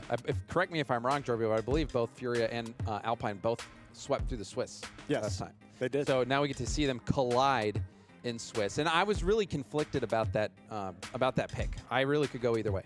Now, we also have the stream over here. We're taking a look at Gladiators and Oxygen to start. Then we got Mobula and Space Station facing off. We cap off with Vitality versus Gen.G. So in the back half of the B stream, B stream and A stream. The back half, G2 versus Power. That is going to be one to watch. The sneaky one. And yeah, that's going to be one to watch. You know, I casted the Gladiators G2 game, and I was impressed with the way Gladiators approached the game. G2, I mean, you know, there was a little bit of shakiness. They're basically a European team now. I mean, they have Virtuoso, maybe the most famous demo player of all time, and then Tho. I still love I remember back in the day when Tho was stream sniping Scrub Killa all the time. Eventually became teammates. It was crazy. Dude's a sneaky legend in the scene, isn't he? But I mean, you can't underestimate him, especially on LAN where we see crazy things happen. Yeah, absolutely. Well, we are about to get it started. Oxygen had a disappointing first series, getting upset by Power, and we've got the coin. You want to do the honors, or you want? Yeah, I can do it. Go ahead. Yeah, all right. We'll say blue is Oxygen. All right, let's see it. Gladiators. Here we go. That was a good catch. I'm impressed. Yeah, thank you, blue. Blue. We got Oxygen. Last time we did the other coin, and they picked there are 2 coins here. Why do we have 2 coins? Well, when Shogun and I were here at the start of the day, production ran out of breath. They used all the oxygen tanks, so we thought we had at least had to flip that coin once. That's great. That's funny. When he got up here, we were like, we already have one. And he was like, I ran. That's so funny. Now, the hexagon British flag one is much more fitting for London. I agree. And they picked the EU, the British team in Oxygen, or I guess the UK. And yeah, I mean, Joyo, he won here. I think that is one storyline we started out talking about today with Oxygen, is the fact that they still can make it to the World Championship, but in order to do so, they have to make the Grand Finals. Yeah. And after round 1, I think a lot of people are feeling worried about Oxygen's chances. I even saw some fans of K-Corp saying, sigh of relief seeing Oxygen get taken out by Power. But it's Swiss. They have many lives. You know, if you're an Oxygen fan and you want some hopium or copium, look, sometimes getting smacked in the mouth game 1 and getting upset is exactly the jolt you need to get your senses right. I mean, we watched this team online in the regionals, James, and they looked nigh unbeatable. They looked really good, especially, I mean, Oski he's so good. Seeing him hit double flip resets on LAN. Joyo, though, online, I loved his. There was one in the first qualifier number 4. He went insane. He was going off his own back wall, flip resets off the ceiling, everything. Joyo was doing it. And but Archie has actually been putting up the most numbers for Oxygen, at least in terms of scoring. He jokes about it, saying he's the tap-in expert. So what do you think? What do you think went wrong for Oxygen the first time against Power? Like, what, was it any individual player you need to see step up? It just, yeah, I think it was one of those situations where maybe the gravity of the moment and also just knowing how long a road they have ahead just kind of paralyzed them. We know those individual players are excellent, but let's start talking about the Gladiators. We've got Max over here for the Gladiators. He's been sticking around on the roster. Virtuoso, we've seen him on opposing teams at times, but hopping over to the Gladiators now. And, I mean, he's had such a great career, even over in Europe. And then speaking of European players with European careers, Tho also joining the roster. And behind him as well, Markey, European world champion as well. So Gladiators, they're a tough opponent. Yeah, absolutely. Like I said, against G2, you know, you can't expect much for most teams when they're playing against G2, but it seemed like ball security was a big factor for Gladiators. One thing that killed them in that series were the kickoffs. G2 kept fake kickoffing, and the Gladiators kept falling for it. But then Gladiators, they did the bot kickoff, all three committing, and they got they went for it twice, and they got the ball twice off it. They scored immediately off one of them, but then G2 kept adapting. But still, I love seeing that from Gladiators, trying to adapt, trying to keep their opponents on their toes no matter who they're playing. So now you come and you play a reeling Oxygen who just got upset once. And can you kind of take that energy that you had? Like, Tho was playing a great first man, really breaking open the defense and creating opportunities. My big question mark, though, is Maxiu and Virtuoso. They kept tying each other up. It seemed that there was a lot of miscommunication on what they were supposed to be doing with the ball. So for Gladiators, it's just about being on the same page and maybe shoring up the quality of their first touches as well. I think the other big factor, Jormy, is that Gladiators cannot be intimidated and give Oxygen space in the air and out at the midfield. We saw Power have no respect. They took it to Oxygen and were able to get the upset. Will Gladiators be able to do the same? We're about to find out. It will have to be Tho continuing to be that front man for this team, creating confidence for Virtuoso and Maxiu. But Oxygen, this is the series that you bounce back, that you right the ship, that you take whatever bad juju you had going into that Power series. There's no banana head to scare you now. Yeah, if you're an Oxygen fan, you're thinking, oh, if we lose this, it is chalked. Still technically that would be one of the the biggest anti-stories that we would not anticipate for sure. The Gladiators, maybe inspired by the success of Power. We'll see how they start out. Archie keeps this ball in, and Joyo will be able to move in for a shot potentially, but good challenge by Tho. Really looking at Archie in this series. Online, he was such a great in-betweener for his squad, finding great 50s. Oski just gets a free clear down the field for the first goal. Now Oski, 50 there, and you can see the hesitation by Max. He got caught out in no man's land. You either got a full send or have turned a little bit quicker than that. And that is an easy one for Oxygen to start out with. Not exactly how you want to start. That's a great kickoff to Virtuoso, and a response bumping him down. That was only a time-buying touch. That little bump on Virtuoso killed any plan Gladiators had off of that kickoff 50-50. Oxygen to find a way to just hold the ball. It was a good 50 from Oski. Back to Archie. Gladiators happy to wait, but Virtuoso finally gets in front of the challenge. I think that's going to get the Gladiators in trouble if they give Archie and they give Oxygen that much space on the sidewall. They're going to have to get to those balls quicker, shut him down, and not give Archie that space. Same problem against G2. They were too willing to give Beast Mode the middle of the field, and it was always Maxiu and Virtuoso, the two that kept getting tied up. They just have to be more they have to have more authority in the midfield. And it's like they do have it when they actually get to the midfield, but they can't even find the ball right now. Joyo picks them off for free. This one in the corner, though, heavy first touch, gets away from him. And Virtuoso is expecting that Tho's going to be able to control that ball or at least get it somewhere out. But Tho giving that right to Oski, who's going to pass that off into the middle for an easy goal for Joyo. Strong start for Oxygen. Things not looking so good for Gladiators. A worse start than they had in their first match of Swiss. That's a heck of a pinch off the wall. Maxiu misses the follow-up. All of Oxygen were waiting for that touch, and then Joyo follows up with a nice 50. Maybe a free touch. Virtuoso will go underneath. You saw Oski wasn't sure which player was going to go initially. But it was the right decision for Max to fake that ball out. He gave Virtuoso that space. Virtuoso wasn't able to make the most of that opportunity, but it was a good look. Joyo snagging the corner boost. What will he do? Flip reset pass over to the side. And boost stolen as well from Joyo. Scary thing, too. Joyo and Oski specifically can simply take the lobby over themselves if the team plays aren't working. If you can't shove space open, Joyo with a couple of touches. A little pirouette back to the corner. So we'll tip that past Archie. Joyo showing like he's got boost. The corner did spawn for him. Was able to steal that away. Gladiators trying to break out. Finally, they're in Oxygen's half, but Max is all alone in an island. Does get the back pass, but also accidentally blocks that shot. Works out, though. Unintended back pass, but you get the space. And then you lose the challenge. Though tries to create some space, but Maxu, no way he could go with Oxygen breathing down there next in the midfield. Archie up high. Good quick challenge from Virtuoso. They need the follows. Joyo saw it, didn't want to overcommit. He's got Oski on the back wall. Get the soft touch, but he loses control of it. Forces Archie up, so Joyo called off on the play. Good comms so far from Oxygen, despite a couple of 50s not going their way initially. Comms are there, where there would have been a double commit maybe in the past with Archie on this team. Very solid so far. Yeah, they have been good. And Archie gets that boom downfield and is able to snag the midfield boost as well. Oxygen have not really been bothered to even have to play much defense. Joyo receives that ball from being backwards. And it's so clean. Forces Max to make that save.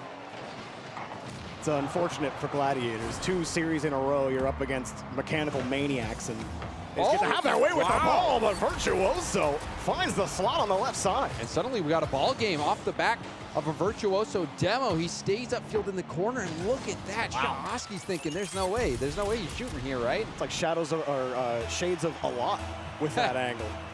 Yeah, instead of off the ceiling that time from the corner. You've got a minute left. You've stayed in the game. Oxygen certainly have controlled the ball, controlled pace of play. Sometimes all you need is a good counterattack, a cheeky demo. You might find yourself with a tied game. Very much in this game, despite how routine it's looked for Oxygen at the beginning, but Gladiators now with a chance, though, with a contest. Max potentially steal that boost. No, he does leave it. Joyo's going to be all boosted up for this play. Good follow-up from Virtuoso. Though has Oski breathing down his neck, and he's got a free ball. Maxu tried to shorten it up, and Oski faked that first challenge into the corner, pulled off, got it again away from Maxu. He does collect his own midfield boost, though. Virtuoso looking for the outlet. Though has to stretch. And empty the tag right to Maxu. Oh! Shot it right down the center of the net. Oski was there to save it. That could have been the response for Gladiators, a chance to tie it up late. Oh, that was such a good touch from Virtuoso. Back wall is not available. Maxu has to keep it in the air, and that's about the best touch you could hope for, though they got to work hard to break through the Oxygen defense, and they simply cannot. Oxygen take game 1. Well done by Oxygen to hit that ball into open space. And man, that is one that you're going to want to break down on the replays. That's one I'd love to see if we ever do replay breakdowns. It really does look, because it looked like Max had an open net. Yeah. Or at least he could have shot that maybe a little bit, to one of the corners or one of the sides. Would like to see from the defender's perspective how it was lining up for him. Maybe it was just obvious. Here's the shot. I'm in position. Easy save. From our perspective, looked a little more hectic. But this is the same deal for Gladiators, like it was against G2. 1-goal game, but you couldn't control the game, and you get a nice counterattack. And then at the end of the game, you put a 0-second heroic effort in, but you can't convert, you can't compete, and they just have to find a ways to actually battle for the midfield. Like they've had it, they've shown it at times. But that's what separates the good from the great, is the players and the teams that can elevate themselves and play with authority. And for Oxygen, they're going to be thankful for that win, but one of the goals that they got was due to, though, trying to control the ball, taking it up the sidewall and off the ceiling. If you remember, he just lost control of it. It gave it right away to Oski, and Oski has an easy pass down to Joyo. That was the difference maker in that game. So we'll have to see Gladiators clean it up defensively, but also not give Oxygen as much space. But at the same time, Oxygen, we saw Archie go up early and try to make a solo play in the air, but didn't really see much other than that. First touch quality coming to Pite, though, again. Can they shore up the quality and force the pressure on Oxygen? Already having to defend their backboard and no one there for the follow-up. Archie just punts it away. When they get the punt right back, why not? Bit of boomer ball. Archie's still rotating back. It's going to be tough for Gladiators to break through this. Joyo not even, or Archie, excuse me, not even called into action. He got the challenge, but again, Archie's there. Well played by Archie. It was an awkward ball. Just holding on to his boost, though. Joyo, again, shut down. Well done by Virtuoso. He didn't want to give any boost. Now you can see Virtuoso's actually bumping Oski out of net. This is classic Virtuoso. Archie can't recover, and it opens the ball up completely. He flips into it, tries to roll up the ramp, and then Oski getting bumped definitely made sure that was going into the net. And Virtuoso, he made his mark last game as well with the demo at the midfield before moving up to the corner where he got an incredible angle shot that went in. Virtuoso playing his heart out, and that has resulted in a Gladiators lead. I mean, that's a mistake you can't make from Archie. That's a basic recovery. And you pitch yourself off the wall. Maybe you were expecting a quicker follow-up, but really, you just can't give up the ball in that scenario. While Gladiators definitely are in an uphill battle in almost every match they will play in this tournament, they will be able to punish you for mistakes like that just as much as anybody else. Try for the back pass. And I like that back pass. Max had no boost. He knew that Tho had a lot in the tank, but Tho didn't really do much with that possession. However, the back pass looked good. Now, defense, wow, being called out from Gladiators, and they answer the call. Surprised Virtuoso kept the ball so tight there. Has to time that well. So easy to just give the ball up in that scenario. And Tho tried the simple air dribble to the left. Maxiu reset. And forced the challenge back out to Virtuoso, but he mishandles the ball. No bump onto Archie either. Look at the boost totals right now for Oxygen. They're sitting pretty low. Boost spawns for Joyo, and he'll sit on the close angle. His teammates still looking for pads, and there's just nowhere through for Gladiators. And another back pass. Max getting it just beyond the reach of Archie, who ran out of boost. Joyo flip reset over one. Max will hit it out. It's in a dangerous spot. Oski gets bumped off the ball from Max, and now Tho comes out of net. Oski got a reset off the card. Used the neutral hop to recover. That was cool. Archie will take that ball himself. Despite the issues the Gladiators have had on the last few possessions. Holding on. As long as you don't make that defensive mistake, it might keep them out. Oxygen have not been feeling good as far as the boost totals go. They've been sitting 25-0 for about the last minute. Joyo getting bodied. There's another pass from Max. Max and Tho have been linking up quite a bit. Max gets it off to the side. Archie low boost pass in field. Good jump of the lane by Tho, and that blocks the shot right as it came. And now another shot off the post and out. Joyo is a rhythm play. Got to catch that bounce at the perfect angle, and he was just off rhythm by a beat. Weak side of the rotation. Oxygen trying to take possession. They still need that goal. Oski, the air dribble's immediately challenged. Gladiators not giving him as much space as before. Oski was trying to cause some havoc there on the backboard, but no problem for Gladiators. Another clear downfield. Nothing there for Joyo. Tho's got control. A demo on the back, and they run into each other, but Maxi recovers quickly to prevent any disaster. Another demo as well. Looked like Oski was taken out that time. Joyo, oh, the corner boost is still there. Tho knocking it downfield, getting a piece of it. Virtuoso with the pinch off the side while Joyo down. Nice. Archie shot. It's deflected wide. I mean, that's got to be a better shot from Archie. You got a free touch on the ball. You had about the middle of the net to the right side of the, or the left side of the net really open, and he hit it low, right near the defender. Gladiators didn't have to work very hard for it. Archie again, really struggling this game. I think the only goal Gladiators have was off of the mistake that he had on the recovery. And now a chance on a shot. Joyo also ripping it off the post. Oxygen just aren't converting on their chances. This is too high. They had to avoid a defender. Tho had no boost. He's got the corner now. Archie hoping for a pass to Joyo. Back in front of the box. Archie in front again. Joyo has to wait. Oski will take control, and they finally break through the Gladiators. Oh, big time play in these closing moments of game two. Tho getting up, trying to get that clear out, but Archie was in the mix, making things difficult, and you could see the panicked clear attempt ended up just being a pass right to Oski. Thought maybe with that much time remaining, if they could have stopped Oxygen, and now they gotta not get scored on the kickoff off the post. What a save from Maxiu, keeping him alive in the game, though, with the challenge underneath, but a lot of boost here for Oxygen.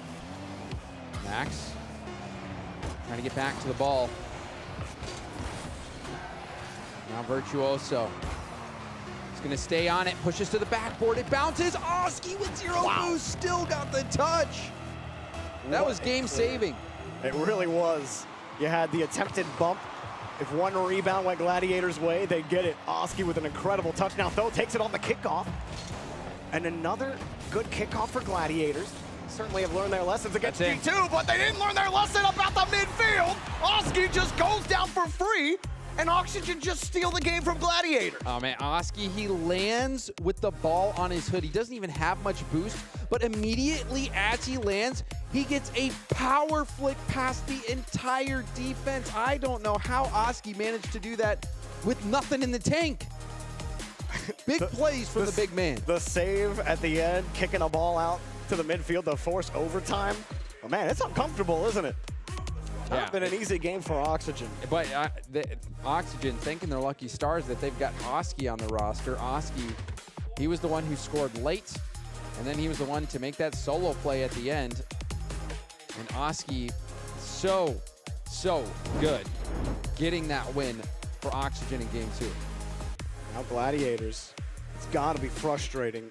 Feel like it's now almost, what, 5 games in a row, or 4 out of the last 5 games. 1 goal. That one, you were in control. You were in the lead for 4 minutes and 33 seconds. And that was it. And then you just couldn't stop Big Oscar.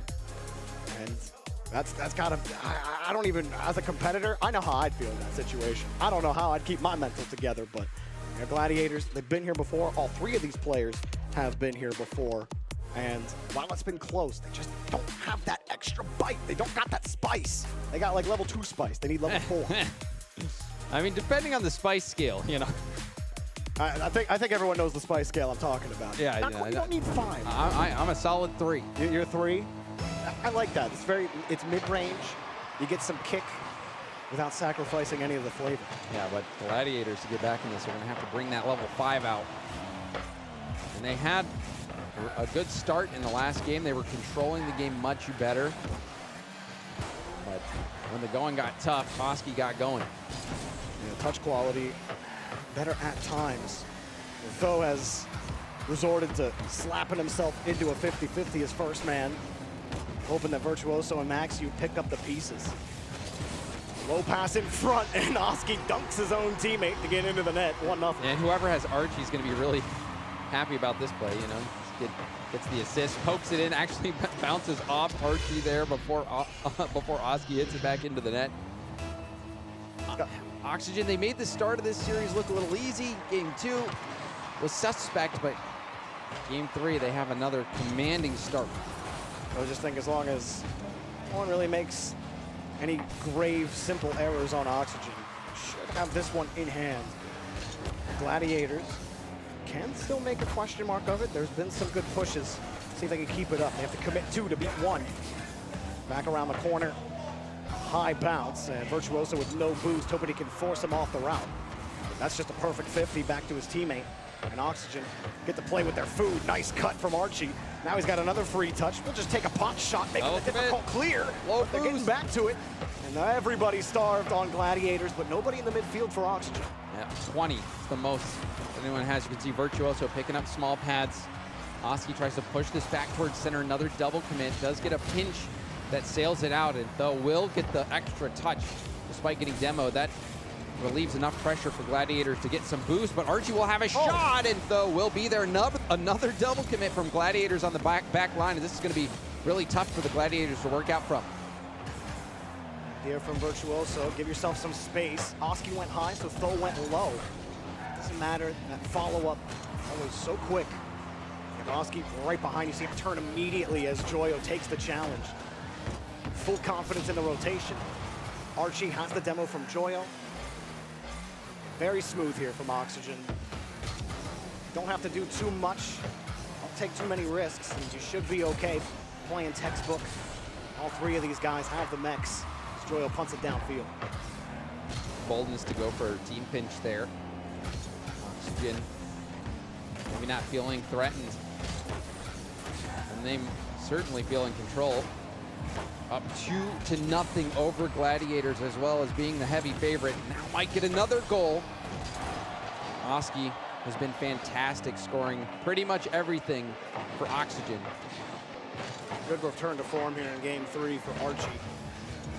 Joyo also quietly consistent. Not too much has been asked of him. Every time he's in the rotation, he's in position, always grabbing the next 50.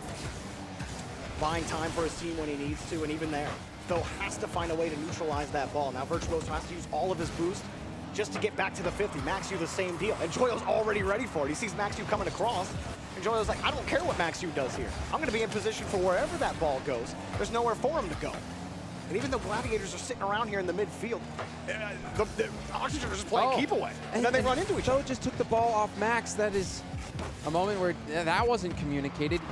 Bo still got away with it somewhat cleanly, but that has to be a sign of things being a bit hectic on comms for Gladiators. Wow, Archie, perfect catch on the low 50. Pass out to Oski, but nothing. Tries to keep it tight. By the time they get to the touch, again, there's no really thought on the follow-up. Those just rushing the touch, and he's just trying to get up, air dribble as fast as possible, but they're losing every 50 because those touch, it's not perfect, and he's got to catch back up to it, almost like he thinks he's got time for it. Goes back to the touch quality again. It's just not as good as Oxygen's. The 50s are just not as good. Despite them being able to starve Oxygen out in the last game, they're the ones getting starved right now. Gladiators were within striking distance. Under a minute left. They only trail by 1. We've seen that they have the ability to get these by Oxygen's defense. Time's running out for them to stay alive in this series. Another double commit. It seemed like Virtuoso, he knew he didn't have boost. He knew the other team didn't know, so just try to go for that bump as you catch back up for it. But Joyo steals the touch underneath on the reset. Joyo doing Joyo things. Oh, that has to be the dagger for Oxygen. Joyo on the 50 up to the ball, the reset. Max says, you know, Max has boost, but he must have been bamboozled. He must have been bamboozled from Joyo. That is a textbook flip reset goal. And a little kickoff strat as well to win this ball forward. Oxygen are cruising to the finish line. Even when Gladiator try to hand the ball off, they're running into each other. This has to feel good for Oxygen. After you got upset by Power, that's not the feeling you wanted. That's not how you wanted to start your major. You're given a chance to redeem yourselves, right the ship, and new planks have been nailed into their ship. They're full sail now. Oxygen will take the win. They'll move to 1-1 on Swiss. Gladiator back to elimination station, 0-2. That's tough. That's a tough one for Gladiators, and I know they weren't expecting to see Oxygen down here, and honestly, it is a bit of a surprise, I think, to see Oxygen down there in the 0-1 round. Gladiators, tough draw. They kept it close a few times, even last game, in the lead for much of it, before Oski put his fist down and took that game in favor of Oxygen. And I think Oski, for me, Jorvi, he was the impact player on the field. Absolutely. Game 2, when it looked like Gladiators were going to win, you said it. He got the big clear and then got that flick shot on his perfect catch. Oski was all over the place, and how about it for Joyo to be the one to close it down? And also Archie, getting back into form despite the mistakes early on in the game. That kind of thing can snowball out of your control if you're not careful. Archie didn't let it. The team was able to keep their mental strong, and that's big for Oxygen, since whoever comes down from the 1-0 round, probably not going to be an easy they're going to be playing the team that loses, but for Oxygen, I think they got their feet back under them. They're feeling good. For Gladiators, they're going to try to avoid going 0-3, and we'll see what draw they get in the next round. But, you know, they had some good moments. I think for me, the biggest glaring error in the Gladiators game was the moments where they double commit. I mean, the most egregious one to me was when Max had a free ball. I mean, it could have been Max or Tho's ball. Yeah. But Max was straight on, which for me, that's the best position to be in. You can pop the ball straight up, and then you have a threat.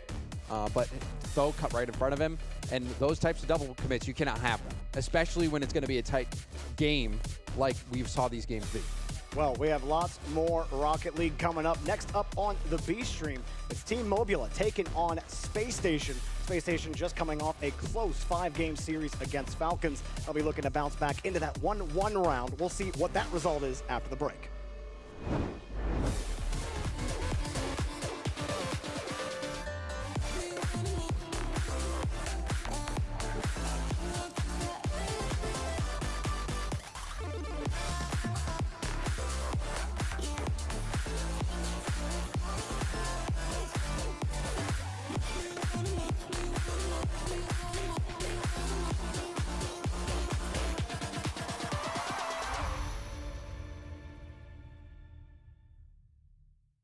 Nice hit me. Nice play. All right, you go. There you go. So cute. At Ally, we're helping millions save more for the things that matter most to them. Whatever you're saving for, we're all better off with an Ally. Get back to work.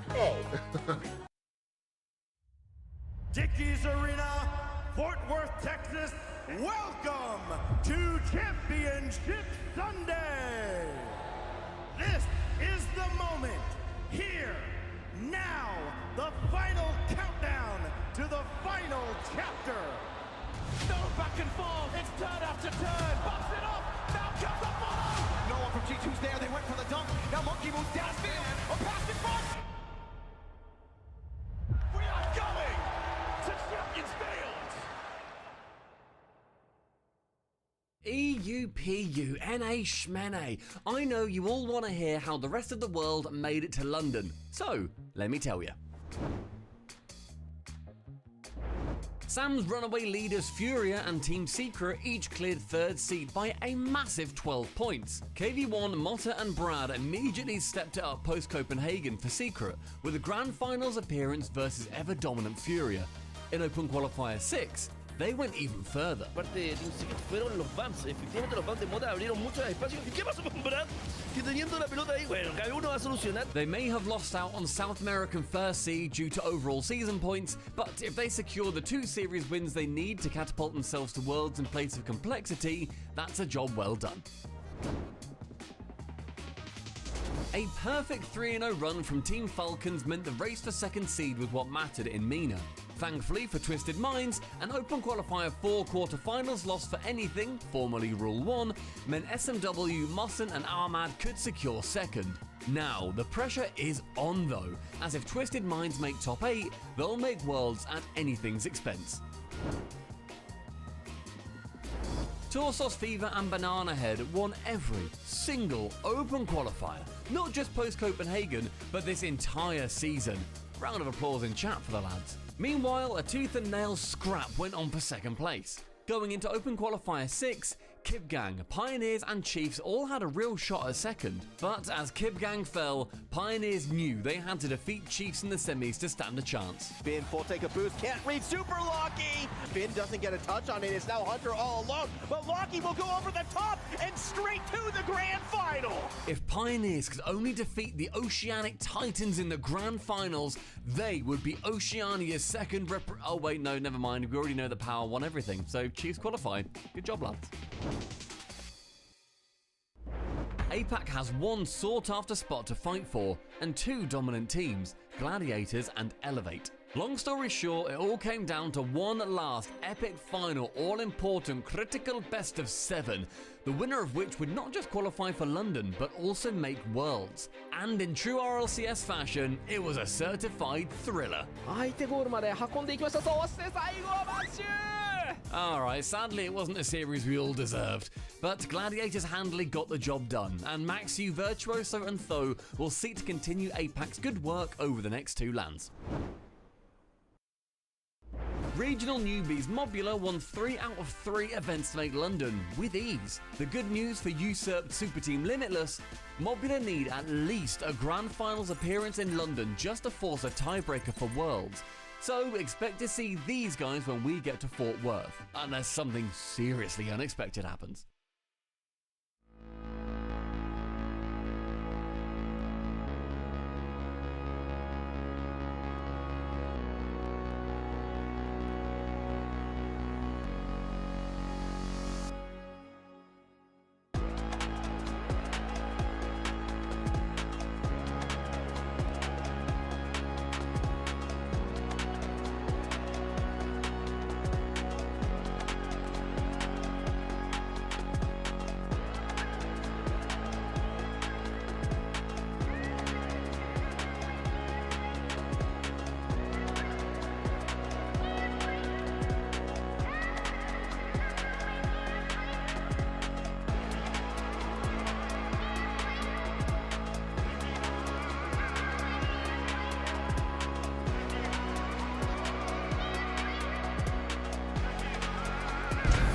The shots, they're finding the bumps. I will agree with you, CJ, it's like towing the line between too much and absolutely perfect. But at this level, that line is very thin. And again, you know, we spoke about it at the start of the series. On land, you know, not even traditionally, but nowadays on land, the aggressive team is the team that's going to get the job done 9 times out of 10. And so far, it has been Secret. We just haven't seen the bumps down the other end for the Chiefs offensively. We haven't seen who's willing to take a risk, push downfield, be that first man, be that nuisance for the defense. We haven't seen that from the Chiefs, but from Secret, we've probably seen too much of it, but it is working. It's a very great example of exactly what you're trying to say, CJ. More offense, more opportunities. Chiefs have just not had anything clear-cut. Have had very solid kickoffs, though. They've got the majority of them in a way that they would prefer. As, well, yeah, there we go. Keep the camera on any defender there for Chiefs, and you'll see exactly how much of a nightmare this is turning into lately. Lose the boost, almost get demoed, figure the rest of it out, but now it's time to try and give the receipt. What can you do back? Oh, it's been punched into the net. Hunter laughing, his cheeky little grin on his face as well. He had no boost, but all he needed to do was get rid of Brad. Finn has 50'd Hunter in the end. He's almost saved his own teammate's shots. He did everything right and then nearly everything wrong, but Chiefs, again, responding as they did after game number 1. That's got to feel so good as well, whenever you've got a team that's just demo chasing you, to give one back. They didn't go out of their own rhythm to try and do so. Motta, can he get the block shot? Not quite, that was well landed onto the side. Good angle, good bump. Aka was setting that one up well, and a huge pinch. Chiefs, when they can get up to their pace, they are so good. How often are they finding that pace though? That's the question. Is sometimes being able to ball out with a 50 as well. Kaka gets it off the ceiling, can't quite get the touch. Motta just got to find KV1. He doesn't have boost, but can launch it towards net. It was probably more awkward than it needed to be for the Chiefs. As you said, they do have the lead there, that crucial start. It feels like the start, the first minute and a half, 2 minutes of each game is really deciding it so far. Able to put the pressure. Scoreboard pressure is better than any kind of pressure on the field. KV1 almost blocked out that time by Finn. Secret, how do they find this aggression? Are they able to keep it up when Chiefs get the first on the board? Oh, and that's a big dive in from Kaka. He needs now to scramble back. Heavy first touch. Chiefs not exactly going with much finesse at the moment with their defense, but this is now working out. Backboard, there is no chance you are going to try and bait Finn into taking that shot. Yeah, they know the situation right now. They know they've got the lead, but you still want to see some aggression because very quickly you can see Secret just put the chokehold on, start to strangle the offense. Finn, another pre-jump in the center. It's Motta now with a pop, close touch to KV1. He's been bumped and he's got to get a double. He's got to somehow land on it. Hunter flies out of net. It's nearly incredible. Go-ahead goal there from Secret, but you still need to find one, just under 3 minutes. An air dribble like that does not help. You need to get that significantly further than just the halfway line, otherwise Chiefs can just let it drop. Take an easy challenge over on the floor. Oh, Kaka's made this more difficult than need be as well. thought he had the right positioning. It sort of bounced over the top of his head. Now already Pass. up, unchallenged, and, well, unsaved because it didn't need to be. Yeah, it was a great pass. The shot left a lot to be desired. Is that going to be an opening for Hunter? He's gone the infield instead. Phenomenal choice there. Phenomenal pass. Chiefs get 2 on the board.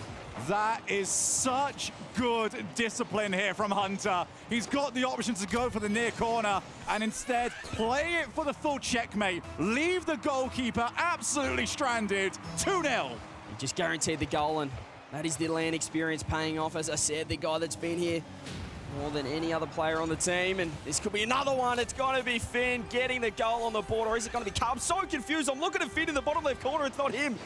But it is going to be Kaka. Just with the speed, he recovers in time. Motta, third man, can do nothing about that one. This one has very quickly got out of control. It is whichever team is just having the offense is winning in this. Secret, as good as they are on offense and as good as they have been looking for these demos, the moment they're in defense, it falls apart. It feels like it is far too easy to play their backboards. How quickly does, we talk about mindset, mentality in Rocket League. It felt like they knew they needed one more game. Let's just play safe and hopefully they can be handed a win, basically. But you can't do that in today's Rocket League. Every team at this event, I mean, it's just so competitive. There's no easy wins. Right now, Chiefs really taking it up to Secret. They want to force that Champions field. That's so much well for the pride of the region. These are sort of regions where for a long time, it feels like everyone always looks to the first seed and only towards that. Now, Chiefs and OCE trying to say, look, yeah, Power have done well, but they are doing well on top of everyone else being so strong. Need results to try and confirm that. This looks like it'll be going the right way. Nice drop down, and there's the shot. Chiefs playing with swagger. I mean, again, it's just, he had the option to go for the double there. Did Finn, but he just chooses to drop down a Hunter near post. He's got 100 boost, and changing up that angle makes it so hard for Secret's defense. Even when they're 3 goals up, still being creative, putting the foot down, and they can take all of this confidence and momentum into Game 5. It just seems like the respect has completely disappeared for what Chiefs have got for Secret. They would never have gone for a passing play like that in games 1 or 2. They would always have expected, Secret have got this, we need to play for the most powerful shot possible.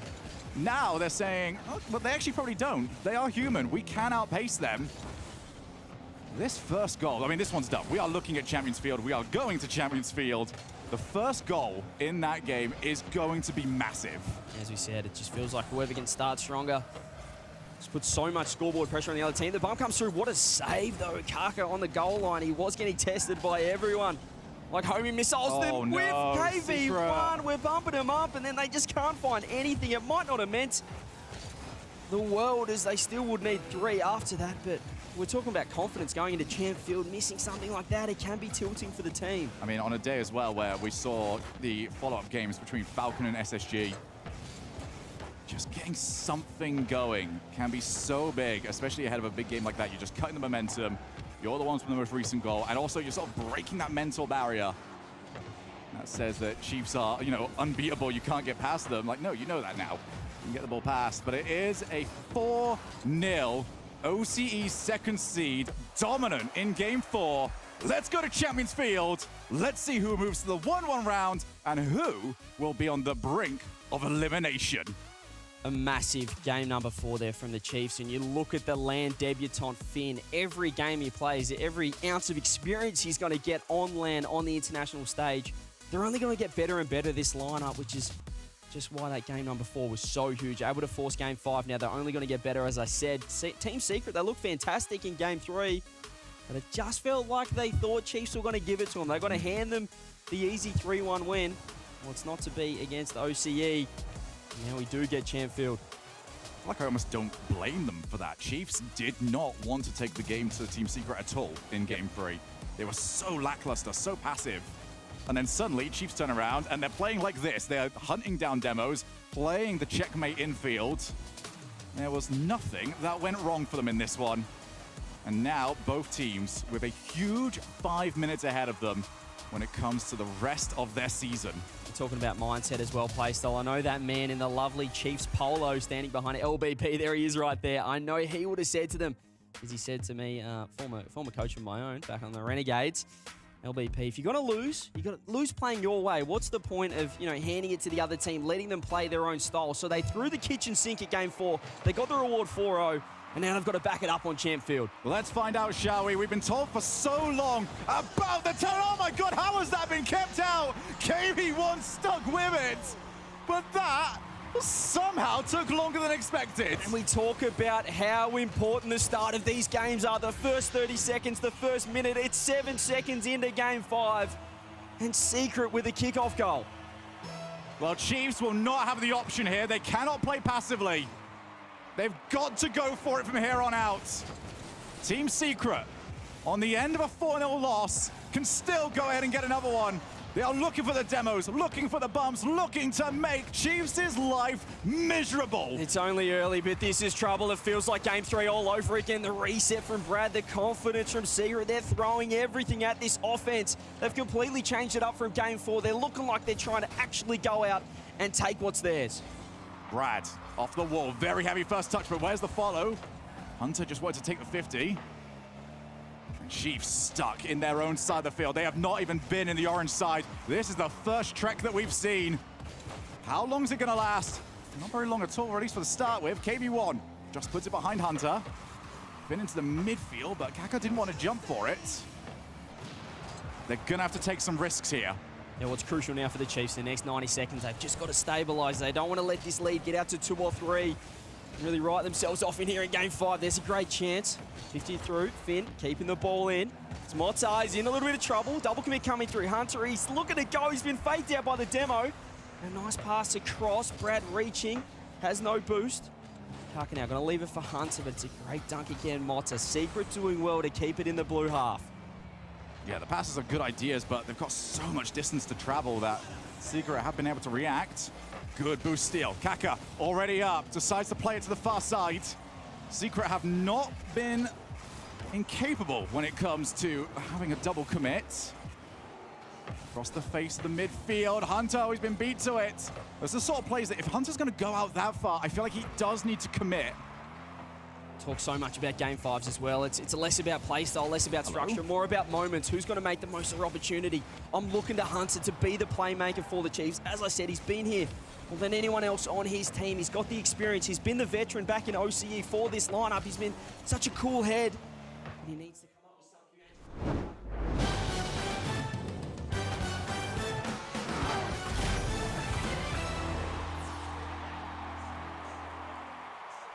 A thrilling Game 5 happening over on the mainstream, but we're continuing things over here on the B I know, stream, it's a shame. I want to see how it ends. Well, as you can hear right there, Shogun going absolutely nuts at the end. Secret now up 2-0 over on the mainstream. But hey, we just got done casting Oxygen versus Gladiators. Oxygen took it in an easy 3-0. Now we move on to Space Station after they lost to Falcons, taking on Mobula after losing the BDS. Yeah, and I think Mobula, they're going to have their hands full. Space Station looked quite good, but these are some of the other results from Swiss Round 2 that have come in so far. It's currently Game 5, Jorby. Yeah, and for Team Secret.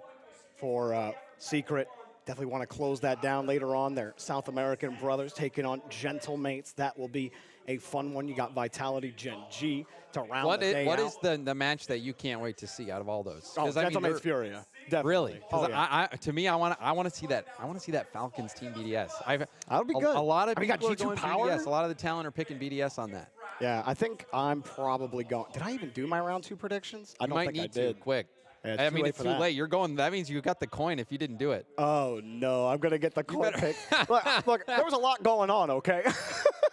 That is tragic. Hey, I'm doing pretty good in fantasy right now, though. So that That's true, Brad's yeah. been getting the Me, goals and assists. we're actually tied in fantasy right Yeah, now. we were tied for second, right? Yes, because thankfully for me, because Rowas did so well. Yeah, LJ went nuts in his series, so T-Bates is in the lead. I don't want to lose to T-Bates. Okay. It's all I'm early. saying. It's very early. The fantasy, in case you didn't know, the fantasy runs all event long. So we're just in. This is just the Swiss round, and that was through only one round of Swiss. We have 5 rounds of Swiss that we got to go through. That's true. We got a lot, but hey, sometimes the team getting eliminated early might actually be the play. But James, let's get right to the coin. Okay. Oh, we're going with the coin right away. We're going All with right. the coin right away. All right. We got blue. We'll say. Can I flip it this time? Yeah, sure. Blue's All right, Mobula. Orange Space Station. Blue is Mobula. Only orange seems right. is Space Station. All right, Yeah. here we go. And it's blue. I know, Mobula. The yeah, coin that's has picked Mobula every time. This is. Well, I didn't get the best flick. This worries. It didn't spin very fast. Yeah, we'll work on your flip game. It's Yeah, okay. that was my first one. It's also a hexagon coin. Kind of threw me off. By Sunday, you're going to be a master. Yeah, we'll see. I believe it. But Space Station, they had a close series against Falcons. LJ went absolutely bonkers in that series. He had a fake flip reset musty to the top corner, and I'm like, my God, LJ, please leave some for the rest of us. Mobula was not a pretty series against BDS. Very aggressive, I'm just going to go for the ball, go for every risk. And, I mean, they got burned about every time they did it. So, against Space Station, definitely another difficult task here. And this is the Space Station that went to 5 against Falcons. I think a lot of people are expecting Falcons to do very well here. They've made it, obviously, a much different roster. TRK is still there, but we've seen the old Rule 1 with Killers and Rawas make a deep run. We've seen TRK make it to the Grand Finals here in London. So we know that Falcons are good. And Space Station took him to 5, almost knocked him out. Meanwhile, Mobula, they're here representing Sub-Saharan Africa. I don't think many people had them picking up a series. Maybe they could get one. But this one, matchup against Space Station is another really difficult matchup in round 2. Yeah, Mobula's RLCS hopes rely on them winning the entire event in order to get to the World Championship. Otherwise, their competitors in SSA, Limitless, will end up making it there. They didn't have a great start here. VK Salen and company are going to have to figure themselves out. But that guy right there, LJ, he's going to be tough to beat. You hear T-Bates yapping about him all the time. You see that? You see the musty that he scored? Yeah, that's what I'm saying. The fake reset musty. Yeah, that was crazy. So good. And then Hoxter, I think somebody posted on the subreddit a little bit ago, who's got the greatest comeback story in Rocket League. I said it, I thought it was Hoxter. Fully agree. Hoxter, he made it to the World Championship way back before the modern era. I believe it was season 8. And then went down a little bit. Didn't have many good results, and then has come roaring back. And then Chicago, we've seen him for years competing on G2. We've seen him make it to the World Championship final stage as well. This Space Station team has come together and has been putting up results. They missed out on that first major, Jorby, barely, because they played Gen.G every single time in the quarterfinals, if you remember. But this last split, essentially, these last online qualifiers for the London Major, Space Station has clearly been that number 3 team in NA. And some people had the question out there of like, well, how would it go if Space Station played somebody else in quarterfinals? But I mean, they played Gen.G close enough in those series. It was very clear how good this team was, and they finally get over that hump. So huge for them. And I'm excited because Chicago is a player that we don't mention a lot. You know, I think we talk about JNAPS more than we talk about Chicago as far as the old guard of players. And JNAPS a little older than Chicago in terms of his RLCS. JNAPS has been around a while. But I mean, Chicago has been producing on this team. Yeah, has been playing very well. We watched him in the rival series on Fibion. You remember that? Oh, Fibion, yeah. I think they went undefeated through the whole rival series and then lost in the promotion playoffs. That's right. I do remember that. And then Chicago still got picked up. And I remember his time on EG. He's one of those players, like he went on EG. He helped elevate that team immediately. He's one of those players, in my opinion, where you bring him on a team, he's going to elevate that team. He's going to elevate that team. The teams he's on are always competing to be the best in NA. I remember casting LJ and Chicago in community tournaments, even before rival series. It's crazy to see how many of those players are still around. I'm pretty sure we watched Hoxter play with Alpha Kep in Chicago at the Universal Open was as well. Oh yeah, was he on that 2v2 team? So all I remember is Hoxter on Ghost. That's where I remember him. You might correct me if I'm wrong. That'll be one to go look up. Maybe that was a while ago. We'll have to ask Hoxter. But sure Hoxter has been on the grind a long time. Breached the top, fell off a little bit in terms of opportunities, but then has come roaring back. The Space Station team, clearly the favorite, but Team Mobula, Sub-Saharan Africa. Jorby, do you think they have a chance in this one? I mean, not really. I think they do because this is I don't know. I casted their series against BDS. I'll be honest. I mean, people know the story of this team. All Spanish players. They came over from Europe. They wanted an opportunity to make the major. Well, they got an opportunity. They got it. They've got it. They did. I don't know if that means that they got a chance against Space Station, though. But this will be interesting because the games were close, at least on the scoreboard in the BDS series. I believe all 3 games were 1 goal. They were all 1 goal, but if you watch the game, BDS were not exactly. Oh, okay. The last trying. one was 3. Yeah, last one was 3-1. That's the one BDS were trying in. And Monkey Moon wasn't just sitting downfield jumping around like a crazy person. But hey, we got Space Station versus Mobula. Maybe it's another crazy series. Let's get it underway. Space Station trying to recover, as well as Mobula after their losses. Jorby, this is going to be an exciting one. We'll see what Team Mobula have against Space Station. Well, it started with the kickoff. It actually failed with LJ, and Rubik's tried the fake, lost all of his momentum. And had no boost to really recover. Well, that one didn't work out for either team. LJ just drove past the ball. Not exactly how you want to start it if you're Space Station. Chicago will take this airborne. Touch into a reset. Over to LJ. LJ gets the touch in the demo. Solid start from Space Station. Hoxer. You could see him chasing VK Salen down. Couldn't land the demo.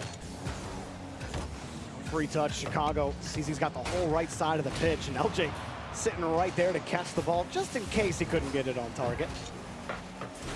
LJ's so much fun to watch. Really is. Been. I mentioned teammates always yapping about him, but it's deserved yapping. He is an electric player when he gets going. We saw it against Falcons, and you just may see it here. But you talk about Hoxer being one of those most improved players, being one of those comeback players, and he was able to take over some lobbies back in Dusseldorf. Where is that Hoxer? I think people have been waiting for him to show back up. And he's played a solid enough series against Falcons. Mobula actually putting on a little bit of pressure. Rubik's can't really go, but he sees LJ protect the boost, go for the touch. They're daring Mobula to push forward, keeping the ball tight. Chicago loses possession. LJ in the corner. Hoping to get that ball into the middle to Hoxer. Did he actually bump Hoxer there? I think that was, yeah, little team bump there. Oh, that was actually that was a sick recovery there from Chicago. Ball bounced off his car, and his back bumper kind of skipped against the wall, and it snapped the rest of his car to the wall. That was cool. Little physics stuff in this game. Always gets me, Jay. The hitboxes are great. They're just those rectangles. Lots of rectangles. Some slants in there. Let's be honest, no one uses the hybrid hitbox. It's been more and more Phoenix as time has gone on. Is there even an Octane? Yeah, there is an Octane. LJ's still in that Octane. That's good. Gotta have some car variety here. This first half of the game been pretty quiet on both sides. It's a battle for possession at the midfield. VK Salen tries to go infield off the sidewall. Chicago doesn't really have much boost. Pops up nicely for Hoxer, though. Hoxer's shot will be high and wide. Leoro will get that to the corner as well. And Leoro has to leave. Rubik's was hung up on the post. Thankfully for Mobula, they were able to have Leoro come back in and get that clear out. VK Salen took the boost. You saw it kind of froze Hoxer because he couldn't get back. And he knew VK Salen had it. He had to wait at the midfield line. Leoro, actually a free touch, but Rubik's doesn't even play the ball. They just gave it up to LJ. And put away. No boost. Can understand why Rubik's doesn't go, but he's got to be aware of LJ in that situation. More times than not, he's going to punish you for it. LJ only thinking about the boost instead of the ball. Picks up the demo. That touch forces Chicago to use everything in the tank. Hoxer sitting underneath. No play just yet for Space Station. Space Station trying to move in. Leoro panic hit out. Hoxer has the reset. Gets a little touch over Rubik's, and LJ will punch that in. Hoxer, what a pass here from Hoxer. Gets up, gets the flip reset. That extra little touch, you can see it completely throwing off Rubik's. Yeah, he saw Rubik's. He drove forward initially, seeing that touch. He's thinking threat on the left side of the net. But Hoxer's first touch pushes him so far to the right. Rubik's has to adjust. And like you said, he's got nothing left in the tank to do anything with it. And there's Hoxer. Good dish. A good dish from Hoxer. So that gives Space Station the lead. They're in the driver's seat now. Leoro with the pop-up. VK Salen playing from too far back. LJ kind of made that difficult for VK Salen to work with. So even though VK read the early touch, LJ put it underneath him just a little bit. Chicago attempted air dribble bump, not going to connect. VK Salen trying to slow this ball down and control it. Leoro with the 50. Rubik's to get the touch and the boost, and he did so. Bump on Hoxer as well. VK sailing, up and over LJ. Chicago caught a half flip. This one's slowly bouncing in, but it's cleared off the line by Hoxer just in time. Oh man, Chicago, no panic in that situation. So uncomfortable. Still makes the grab at Leoro. Another touch off the ceiling. You see Rubik's is in the same area. VK Sailing calls him off. And everyone has to get reset, but Rubik's wins a big time-buying touch for Mobula. You see everyone picking up the canisters. VK finding Leoro. Space Station are the ones playing defense here at the end of the game. Hoxer peels off. There's a demo in the corner, and it was right after the 100 boost was taken. So low boost situation here for SSG. Can they survive? Leoro with the double tap doesn't make contact on the second effort.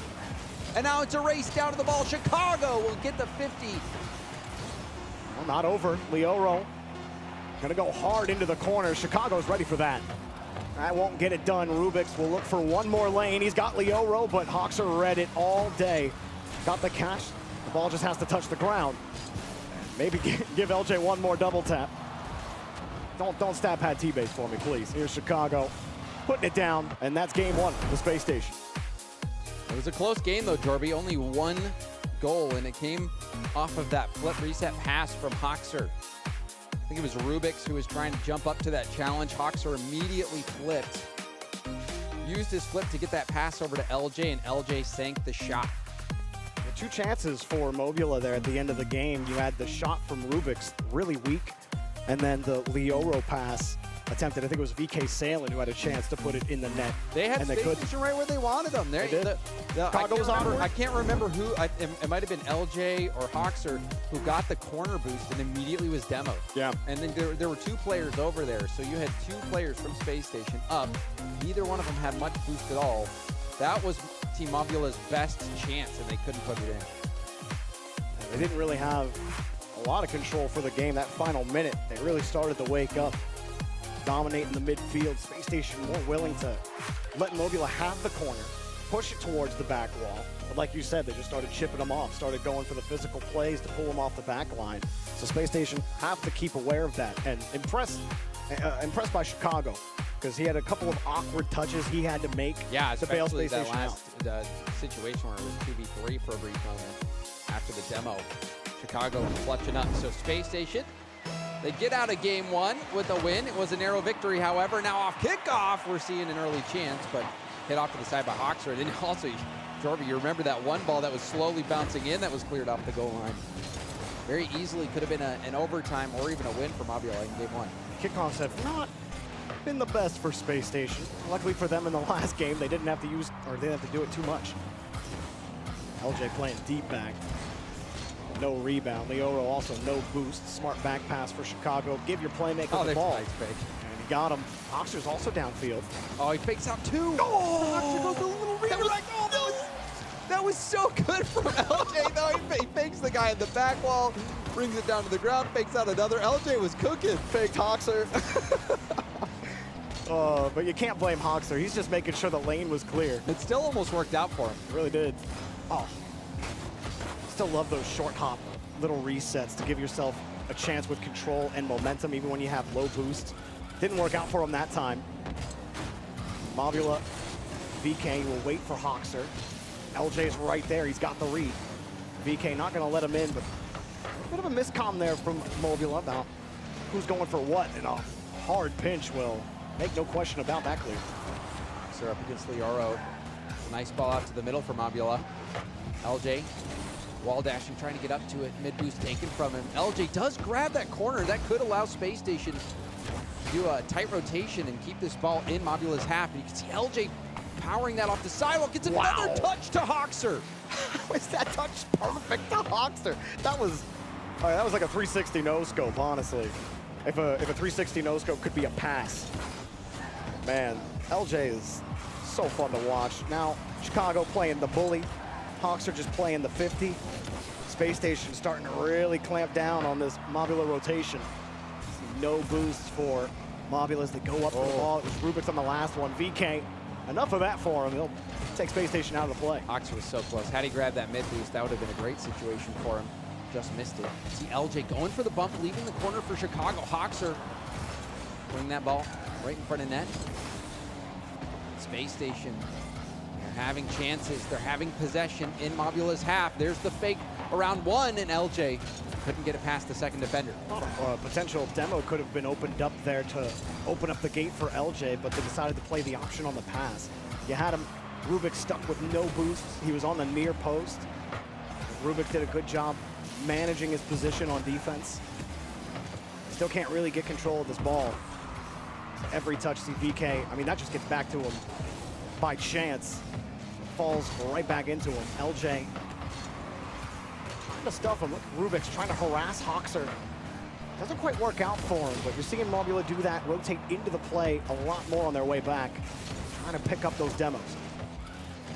Another demo at the midfield. You can see another demo from Mobula. They are landing demo after demo. Still can't get control of the ball, though. Rubik's got no boost. Leoro has it, calls him off, but, I mean, you just wasted a lot of time there, and Space Station gets set up. You wanted to drop that off. It was an unfortunate. Everyone's got booster for Space Station as well. LJ not going to go for that. Going to pull off, just trying to control the pitch. They're losing the touches now. In that one, VK sailing, perfect touch out to Rubik. Leoro's there, VK can't go. Tough bounce for Chicago. That one went straight down. Good 50. VK Sealand. Gonna see if he can land a bump on Hoxer. Hoxer did well to dodge the bump. Now gonna snag that corner, let Leoro get that touch uncontested, and now moves in.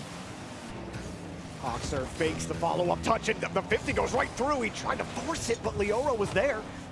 VK punched it into the corner, and almost a dead ball. He takes the bump. Leoro tried to pitch it in, and that was a really good idea. I mean, if you just deflect that, you're getting a goal. Just needed to deflect that on target anywhere, and that would have gone in. That was the chance for Mobula. Really good chance. Doesn't matter if you can't convert. 30 seconds left. We're still scoreless. Chicago needs to find an outlet for LJ. He's going to get it. VK trying to catch it. LJ decides not to play it. That leaves an opening. Back to LJ, and just barely getting there in time. VK will catch the follow-up. Leoro on the backboard. He's got another clear downfield. LJ will retreat behind Chicago. LJ has boost. Chicago lays off. See what LJ can do. It leaks back to Hoxer. Hoxer up to LJ. LJ across to Hoxer, and Leoro breaks up that attempt. Chicago going all in there. Did make contact and got a 0-0 overtime, Jorby. Wow, Mobula looking for their first game win of the tournament. As Hoxer loses the ball, Chicago has to go deep from the right side. And as you see, it wasn't easy to win the 50. VK keeps it low, has the pass up in front. Rubik has to get through two, and he can't. Hoxer gets credit for the save. Leoro with a catch with no boost. The rest of Mobula will follow suit. LJ has to get there quick, and he pushes it out to the right. Rubik's caught a little bit of LJ in the chassis as Hoxer diving for it again. It hasn't looked the cleanliest for Space Station when they're on defense, but they break out. That one was a scary one. If LJ doesn't get that touch, it's game over. Now we see a short back pass. LJ trying to get back up to the ball. Hoxer upfield. Leoro to Rubik's. Rubik's will let that through. There's a demo from VK Sailing, and he grabbed the corner boost, but a massive clear down. LJ pinching that with Rubik's. That was huge in relieving pressure for SSG. Yeah, from LJ's perspective, it was real easy. You saw Rubik's go on the side of the ball. You knew you just had to cut on the inlet pass, but hang on a second. Rubik's almost catches Chicago out. He's got no boost. He needs that canister, and he follows it up. Leoro was hoping that would just go right back to VK Sailing, and it did. LJ avoids the bump, but Rubik's crashing the corner. Mobula do not care. They're just sending cars right towards the net. LJ gonna catch it. Leoro tries the fake challenge. LJ doesn't give it up though. Oh, LJ with 0 boost. You cannot let LJ do this to you. He had no boost. That's unreal. VK Sailing with the challenge, and Leoro misses the ball. And you can't just whip it. I mean, you can, Jorby, but that's what happened. This is the major. That you is can't what just happened. miss the ball, man. Wow. Ugh, shocking. Honestly, Mobula were playing pretty decently. They put some real pressure on Space Station. They were starving them. I mean, LJ on that last play, he did make contact on the ball. Chicago was last one back, had to stretch to make that save. Mobula had the initiative. They had the possession. They were on the attack. They had Space Station back. And to give up the overtime goal in that fashion, that is remarkable. That's tough. You know, it's kind of the same deal what we were talking about with Gladiators is how do you bounce back when the games have been so close and it's really just one mistake you make in the game that leads to you losing, especially when you had that pressure. They didn't really have this kind of pressure against BDS. Yeah, I mean, if anything, LJ, you're just thinking, wow, he's doing such a great job buying time for his teammates to get boost. Wow. and like, Yeah. it's like he has, you freeze frame that with LJ, how much boost he has and the defenders in front of him. You freeze frame that. You ask me as an analyst, is he going to score this? I'm going to say no. Yeah. No chance. Yeah, Leo Rose there. He's gonna pitch got it, right? nothing. And he scores. The misjudgment will lead to a Space Station 2-0. And for them, it's got to be a nice, take a nice sigh of relief knowing how that Falcons series went for you. But this has not been easy. But now you put Mobula on triple match point, threatening to put them down in the 0-2 section of Swiss. Mobula have had a couple of things to say about it. We'll see if they can convert a goal or two and get ahead of Space Station. But Hawkser gets the bump back to Chicago, and barely getting there in time was Rubik's.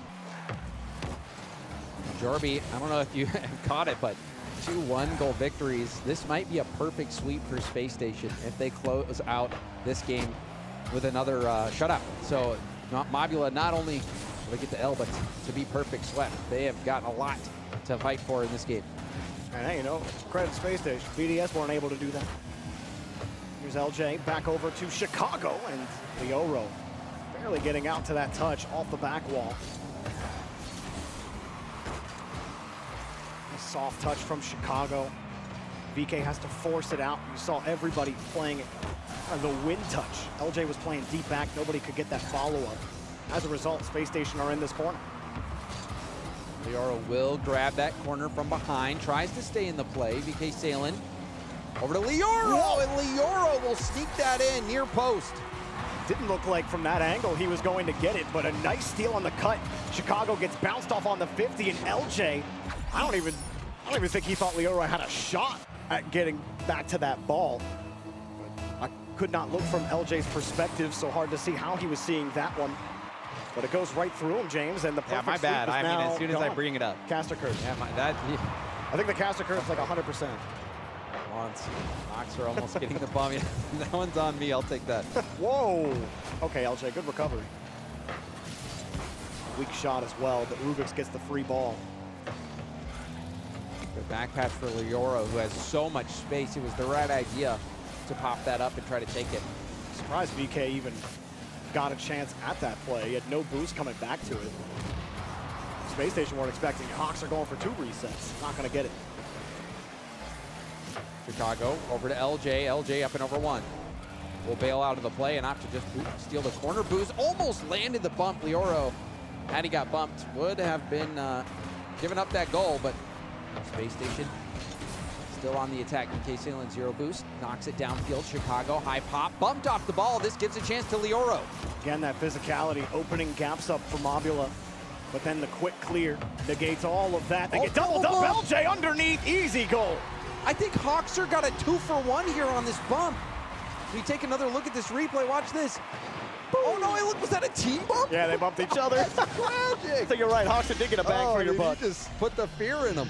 Yeah, you go, it was your 10th time going to the restaurant, so you get a free smoothie. That's what Hawkser got, free smoothie. Yep, punch card. Think he likes strawberry, vanilla? You think he's a vanilla guy? He's probably a chocolate person. Chocolate guy? Seems like it. Like a good cookies and cream, though. Well, you'll have to hit up Leaf on the interview to find out. That's true, Leaf, if you're hearing this. We want to know. Nice catch. Hawkser has a lot of boost to work with as well. Drops underneath on the reset, back pass in the demo, but there was Rubik's. He was expecting the shot. Chicago not going to get caught out. He got there. Chicago bailed out of the play, and then he almost got caught out. Back just in time to keep that one out. This game tied up currently. It has been very close, Jorby.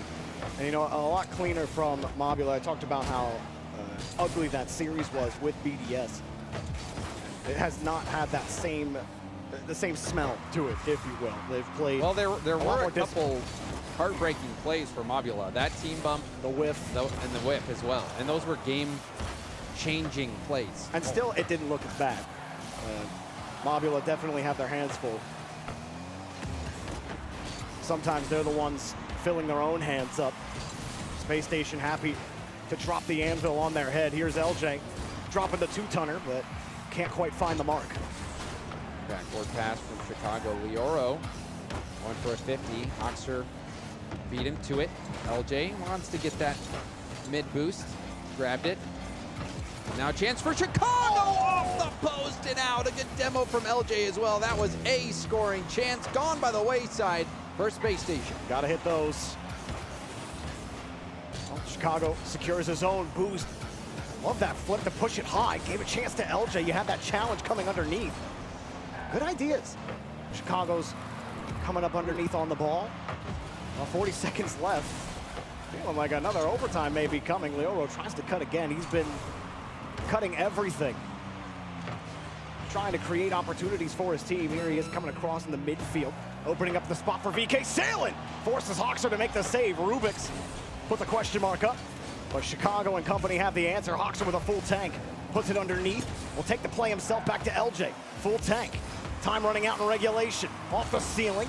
Leoro has the catch and no bounce for Space Station to work with. Hoxer has to create his own bounce. Chicago looking for the castle. And instead, the queen comes out. VK Sailing comes across, looking for the quick shot. Leoro is denied by Hoxer. Chicago just trying to protect the rock. And that one goes away from Space Station. Mobula want to play ball. And it goes across. They might get it. VK got it up against the wall. They got the bump. Rubix gets the 50, but it should come straight down. We got overtime. Another overtime. Will this one end differently? LJ took matters into his own hands and got the win for Space Station last game. Team Mobula, they're going to be heading down into that 0-2 round unless they can scrounge up a goal here.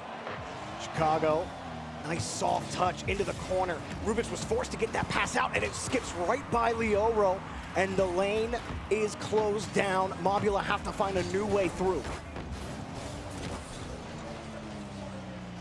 You had those chances again. Like that back pass, skipping by Leoro, those little things can be all the difference in a series like this, especially when it's been one goal every single game. When you've had your second overtime in 3 games.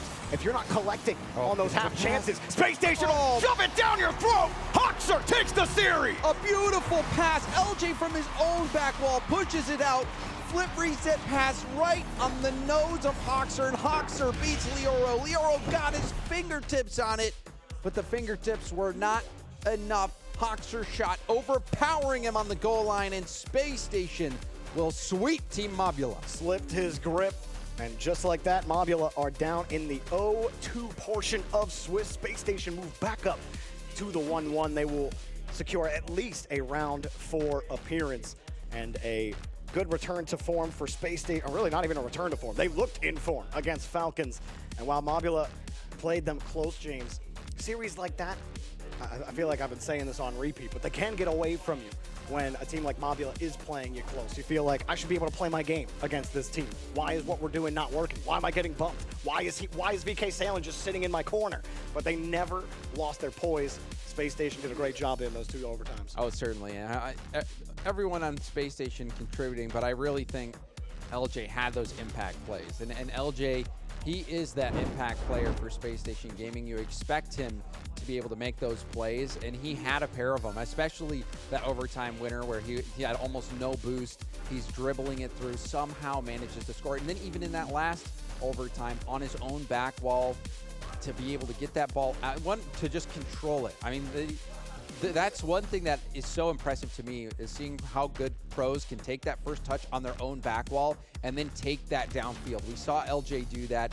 Perfect flip reset pass and a great shot from Hoxer to seal the deal. Well, APAC and Sub-Saharan Africa find themselves in the 0-2 portion of Swiss as their competitors move back up into the middle part of Swiss. We got a lot more action to finish out round 2. 2 more matches here on the B stream. I believe the main stream just started with their next match, so go ahead and catch that. We go to a short break. We'll be back soon.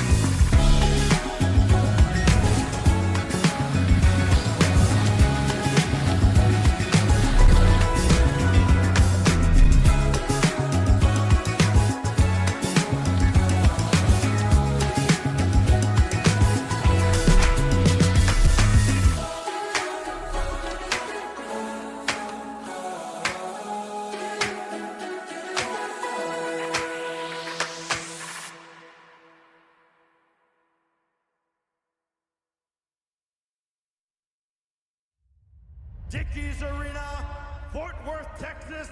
Welcome to Championship Sunday. This is the moment. Here, now, the final countdown to the final chapter. No back and forth, it's turn after turn, bumps it off, now comes the follow! No one from G2's there, they went for the dunk. Now Monkey moves downfield, a pass in front! We are going to Champions Field!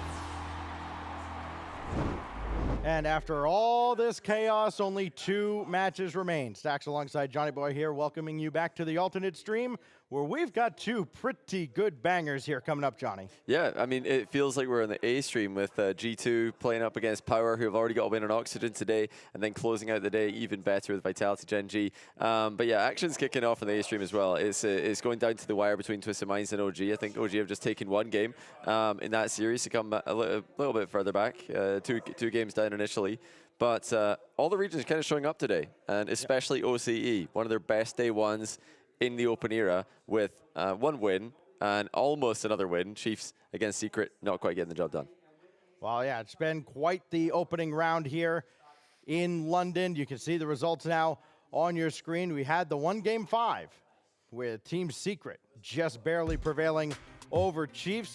You mentioned it though, Johnny. OCE has looked pretty solid here, and now we're going to see the best team that, maybe the best team that Oceania has ever sent to a LAN. And maybe there are some teams in the past that could claim that, but Team Power going up against G2 here in our penultimate match over on this stream should be quite the barn burner.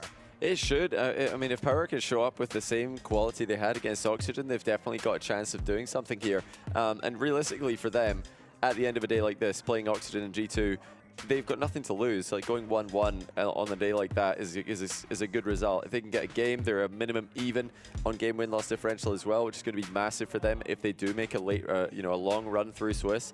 As for G2 though, they're looking for perfection. They started off the day with an easy 3-0, and that's the only acceptable result here as well, with the chance to go perfect on day 1.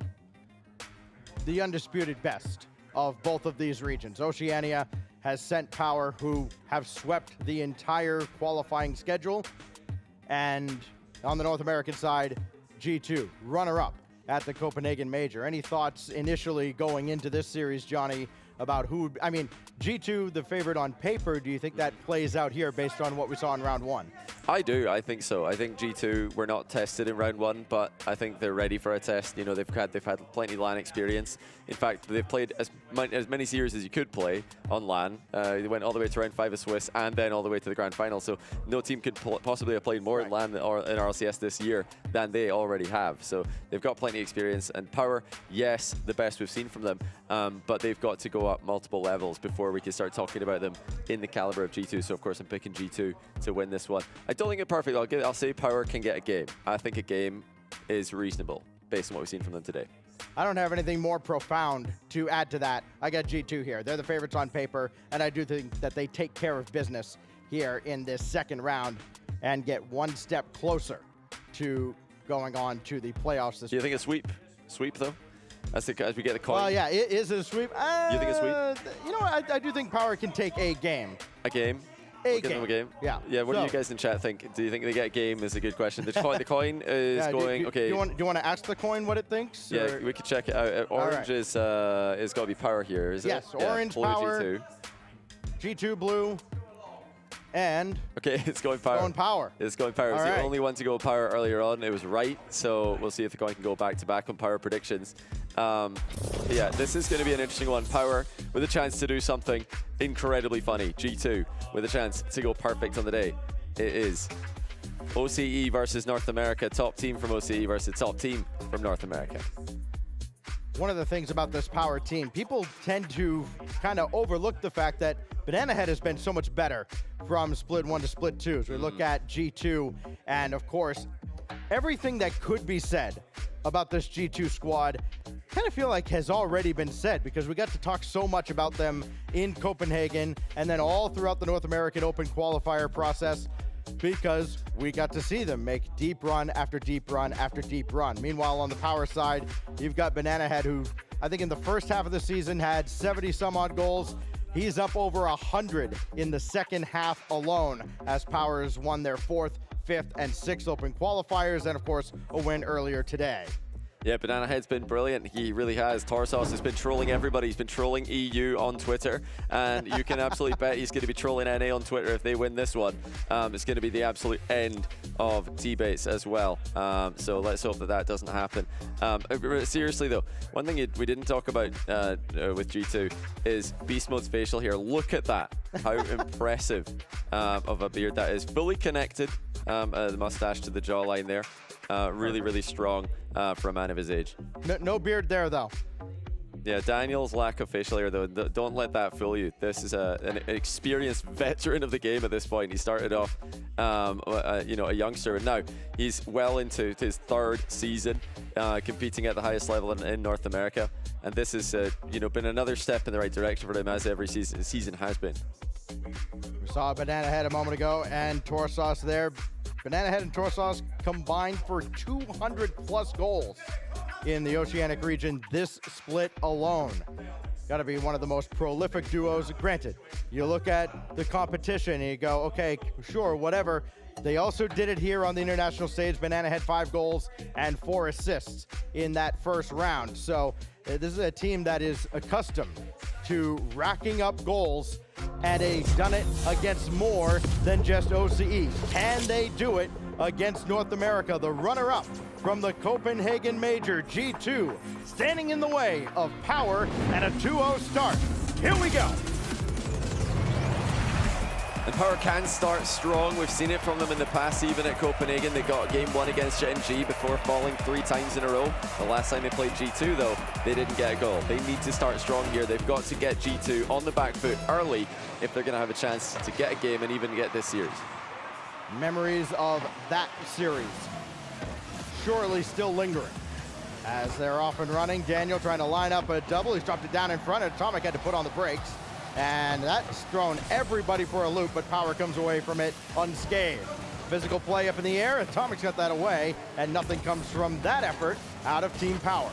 Yeah, G2 saw that one a mile away. The air double bump pass was a little bit telegraphed, so Atomic was able to dive in from the side and help out his teammate who was being bumped away from the play. Air double bump passes have been a real threat for every region this season, it seems, but now teams are more familiar with it than ever. Almost puts a premium on being more proactive defensively. Power right now scrambling, stuck in their net, and another shot sails high from Atomic. Daniel will try his luck going low and scores. Well, eventually, crossbar challenge turned into a shot on target. Atomic there looked like he might have missed it a bit too far right of the net, but he's able to get round the ball and put it back into the middle himself. And unlike G2, who had multiple defenders ready to go, it was just the one at the back for Power who had boost there. Banana Head, only player who had boost. They were not able to keep up with all of G2. And this, of course, bad news statistically for Power. Yes, you're trailing, sure.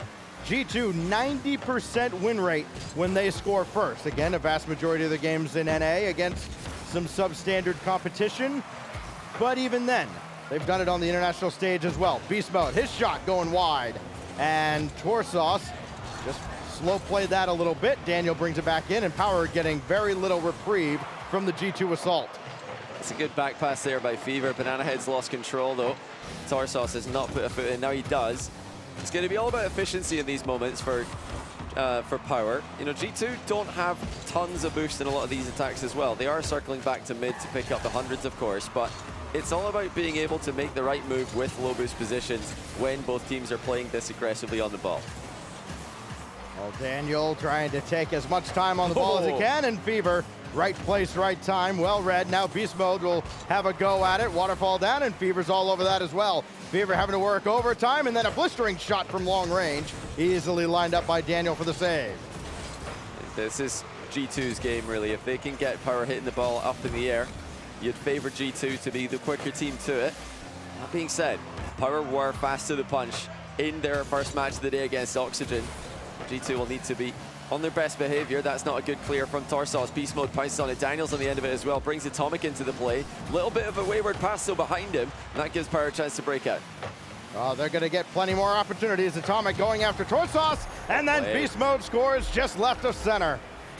Yeah, it looks a bit frustration there from Fever as this goal went in, as he didn't have any boost. Again, that's the second time that Power have conceded, and Fever's got 0 boost. And, you know, part of that is G2 stealing away those corners, but Power are not being disciplined on small boost. You've got to just sit there with 12 sometimes. You've got to just sit with 20. You can't be firing the boost button and using up all those small boost pads they should know already. This is one of G2's strategies. Just poke the ball near your net, seal the big boost away. Same thing at the other side. Power need to be more efficient than this. That's a good save by Banana Head. And notice he's used all of his boost to get it as well. The biggest problem that Power is going to run into, as you mentioned, just the speed factor. And G2 can move very quickly downfield, and that's something that Power, if you want to look for flaws in their game, you can point to a little bit of susceptibility to the quick counter-attacking styles, and you see a lot of that on the international stage, trying to work deliberately down the field as a team, but that shot comes from so far out, Beast Mode had all day to line up and save. Yeah, but I'd like to see more passes even. I mean, they chained together 3 or 4 there. We'd like to see even more. Like I said, they're quite far away as they're taking the shot, so why not pass one more time? Make G2 think about it. G2 at the moment, they're not really lunging in when Power have the ball. They're letting them have it, and really just only taking clear-cut chances. Oh, Torsos, that's the wrong goal! And it's in the top corner. He's having a laugh about that one. But Beast Mode's gotten the goal credit with a clear out of his own half. Banana Head got a touch sideways, and then in comes Torsos. Top pins, have it. Yeah, love to see the spray chart on own goals out of the entire Oceanic region, as Torsos, yes, does get a goal. And we talked about how Power doesn't really score against G2 with a limited sample size. Well, that one won't count. They've technically scored. Yeah. Well, here goes Daniel after another stop from the G2 side with minimal pressure. Everybody bunched up in the corner, nobody at the net, and how about a 4-0 lead? Oh, what finish as well. But yeah, his head scratching for Power here. But I mean, what are they doing at the near post? I mean, Torsos, as if an own goal wasn't already bad enough. He's just completely bulldozed Banana Head out of the way. They both had boosts to play with. What are they doing all packing in the back corner like this? I mean, they're making it easy for G2 there, who don't need an easy job. They're doing just fine in every other aspect of this matchup already. Don't need to be giving them easy goals. Well, G2 might be able to pad some stats, which will make some of our colleagues very happy in the fantasy front, as this one has run away from Team Power in game 1. Torsos trying to get something on the board. Banana Head running forward, but he couldn't really factor into the play. Daniel was already over top of him, so Atomic from the center line, drop it down to Beast Mode and put another one in. Yeah, it's a go next situation for Power here. Mentally, they have checked out of this game. It's a great pass there from Atomic down to Beast Mode, who's in a wide position, making the pass very easy to receive. But this is all about now Power's ability to regain. We saw a great regain earlier on today between Space Station and Falcons. Falcons took down Space Station 7-0 in game 1. Space Station bounced back and won the next 2 games. That's what Power need to be doing here, is just make sure that they don't have any of these unforced errors and just play a disciplined game with low boost. Beast Mode has a chance to tie a LAN record with about 7 other people, it seems, as Killers earlier picked up 5 goals in a game. Beast Mode sitting on 4. He's forward. He's got a 5th. Well, there it is, Beast Mode. 5 goals in 1 game. And I think one of the other players he ties with that one is Banana Head, who's opposite him right now. So they've all got 5 goals in a game. Can he get 6 though? He got 5 Why seconds not? left. It feels so weird. We've seen guys get to 5 with like a minute left in some of these mismatches. Oh, they're faking a kickoff. They're trying it. Yeah, Beast Mode. Full tank of boost, but he's stuck in his own back wall. That goes ahead to Daniel. Backboard. Beast Mode for the record. No! On the goal line. And that's about all the drama we're going to get out of game 1. I can't believe I've never seen a player look more shocked than Daniel there with a 6-0 win. I think they were onto it there. I think they knew that Beast Mode was on the record. They tried to get the ball to him with that backboard pass. And it wasn't meant to be. He'll have to settle to tie the record. I don't think you're going to be too upset about that. Right. But yeah, for Power, I mean, that is just not the game that they need to be playing right now. There's a disorganized mess in defense. And we can attribute part of that to G2 starving their boost, but several occasions Power are just wasting what little they do have. And even when they did have boost, it's not like they used it effectively. We're just having own goals, we're having team bumps, and they've got to massively step it up here if they're going to have a chance to get a game, as we both predicted. I'm taking it back. I don't think we get it. Yeah, no, you have to rescind it after that. That was, if that was a fight, it would have been stopped at about the 3-minute mark, as G2 dominant 982 game score out of Beast Mode with his 5 goals from 8 shots. He even had a few saves in there as well. Just Beast Mode all over the place and a living nightmare for Team Power to deal with. However, that is only game 1, and now you get a clean slate-ish going into game 2. Well, the worrying thing for me when it comes to Power and taking bad losses like this is their heads can go down, and you can see that they were a bit frustrated in that last game. You don't need to be an expert in psychology or reading their body language to tell that they're definitely not proud of that performance. And we have seen them fall apart before this season. After one bad game, it can just all go downhill. Can they reset? Can they just play this one out? I mean, we're back to zeros, of course, as we always are in Rocket League. Let's see if Power can play any better from that 0-0 score. Well, maybe they can, back at the hotel, ask Furia to borrow their beanbags or whatever. They're bouncing on their hand to try and just stay loose. Anything at this point would be welcome for Team Power. They do have a fresh sheet here in game 2. Cross-court pass over to Beast Mode, back to Atomic, double tap. Oh, fake. Oh, it's all a double fake, and Daniel finishes the play. This is beautiful from the first. I mean, the play goes back earlier than the replay, in fact, because they've had an intentional 50-50 loss there to pass the ball back, then 2 passes across the box, double tap fake into a top bin shot. I mean, it's all there for G2, and Power are not challenging any aspect of it. They're just one step behind the entire way. And again, looking a bit frustrated. They thought this was going to be a bit closer than this. They've again yet to score against this G2 team now. 4 games and counting. Could it be 5? Yes, it's looking like it as Beast Mode puts in another goal, mercilessly adding to their tally. 6 in the series now. Part of the process of a long season like this is learning things along the way. And I know, Johnny, one of the things you pointed out from Gentlemate's win over G2 in the finals is losing those 50s. We're seeing G2 just kind of put that into their bag of tricks, utilize that a little bit more, and Team Power are not able to contend with it at all. Beast Mode at another. Tell you what, forget about goals in a game. Actually, after getting so close, there may be a conscious effort to try and get him there at this point, and it seems like he's going to score as many as he wants to and no less. Well, from this point on, it's more likely to have Beast Mode beating the all-time record for goals in a game than Power coming back and winning this, because they are just not in this game. You can see that mentally they have just not got any kind of positivity, and that's going to affect their confidence. That's going to affect their ability to just stay focused. But can Power find anything here? Can they, first of all, stop conceding goals? That's step 1. Well, this kicks right out to Banana Head. A soft pass to Torsos that got picked off. Never had a chance to get to the target. Atomic can't get a shot through. He's the only one who hasn't scored yet for G2. He just kind of chopped liver out there after Beast Mode's dropped in 7 and Daniel's got a pair. Atomic has that go over his head. Daniel's got to run back and he can't recover as Fever gets one on the board for Power. Well, they've got one. There you go, Power. You've done it. Banana Head chases Daniel out of position. Even got a bit of a bump on him, so that's massively affected Daniel's recovery. And that was enough time for Fever to slot from distance. Power on the board. But can they build on that? It still, to me, feels like G2 are going to score the next 3 or 4 goals. Well, Daniel met by Banana Head there as Team Power maybe playing with just a little bit of renewed energy now. Got a boatload of time to come back in this game. If G2 could score that many so quickly, why not Power with the balance of the time remaining? Torsos can't get through Daniel. It pinballs around, still loose in front. Fever can't ricochet it through, and Beast Mode comes to clean up the mess. Oh, that's good play again from Power to create something out of nothing there. Beast Mode just able to get that key touch clear, but now G2 the other way, threatening with every single attack. Even when they're boosted themselves, they're still able to create goal-scoring opportunities. This is a much better start to the event for G2. They have picked up right where they left off in Copenhagen. Looking back at Copenhagen, it wasn't a strong start in Swiss in that event, so this is exactly what G2 need if they're going to go one step further in London than they did before.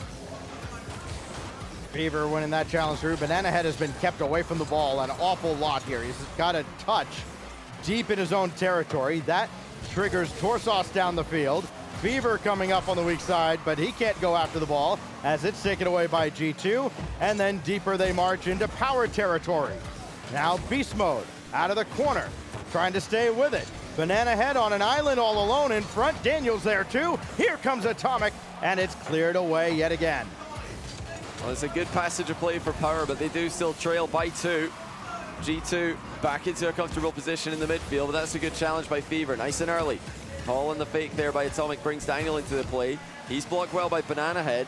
With 90 seconds to go, Power will start to want a little bit more. They have brought G2 back just a little bit here. They've reined them in, but that 2-goal lead is just seemingly insurmountable at this point. G2 have stabilized. G2 went from all laughs and smiles to just kind of a stoic face for a moment, like, wait a minute. They didn't just roll over and die. All right, here goes Fever. Try to center it. Oh, Torsos and Banana Head trying to charge forward, and neither took command.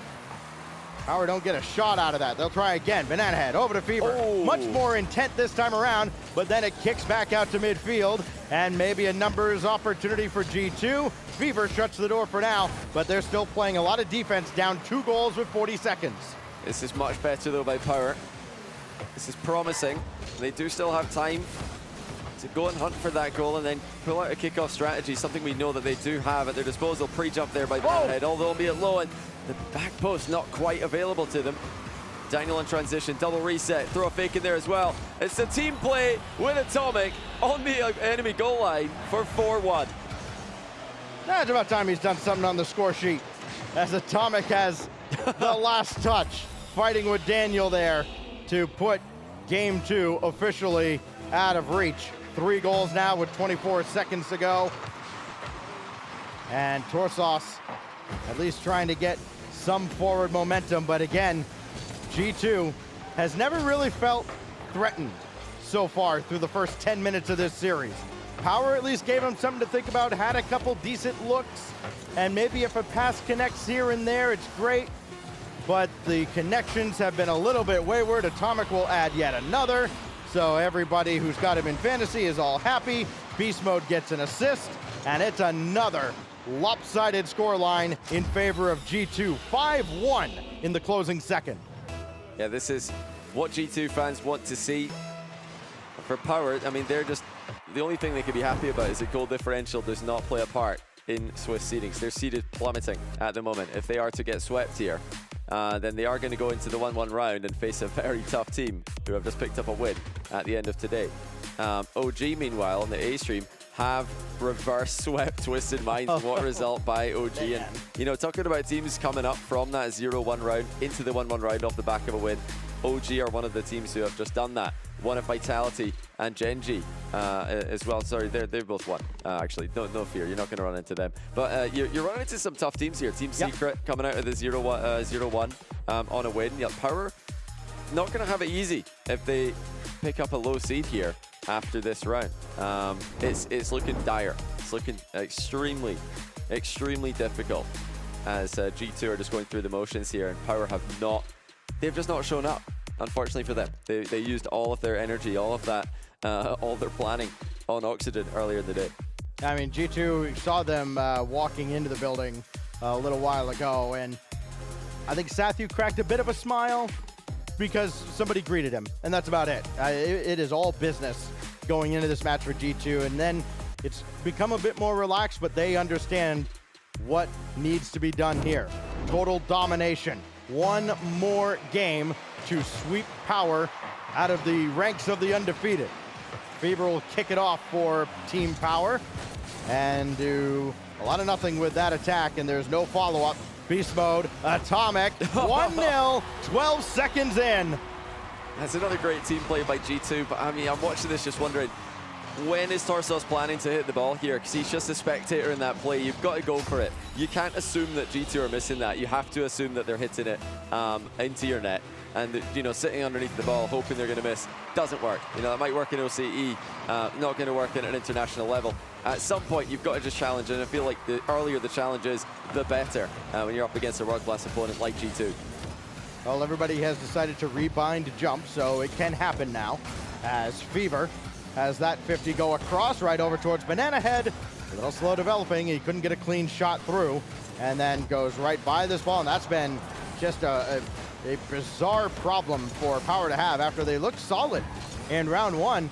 There have just been a lot of whiffs, and sometimes you can go, well, actually, there was a fake, and they were trying to leave it behind. Like, no, they're just missing the ball sometimes. Daniel only plays to go off his own backboard. Atomic's got it cleared, and Power have to reset.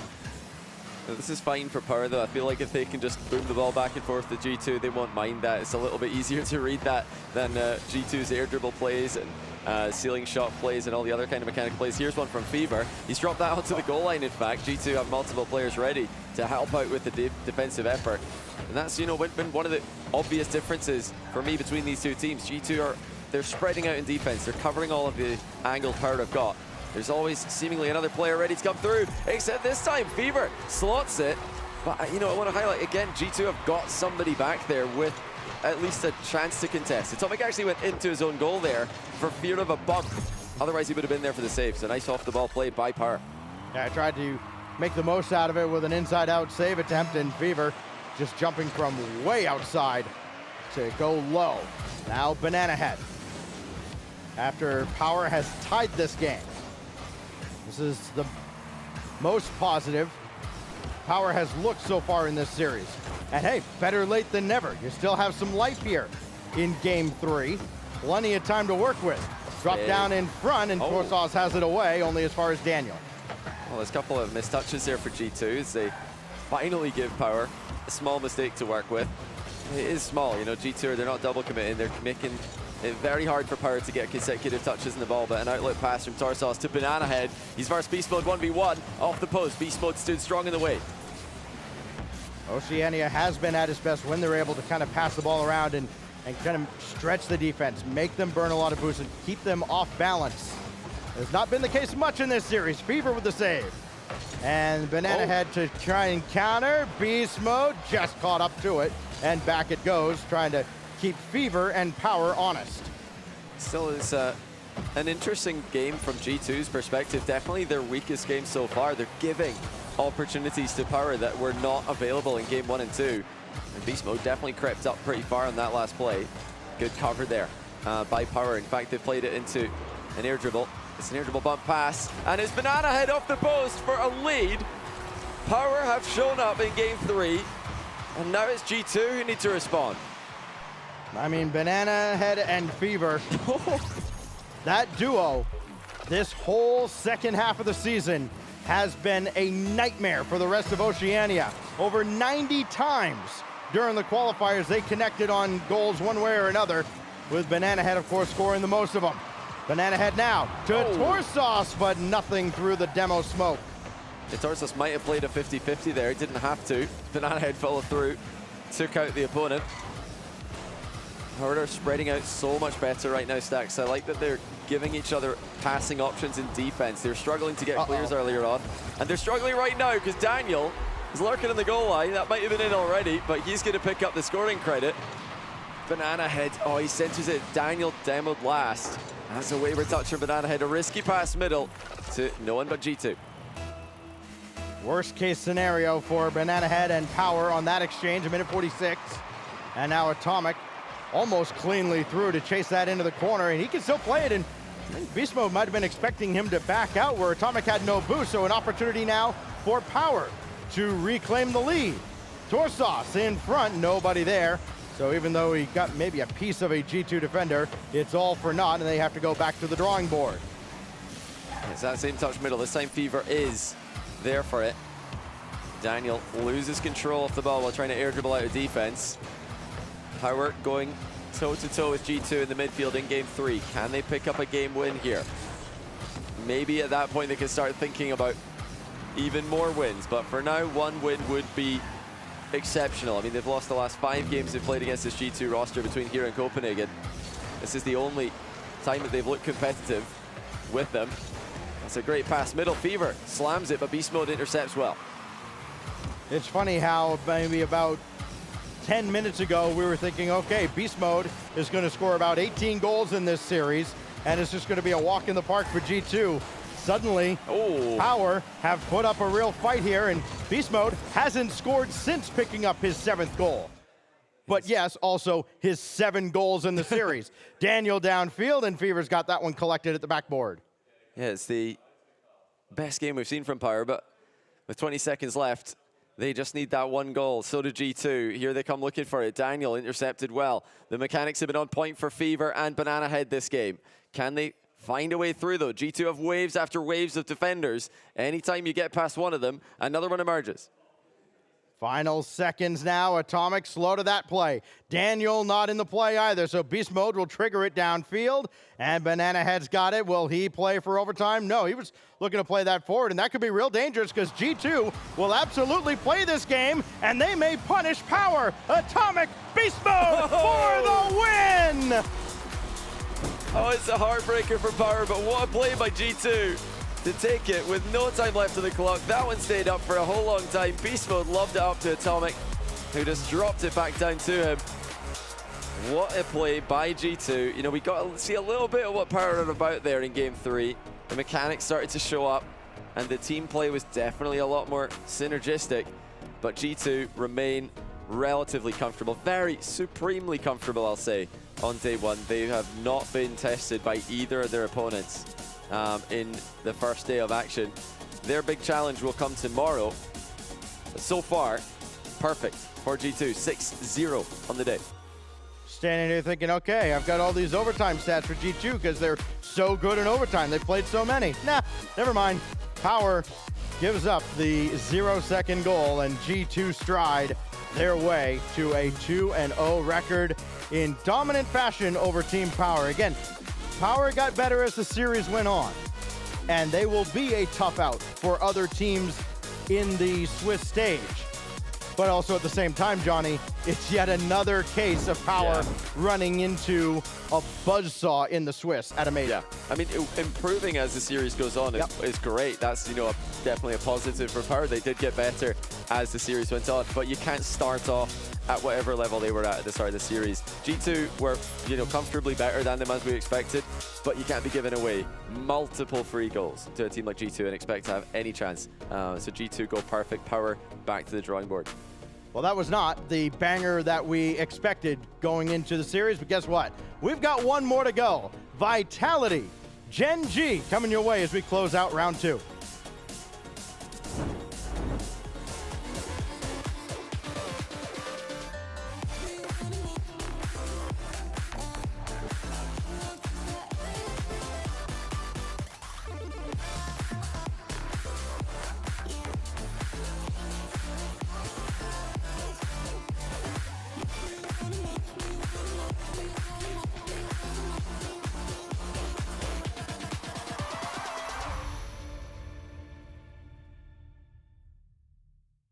Nice play.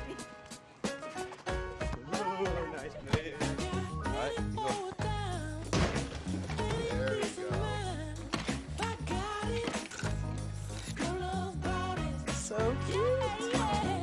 At Ally, we're helping millions save more for the things that matter most to them. Whatever you're saving for, we're all better off with an Ally. Get back to work. Dickies Arena, Fort Worth, Texas, welcome to Championship Sunday. This is the moment, here, now, the final countdown to the final chapter. No back and forth, it's turn after turn, bumps it off, now comes the follow. No one from G2's there, they went for the dunk. Now Monkey moves downfield, a pass in front. We are going to Champions Field.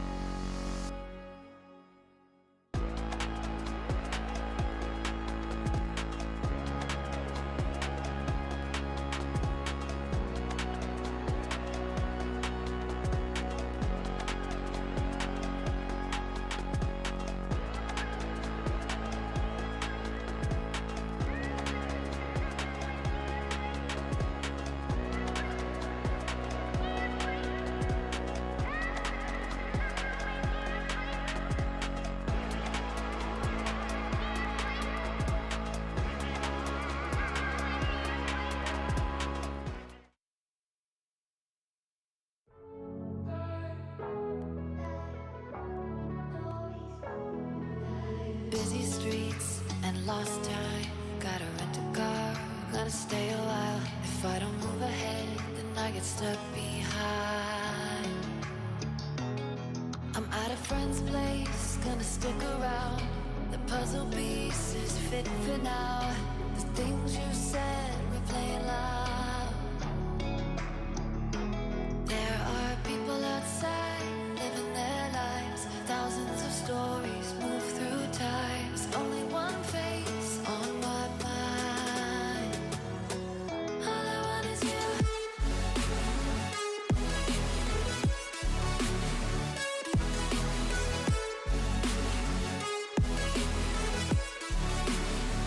All I want is you.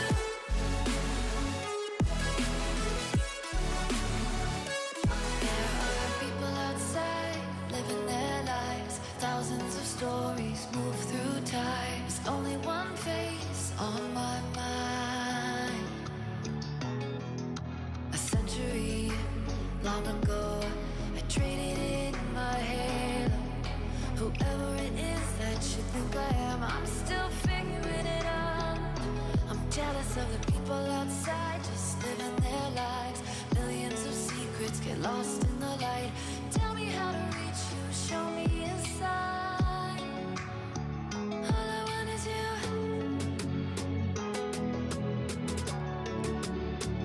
All I want is you.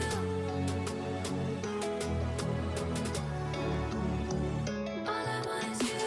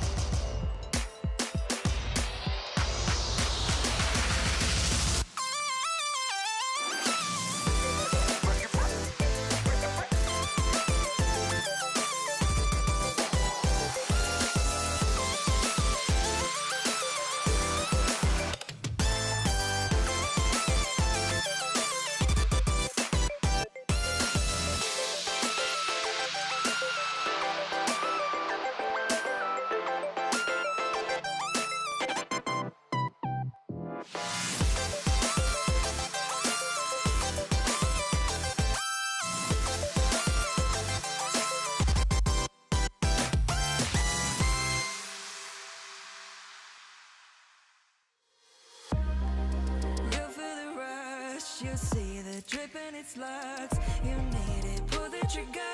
Got you feeling, got you feeling. The world is yours only if you take it.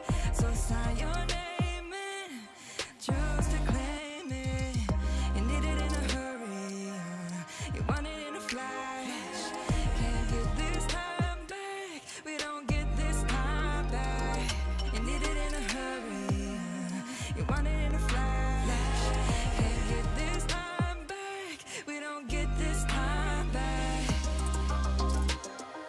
The way you choose now, the way you choose now. So the way you choose now, the way you choose now.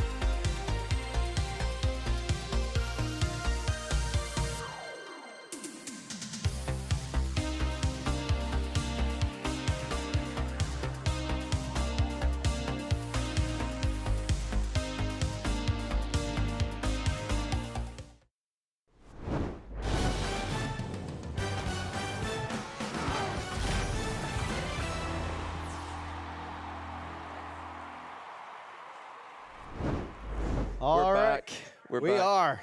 Sorry, Thax, I thought you wanted me to come in here. Ah, He's go right getting ahead. himself sorted. If you guys don't get to see Stacks right before going live. He's like getting his headset in a position. He's typing in Twitch chat to all of you guys, and he's like, oh yeah. So anyway, welcome back to the alt stream. We're speed running today. Yes. It's in fact been all sweeps as far as I'm aware. So yeah, we're miles ahead.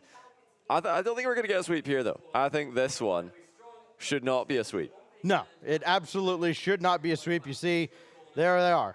All sweeps. We have one Game 5 over on the mainstream. But now you see one match down at the very bottom. Yes, we've got Team Vitality and Gen.G Mobile 1 Racing. And my gosh, if this one turns into a sweep, Johnny, then I'll just assume that the Rocket Gods want us to get on out of here, have as little of me on camera as possible. I agree, by the way. And just let's go. Watch the Yeah, A we'll stream. watch the rest on the mainstream. They're a match behind us for crying out loud. Yeah, they've got Furia Gentlemates right now, and they still have BDS Falcons coming up later. Oh, it's BDS Falcons now, sorry. Yeah. Furia Gentlemates, which should be actually, I mean, another close match. They could be going all Game 5s over on the A stream, so they're going to be around for a while. But for us here, yes, I don't think we're going to have a sweep. But if there is going to be a sweep, I think it would be Vitality doing the sweeping, if I had to guess. But would you agree with that? If it is a sweep, if somebody told you this is guaranteed to be a sweep, who would you think swept? Yes, if you told me it's going to be a sweep, I would tell you Vitality won. I think Vitality is going to win. Okay. We can get that out of the way, certainly. Likewise, I think that, Vitality is their favorite here, and I've tried to go for some upsets today. It has not worked out. Curious to see what you guys think in the chat as well, but also the almighty coin. I offered Johnny the option to flip it, and he's like, no, earlier today, I just kind of did this, and it didn't really flip. So it's it was kind of like bit making rigged. a pizza, right? A little bit rigged, yeah. I don't want to get that happen. You did a great job, so Yeah, I'm all right. going to just leave it I up mean, to you I've been showing off with this thing, He so has. why not? We've got, actually, I think it's Vitality is Blue on Vitality. blue. They are Vitality's wearing on blue blue. today, Yeah. so that makes sense. And Gen.G are orange. Gen.G is on the orange. All right. There it is. We've got Team Vitality with the coin as well. So it is unanimous, and therefore it is written in stone that Vitality is going to win in a 3-0 sweep, and I guess you don't even need to watch this. But let's talk about the series coming up here, Johnny, with Vitality, the reigning world champions, and it's easy to kind of forget that because of what Gentlemates did in Copenhagen, but they are the reigning world champions, and they've got nice new kits.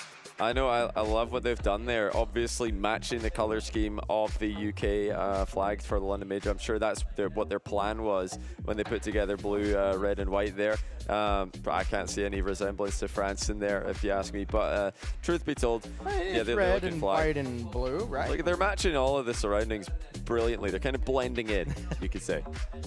Well, it's great. So then when they come back over to North America for a LAN, they could take the American crowd and have them behind them again. It could be that, yeah. They thought, you know what? This jersey is going to do great in the UK and in America. Zen signed with this organization through 2026. I think they signed Zywoo as well. So basically going all in, making those two the faces of Team Vitality for the foreseeable future.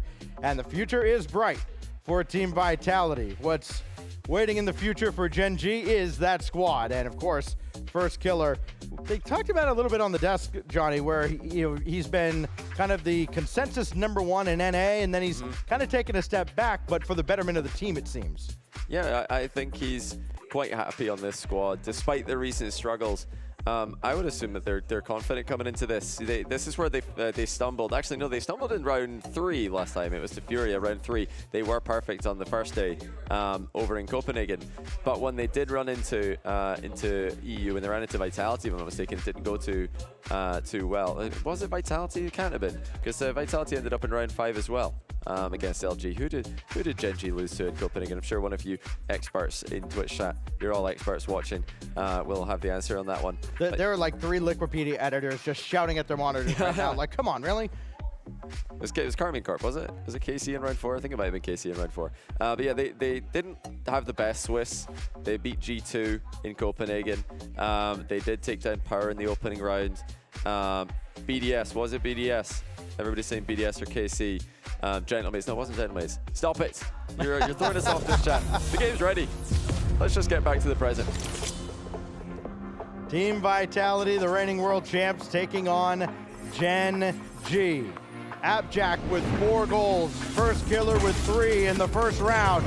Can they continue it against the reigning champs? Let's find out. We kick it off on Manfield, as always, the nice new London-themed ball in game.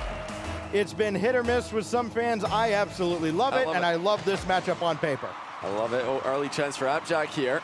He's denied by the recovered Vitality player.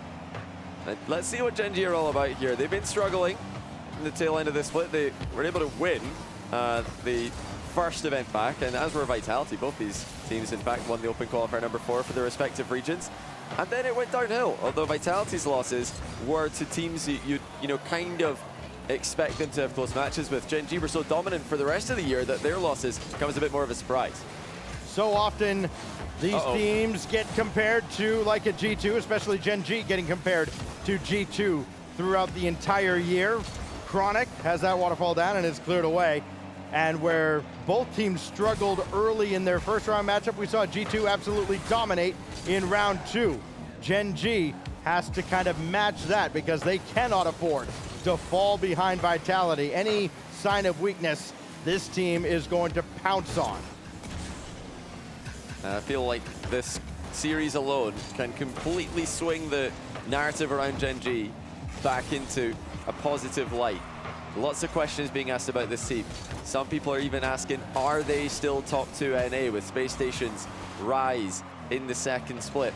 I personally think they are, and they're already knocking on the door of Vitality's net. Teams look evenly matched so far. But just one series win here, I think, would propel Gen.G back into contention. If you don't already think this team can win the event, beating Vitality in Swiss would probably push you over the edge and add them to your list of contenders.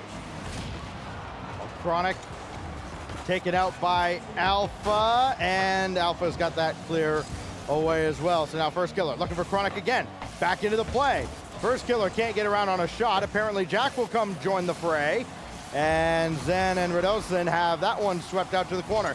Shot after shot, opportunity after opportunity, but nothing too threatening. And then on the other side, Radosin just tap dances around G2. Yeah, Gen.G had constant pressure there, but they got a little bit overextended. And Radosin's done brilliantly there, passing to himself off the backboard to outplay apparently Jack, who had the boost advantage on him. And Radosin slots the open net comfortably down the middle, starts bouncing on his chair in celebration. Vitality off to the perfect start in game 1.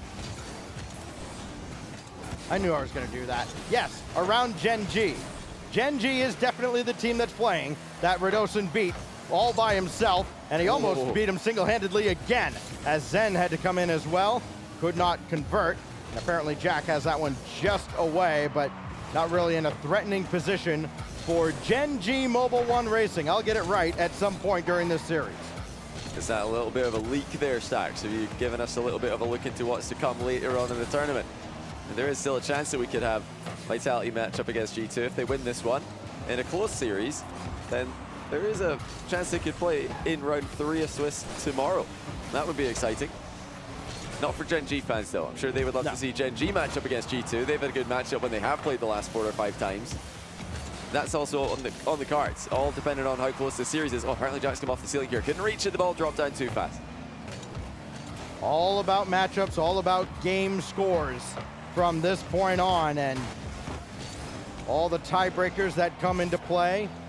Whether or not you won the previous round or you're coming from the loser's end. Here goes Alpha over towards Zen, and apparently Jack in the way.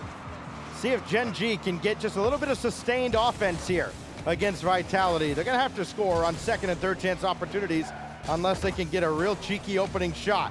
Zen going to work again through Jack. Alpha 54 is there, he'll circle around, give away to Radosin, and that just kind of fell apart for Vitality. Well, apparently Jack was one of the pros with the highest praise for Zen before Zen debuted. No, what pass that is by my Zen. Gosh. Radosin finishes it off, but how about this for an angle pass, double tap mid from Zen. He put that on target, and Radosin was there to make sure. The whole time I'm looking at that like, I mean, the net's open. There's no way he scores it. And then, you know, I had to remind myself, it is Zen. He gets just an assist for that play, but a 2-0 lead for Vitality.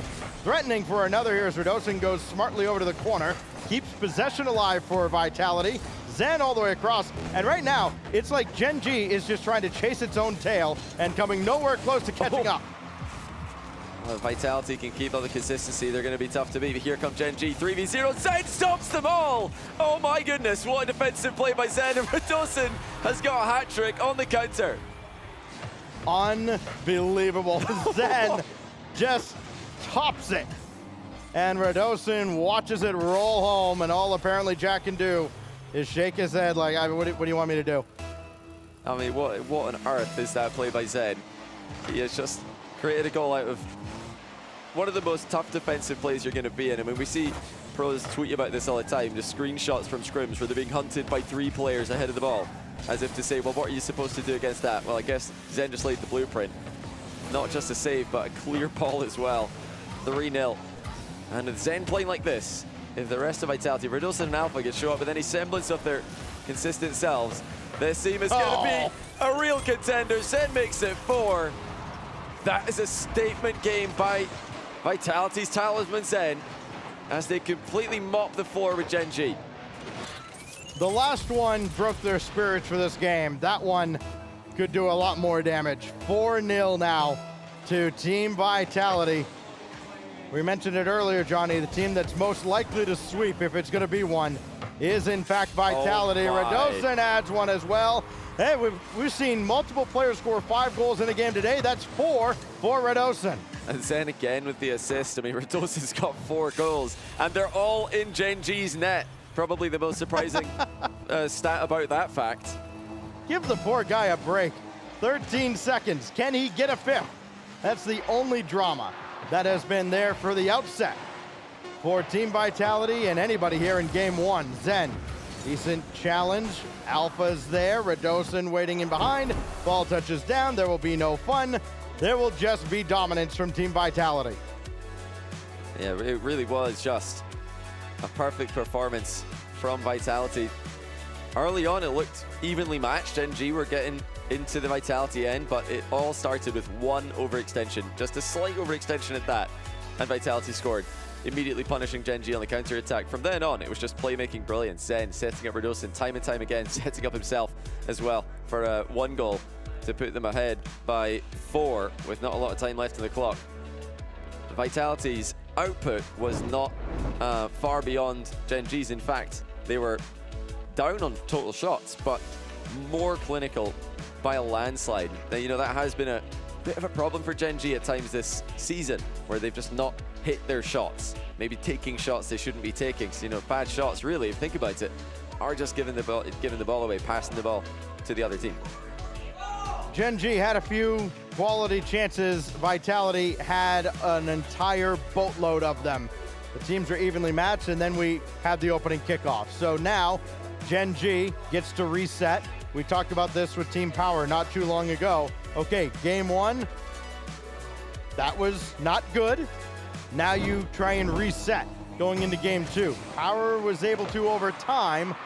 Gen.G, I think that window's going to be a lot smaller with a team like Vitality on the other side, but they have certainly the talent to make up for it. First killer demolished, Chronic force back, and we will have a pause as we've got a problem over in the B-Stream area with Vitality and Gen.G in a scoreless tie very early on in game 2. So almost certainly just restarting from a fresh 5 minutes. I think is kind of the protocol in the first 20 seconds or so.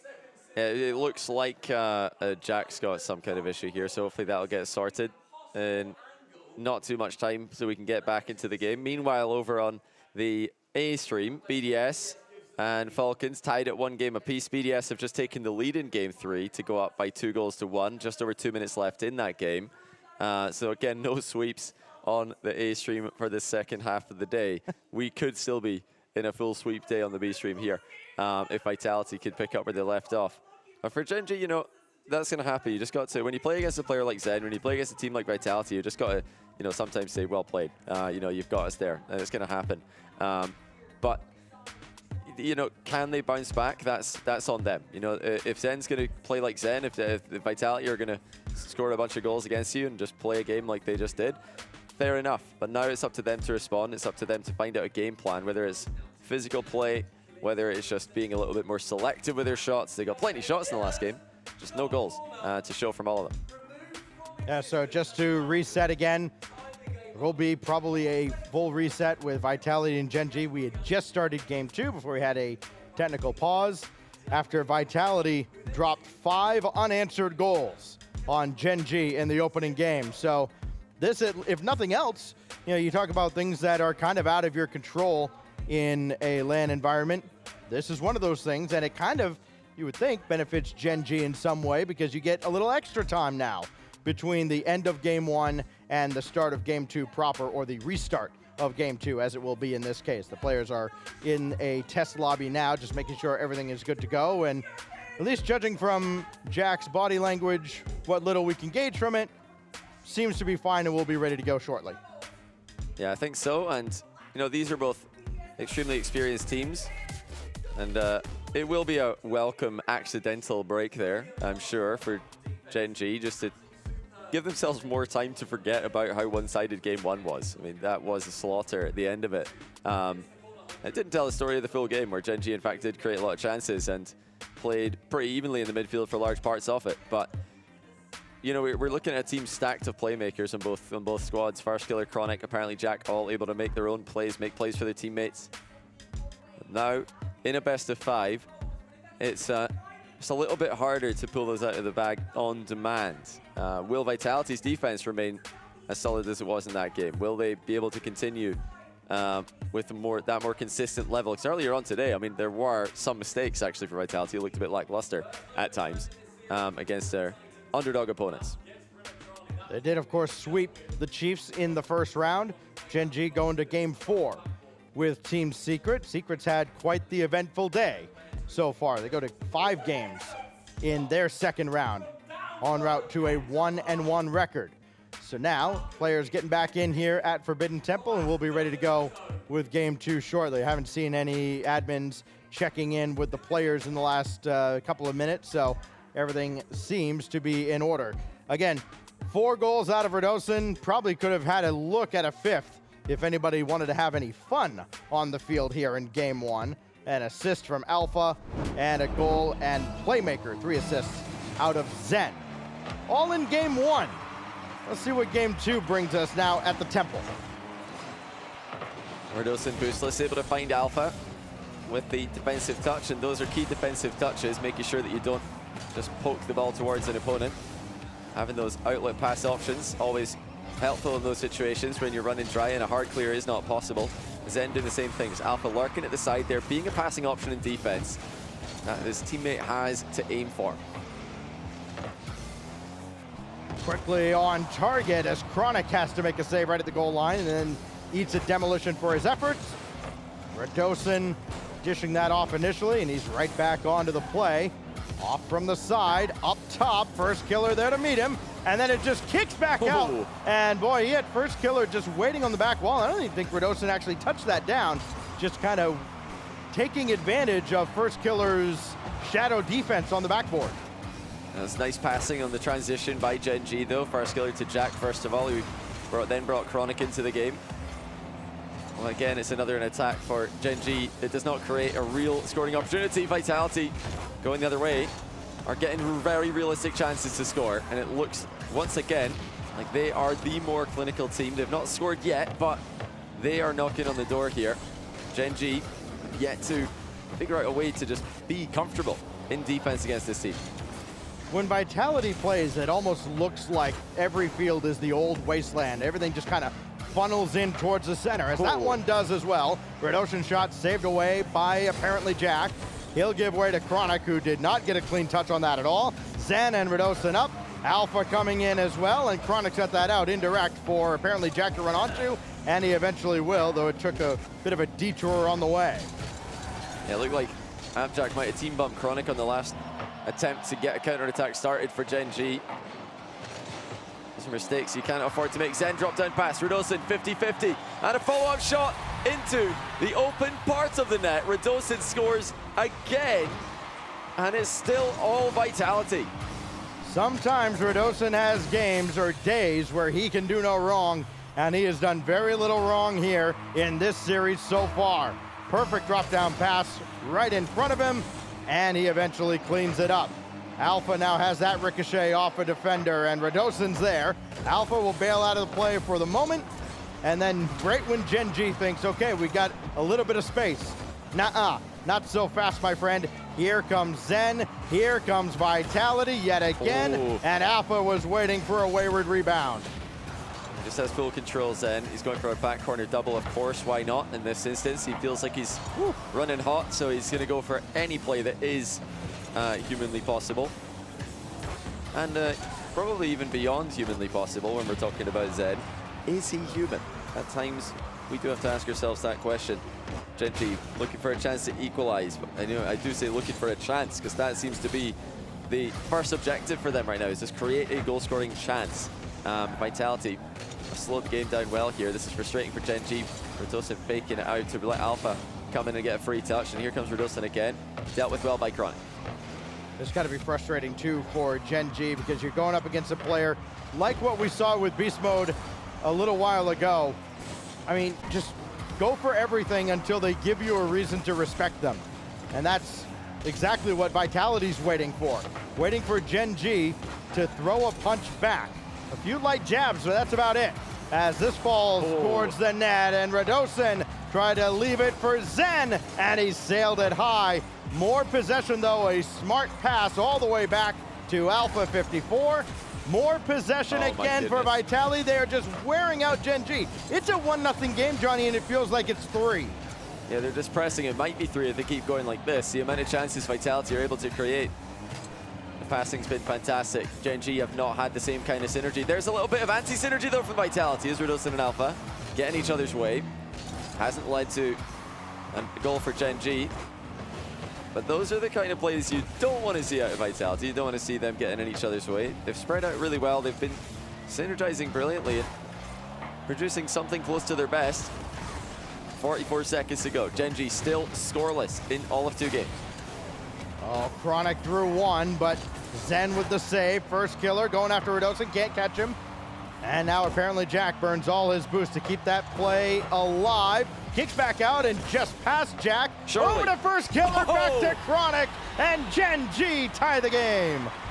Huge momentum swing there for Gen.G as first killer and Chronic combined with the 1-2 passing play. And Zen couldn't get there in time. Equalizer for Gen.G after nearly 10 minutes without a goal. They've got a chance now to tie the series. 1-1 with 26 seconds. And while it may have felt like 3-0, 1 strike was all Gen.G needed. They've got it, but now they got to defend here for the last 15 seconds, perhaps. Radosin slips 1 through. First killer can only watch it go by, and a little bit of frustration. I mean, he just goes. Chronic can easily beat Radosin to that ball, but he thought Radosin would know that and therefore back off. But Radosin knows that Chronic knows he could beat him to the ball, so he just went for it. Genius ball chase by Radosin. And now the half-float kickoff comes through for Vitality. They're into midfield play so without a scathe, and they could be about to take a 2-0 lead. He's earning his salary here.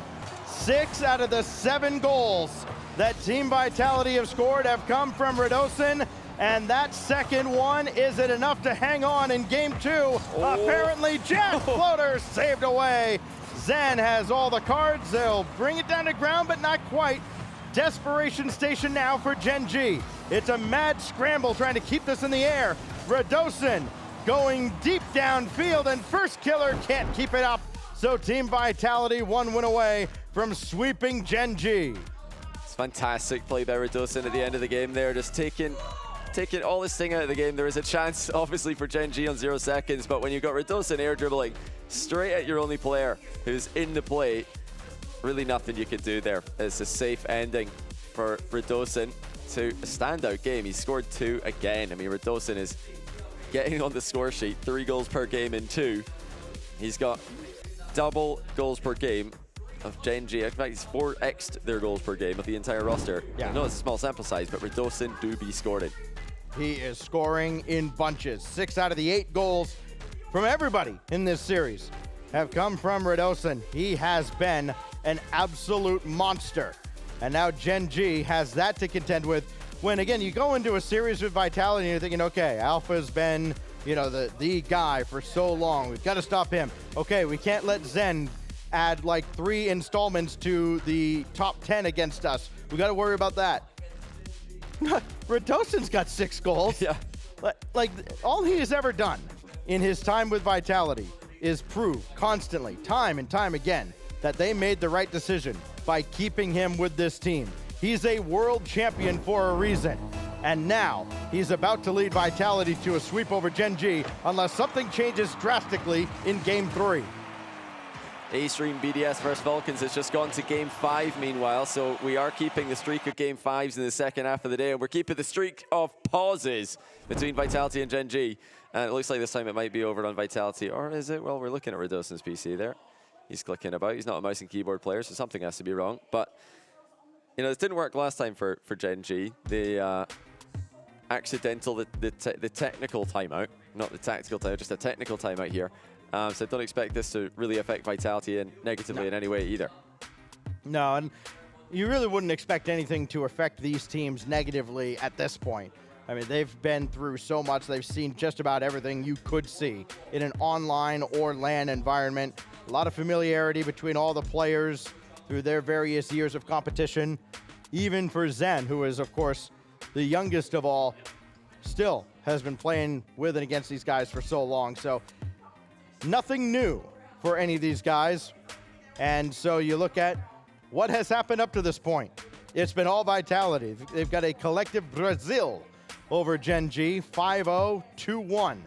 These first couple of games, obviously very drastically different score lines, Johnny, but even that second game, where it was just a 1-goal game and you had some late heroics from who else but Radosin, it still felt like Vitality controlled at least 70% of that game.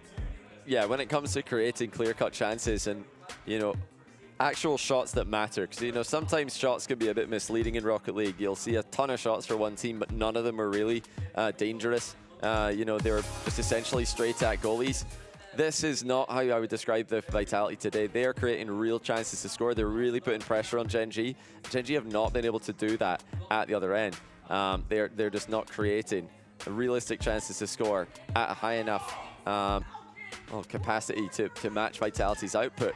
You know, Gen.G, they've got the star power, they've got the quality. Right now, I think we can all see clearly it's just that difference in mental. Vitality have locked in again. They are right back to their best, it would seem, with Radosin just being an absolute terror on the pitch. And that, I think, probably the goal that shows so clearly to me that Radosin is back, at least for now, is that just it's a lot of you in ranked would just call it like the brain dead challenge, where he knows Chronic is closer to the ball than him, but he goes anyway. And, you know, one in chat, if you've been in defense closer to the ball than anyone else, and then the opponent just goes straight for the ball anyway, scores on you, and you've called out in comms that, you know, he's got, you know, the player's got no brain. He just, you know, went for the ball for no reason. That can work at all levels of Rocket League, just going when your opponent doesn't think you're going to go. And that's what Radosin's all about. He just goes. He's forcing Chronic to do something. And in the off chance that Chronic doesn't do anything, well, you've just scored a goal, which is what happened in this game. One of these days, collectively, the community will give Radosin the respect that he has earned. Here we go. Game 3, part 2, as we reset from a 5-minute kickoff, and it is Vitality with triple match point behind 6 goals from Radosin. Zen through the corner. One more touch. Oh, he's put it on target and in! Are you kidding? I mean, Gen.G had all the time to watch this one go in, but that didn't give them any more of a chance to save it. Zen has just pulled a shot out of nowhere. Apjack and Farskiller were both between the ball and the goal, but they had no idea Zen was able to get under it and put that on target. That's the second goal in a row that's been scored from that area where Firstkiller's been able to make a play on it and just fooled by it. As Zen will pop one away. And now Alpha, hard to the back wall and cleared out by First. But that doesn't do anything. It gives the ball right back to Vitality. Now Gen.G's back on it. Jack has Firstkiller at midfield. He had to avoid a bump and gets back into the play. And Jack can't tuck that in on the near side. Oh, everything coming up Vitality. Oh, coming to a YouTube video near you on Jack's channel. And it's an open net for me to miss, of course, as he just completely blunders it into the post. It looked harder to miss than it was to score, but he's found a way. And it's at the worst possible time when Gen.G are really struggling, and that would have given them some much needed life to give them plenty time left in the game. Grab an equalizer, really put the pressure on Vitality. Another bouncer. This time, first killer will convert. You don't expect a ball to come out that cleanly off the bounce, but nobody could catch up to it. Alpha just missed on it, and first killer converts. Yeah, Alpha thought he could pre-flip and then catch that at the end of his flip to just deflect it into the back corner. The ball was moving a bit faster than he thought, though, so he didn't get anything on it. That left it uncontested for first killer, who could see that Alpha cannot get back to this. He had flipped already. That communicated to FK, okay, this is just a free shot. I can take my time. Gen.G tie it. They could easily be in front now, and they might be after Jack's done with them on this play. There we go. Just put a goalie in the net, and Jack has a much easier time scoring. And thought there was going to be an assist on this play because you could see Chronic coming up, but no, apparently Jack takes it himself cleanly through, and Gen.G have a very rare lead in this series. Yeah, it's a chance to make this the first Alt-Stream series that's not ended in a sweep. Gen.G do not look comfortable in this matchup, though, and there's a long time left on the clock, so I would be surprised if 2-1 is the final score we have. Now, plenty more to go here. Alpha with Radosin behind him, and why not maybe feed the hot hand? Apparently Jack is there. First killer, just high of the target, and Zen not giving Gen.G the rebound they were looking for. He's still downfield. He grabbed the full boost. Radosin's up as well. Can he tap it down? No, it's saved away. Oh, it's a nice play by Jack to bait Alpha in and take the ball past him. Zen's actually not caught this cleanly. Radosin to the rescue. Gen.G would absolutely love to have a 2-goal lead right now in a matchup that has really not gone their way today. Is this it? No, it's off the bar, and Zen was there anyway. Well, now it is Vitality that's looking like they don't have the same comfort level as they had in the first couple of games. I think they realize now that Gen.G, kind of similar to how G2 has progressed throughout the day, getting better over time. And it may be just enough to prolong this series. What a bump. And now pass across, and apparently Jack was too far behind it. A good spell of play from Gen.G. Got Vitality backed up into a corner here. Backboard just reached in time by Radosin to deny the free bounce. Still 2 minutes to go. Gen.G knocking, looking for that 2-goal advantage. Vitality being tested in defense, but here comes the defensive transition. Zen in front of the ball. Alpha cuts in front of him, and in comes Radosin, who can't stop scoring today. This time gets the double the wrong way. Coming up on a minute and a half remaining in a closeout opportunity for Team Vitality. Alpha, not cleanly through. Not many looks at the Gen.G net, not nearly as many as they'd like to have. Still only need just a small opening. Any mistake from Gen.G, oh, clever play up on the backboard, but well defended by first killer. He can start the counterattack, looking for help. Instead, gonna call his own number and is sent away from the crossbar. Just 1 minute to go. Gen.G are inching closer and closer to that first win, and Jack with a statement goal. This is more like it from Gen.G. Double tap across the goal, in at the far post, over Zen's head. I mean, it's a very polarizing game for Jack. Open net, no, can't do it, impossible. Zen in goal, easy peasy, 2 of 2. Gen.G up by 2 in just barely over a minute left. It's confirmed as well. Falcons in 5 against BDS. Overtime win there. What a stunning match over on the A stream. Falcons again going the distance with the EU 1 seed in round 2 of Swiss. Game 4 for the first time looming here on the alternate stream as we try to close things out. Gen.G, after a couple brilliant goals from Jack, trying to prolong their life in this matchup, and Jack almost caught up to that one as well. But it may be a counterattack opportunity, though Jack's jumped right back into the play. And Alpha put the brakes on in the center of the field. Might have tried to go up after that ball, then Zen jumped in, and again, things are, I don't want to say falling apart for Vitality, but they're not falling into place as smoothly as they have been for the first 10 minutes of this series. Gen.G has battled back. That pass won't reach Alpha, and we'll get to the final 10 seconds, and Gen.G and their fans can finally breathe a little bit easier. We will have a 4th game in this final match of round 2 as Gen.G punches back. And that is huge for Gen.G. The start of the reverse sweep. North America's already got one reverse sweep today. OG over Twisted Minds. Can Gen.G add a second to their tally? And not only that, but put 2 North American teams into the undefeated round. Right now, G2 and Falcons, the 2 teams in there. One of these 2 will join them, and then one of Furia Gentlemaids. We could actually have, if Vitality and Furia win, we'll have one from all of the 4 big regions, NA, EU, SAM, and MENA. But we could also still have 2 of EU or 2 of North America. It depends how this series goes. Well, Vitality get a taste of what Gen.G is capable of. Big game out of apparently Jack, 600+ score.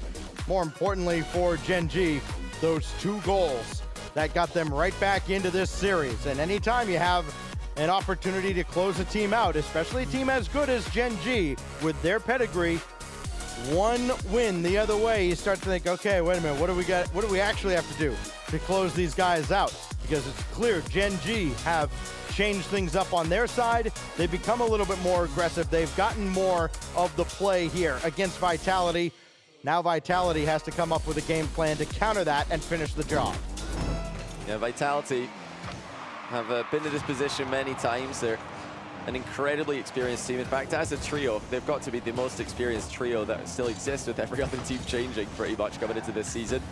So this will not be a problem for them in that respect. But the issues Vitality have had this season is just losing that mojo, losing that feeling that they are just the best team in the pitch, and they're conceding again here. First killer's going to take it after Jack sent it on target with a clean beat on a committed Radosin. Great speed by Jack, and first killer there stat pad a little bit. Well, Gen.G have, again, the full run of things right now in this series. After Vitality was so dominant, outscoring them 7-1 in the first couple of games, Zen can't add one back.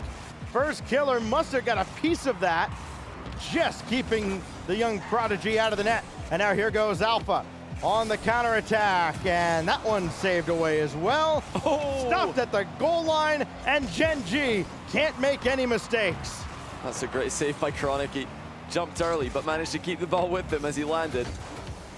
And who's up to stop Zen? Full pitch air dribble attempt from him. Chronic managed to avoid the bump and get a piece of it, but that's only led to Alpha, who's faked it out to get Radosin into the play. Gen.G just starting to play the ball more, though. They're not waiting to see whether or not Vitality are faking it. Yep. They're just playing the ball, and if Vitality are faking, it doesn't matter.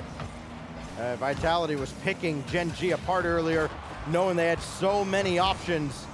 And Gen.G, where they've utilized that quite a bit on the North American side, wise to the game plan. They have changed things up. Vitality trying to answer, though. Radosin runs out of boost. Jack is right there, so is Zen. One-on-one with Chronic. Zen's going to win that one. It's down in front, but cleared away just ahead of an oncoming shot. Well, in surprise to absolutely no one, Zen still looks dangerous every time he touches the ball. Radosin's had a good series so far. I do want to see more from Alpha 54. My one complaint about Vitality is that we've not seen a whole lot of Alpha 54 in offense. And very much when everything got down to the wire in the highest pressure situations on their incredible run at the tail end of last season, it was very often Alpha 54 stepping up and putting goals in the opponent's net, setting up his teammates. Is he going to be able to do that right now?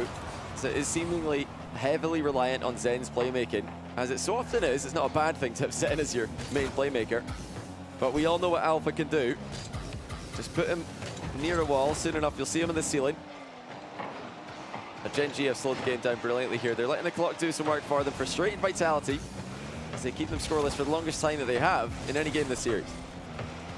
Another one saved away by Zen, more importantly over towards Alpha, but he's demolished. So possession goes right back to Gen.G. They bring it back in, and it's off to the left. Chronic's got to wait on it, and that little hesitation that he needed to have gave Vitality enough time to get reset. And they could have been under a lot of duress. Instead, just a routine defensive effort. Here they come on the counter.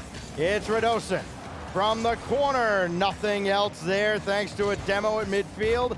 And Zen doing all he can to keep Jack away from the play. First killer now gets bumped back. and Vitality get just the briefest of reprieves, but it is not much to rest on because Gen.G just keep forcing the issue, and where Vitality had about 80% of control early in this series, they've got absolutely none. I mean, right now, Vitality look like they've got one very small corner of the net, heavily defended there. I mean, you put a box around all their players, it wouldn't have to be a very big box. They're all stacking one area, and Gen.G still get a goal in the scramble. Vitality, a disorganized mess on that last play. Suddenly, a reverse sweep looks extremely on the cards. Got to get to game 5 first, where we hadn't had anything past game 3 over on this side of things. Now our final match of the day could very well be headed to Champions Field. And that's great, because after hearing Shogun all day in his voice, we are going to Champions Field, we might actually be heading there. Zen has other plans, over 1 but not 2 as First Killer makes the save. That wasn't bad. Needs a little bit of work. You need a bit more northern accent maybe involved in that. Then you'll be bang on for Shogun there. Pitch was perfect. Oh, Alpha 54 is perfect with a shot bottom corner. 52 seconds to go. It is going to be Alpha 54 to get on the score sheet. But Zen with the fake to drop it down to him. Apparently Jack tracking high had nothing for Alpha's shot. I'm not going to pull back the curtain behind the scenes. I'm not going to explain that Dazarin was doing a bit of a victory dance at 2-0. That did not happen, Gen.G fans, under any circumstances. This goes across and it's cleared back out to midfield. First Killer doing all he can to keep it in play. But Team Vitality maybe starting to wrest control back in this game. Oh, no, thank you. First Killer puts it away.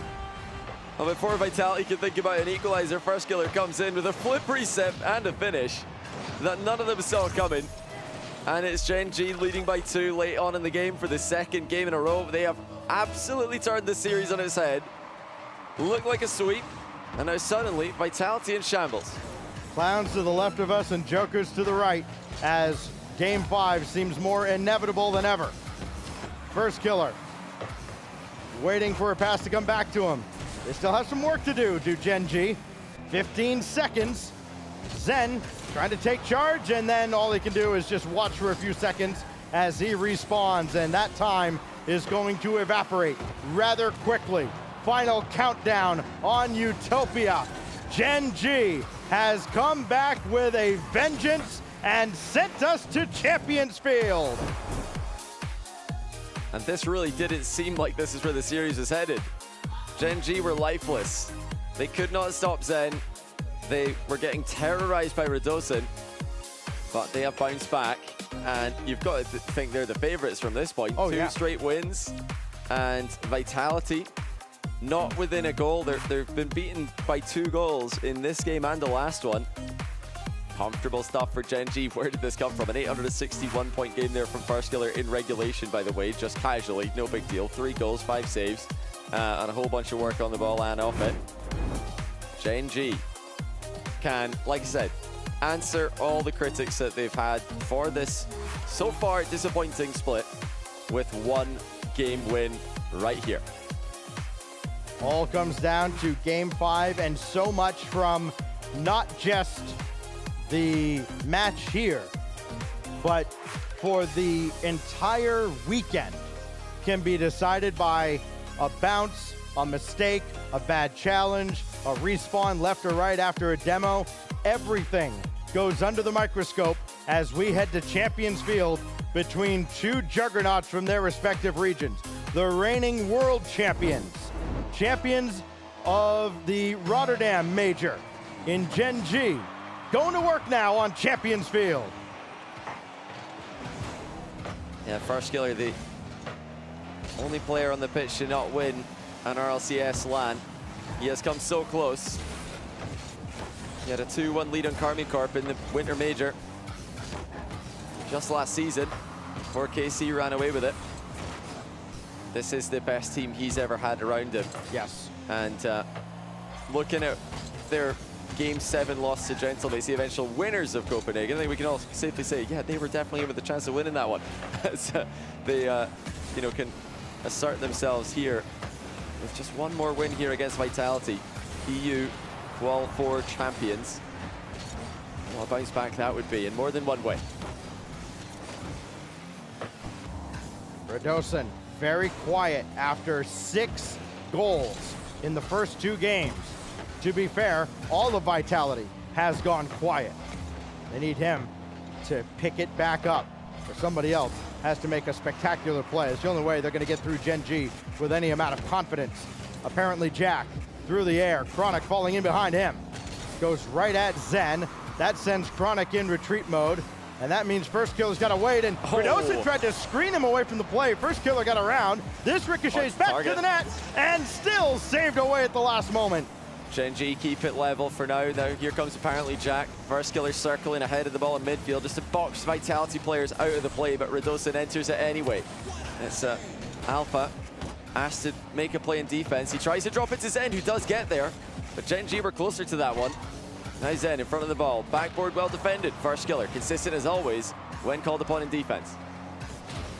First Killer after the demo by Jack. He can still turn around on this, but can't get that back on target. Just didn't have the angle for it. Here goes Chronic. Demos all over. That one blocked away by Alpha 54. First Killer and Chronic kind of deciding who's going to take charge, and that took a little too long to develop. So even though the physical play is coming out for Gen.G, they haven't been able to capitalize on their opportunities as Radosin blows up that one. A great interception by Radosin. Didn't have boost, but he had enough momentum to get in the way and take that away from Gen.G. Now lob pass towards Alpha 54. Dunk on target, and it's in. As the last man can't get there, Vitality against the run of play get the opening goal. It is Alpha. What a challenge. And if you're apparently Jack, I mean, you almost have to wait a beat to see where that's going, then to read and react. Just couldn't get back in time. I'm not sure why Chronic went so high on that aerial contest. Honestly, he was at least equal to Alpha 54 to the ball, but he went way too high, giving Alpha 54 the chance to just put it straight in. I mean, maybe he's thinking Alpha's going to poke this into the ceiling, but he read it wrong, and the bigger threat was obviously the direct shot. Well, it's been a while since Vitality has had a lead in this series. They've watched their 2-game lead dissipate. And now Chronic lob it across to the weak side. First Killer waiting, stole the corner boost, but did not get the ball. He's still there with the ball in play. It pinballs around. Chronic's shot is blocked away at the last moment by Zen. Boy, Gen.G really throwing everything and the kitchen sink at Vitality, but unable to break through. Yeah, boost a real problem there for Vitality, but once again, they've gotten away with a hard clear despite that fact. Minute and 40 on the clock. Gen.G have massively increased their offensive output, but now they're up against it in defense. First Killer again with a huge save, but they need a clear right now. They need to buy some time for them to pick up boost pads. Zen side will double attempt. It's on target, of course it is. Saved by the bar. Zen and First Killer have both put up huge stops in defense in the lowest scoring game of the entire series. Well, First Killer trying to pop that over Alpha along the wall. Does not work. And Chronic just has to rotate out. First Killer's all the way back. He's got apparently Jack coming back to the net, so too is Chronic, but you've seen Gen.G just hesitating a little bit now as they try to break out of the zone. That one dropped down in front, and Zen not quite in position for it. Well read by Gen.G, good reactions. Now can they get something on the other side? Huge pop, still available, and Alpha has that shepherded away. Oh, Jack did very well there. He managed to get the ball past Zen, but there was just nothing going as no one is over there in the far post ready to attack the ball early. Gen.G queuing up behind it, expecting the ball to go more directly into the backboard. Defensive drop down by Chronic towards First Killer, and Radosin's going to pounce on it. Backboard double, make it a triple with a reset. It's on, but saved. As First Killer again adds to his saves tally. They need him to add to the goals tally. Here's Chronic though. Opportunity's gone just wide. And no follow-up coming with only 18 seconds left. Apparently Jack tried to lob it through. Chronic is over there, double. No, he left it for First Killer, and it's still deflected out. Zen with that save, 7 seconds. Jack going into the bag of tricks, nothing there. 3 seconds, Alpha's gotta just let this go. Zen through First Killer, and now Gen.G's gotta keep it in the air. 0-second drill, very few forward now. Loose ball, apparently Jack keeps it in the air, but Radosin, how fitting that it's Radosin with the last challenge, and the pop-off from Vitality, staving off a reverse sweep. That was a yell from Radosin in the direction of Gen.G. The teams are sitting diagonally across from each other here. What a win for Vitality. Staving off the reverse sweep, and it's maybe even more heartbreaking for Gen.G, the fact that right now it'll feel even worse that they've nearly come back and won this. In fact, just to lose by 1 in Game 5. But truth be told, Gen.G have definitely got a lot of positives to come away with from this series. They're not in a bad spot after 2 rounds still. Positive overall in game win-loss differential, which will mean they've got an easier match today than teams with a negative differential like Power. But that's not where they want to be. They were so close to propelling themselves right back into contention for winning this whole thing. I do still think the list of teams who can win this event is something like 8 teams. Yeah. And, you know, Karmi Corp as well, but they're not here. It could have been 9 with quality to win a tournament like this. Do we take Oxygen off after today's performance? Maybe. 7 teams who look like they could definitely win this, and I'd say Gen.G are one of them. But it's all about form. It's all about confidence. And they, like a few teams today, just couldn't find it early on in the series. How appropriate that with the blue wall absent, it's Vitality in blue that is trying to take up the mantle for the homeland here. So another French team is good at Rocket League. Who knew? Vitality goes to 2-0. They do stave off Gen.G's reverse sweep effort. And that brings a close to what has been an interesting day. It hasn't gone completely chalk. It hasn't gone completely to plan. You see that, I think maybe my eyes, Johnny, are on that OG Twisted Minds series where Twisted Minds had jumped out to a 2-0 lead. And if they were ever going to get a win over one of the bigger regions, that was going to be it. And then OG brings it all the way back in highly dramatic fashion. Two overtime wins in Game 3 and 4 there for OG. So Tommy Twisted Minds, you don't get much closer than that, but that'll be a small consolation for their 0-2 scoreline. They need to reverse sweep Swiss if they're going to make it out over the next 2 days. Gen.G finish off 1-1 on the day. Vitality perfect on the day. Team Falcons as well. Perfect 2-0, but no one perfect as G2, who you know, having to defend against a couple of Mickey bracket allegations, but they are 6-0, so they are going to have the top seed going into the second day of the competition. Doesn't mean you're going to get an easy match though, with Furia, Gentlemates, Falcons, or Gen.G being the options. They're all going to be good games on paper. They are going to be good games on paper. Hey, these were good games in reality here to close things out, but we were so fast through the rest of the day.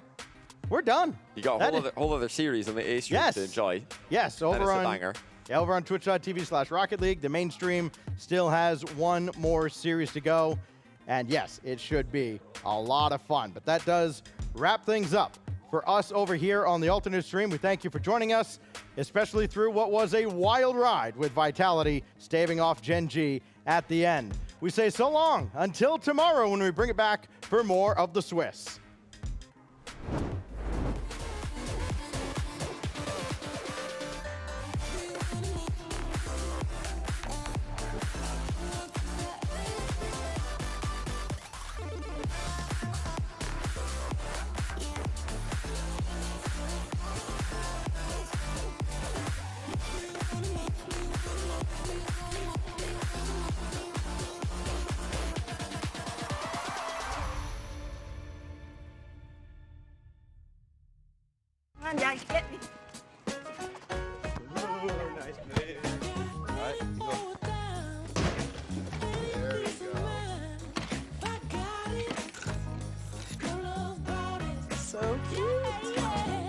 At Ally, we're helping millions save more for the things that matter most to them.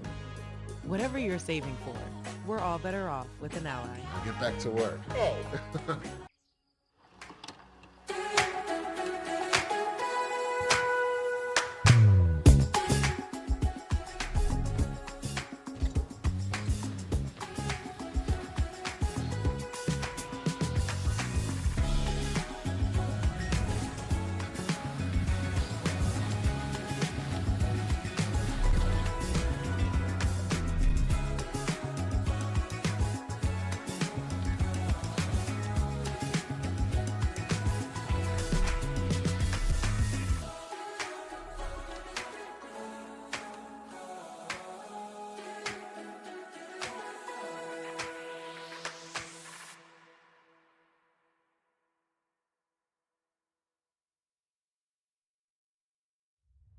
Dickies Arena, Fort Worth, Texas.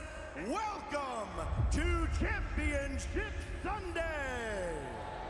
This is the moment. Here, now, the final countdown to the final chapter. No back and forth, it's turn after turn, bumps it off, now comes the follow! No one from G2's there, they went for the dunk. Now Monkey moves downfield, a pass in front. We are going to Champions Field!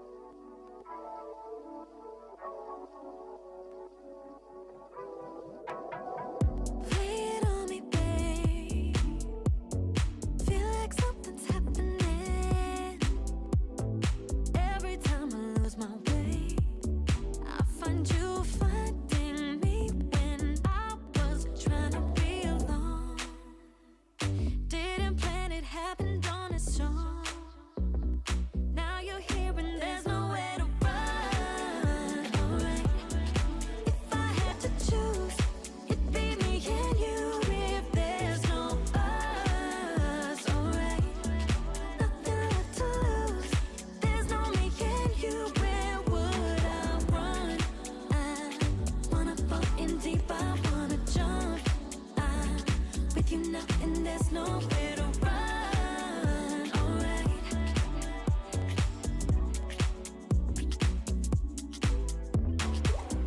Dropping the pin, pull up in 5 minutes.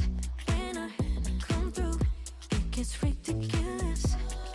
Locking the door, dress on the floor, got me wanting more. Was trying to be alone, didn't plan it, happened on its own. Now you're here and there's nowhere to run. Alright, if I had to choose, it'd be me and you. If there's no us, alright, nothing left to lose. There's no me and you. Where would I run? I wanna fall in deep, I wanna jump. I'm with you now, and there's nowhere to run. Alright,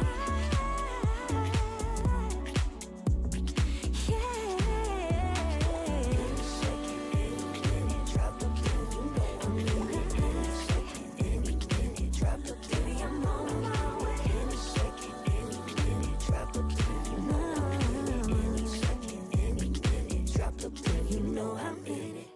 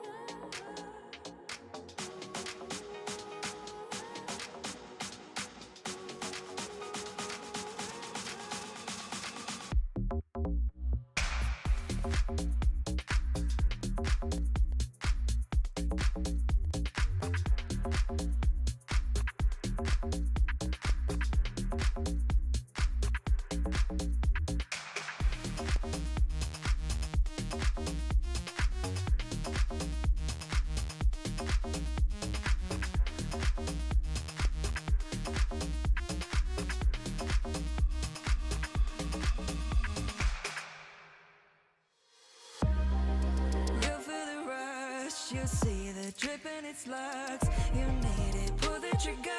Got you feeling, got you feeling. The world is yours only if you take it.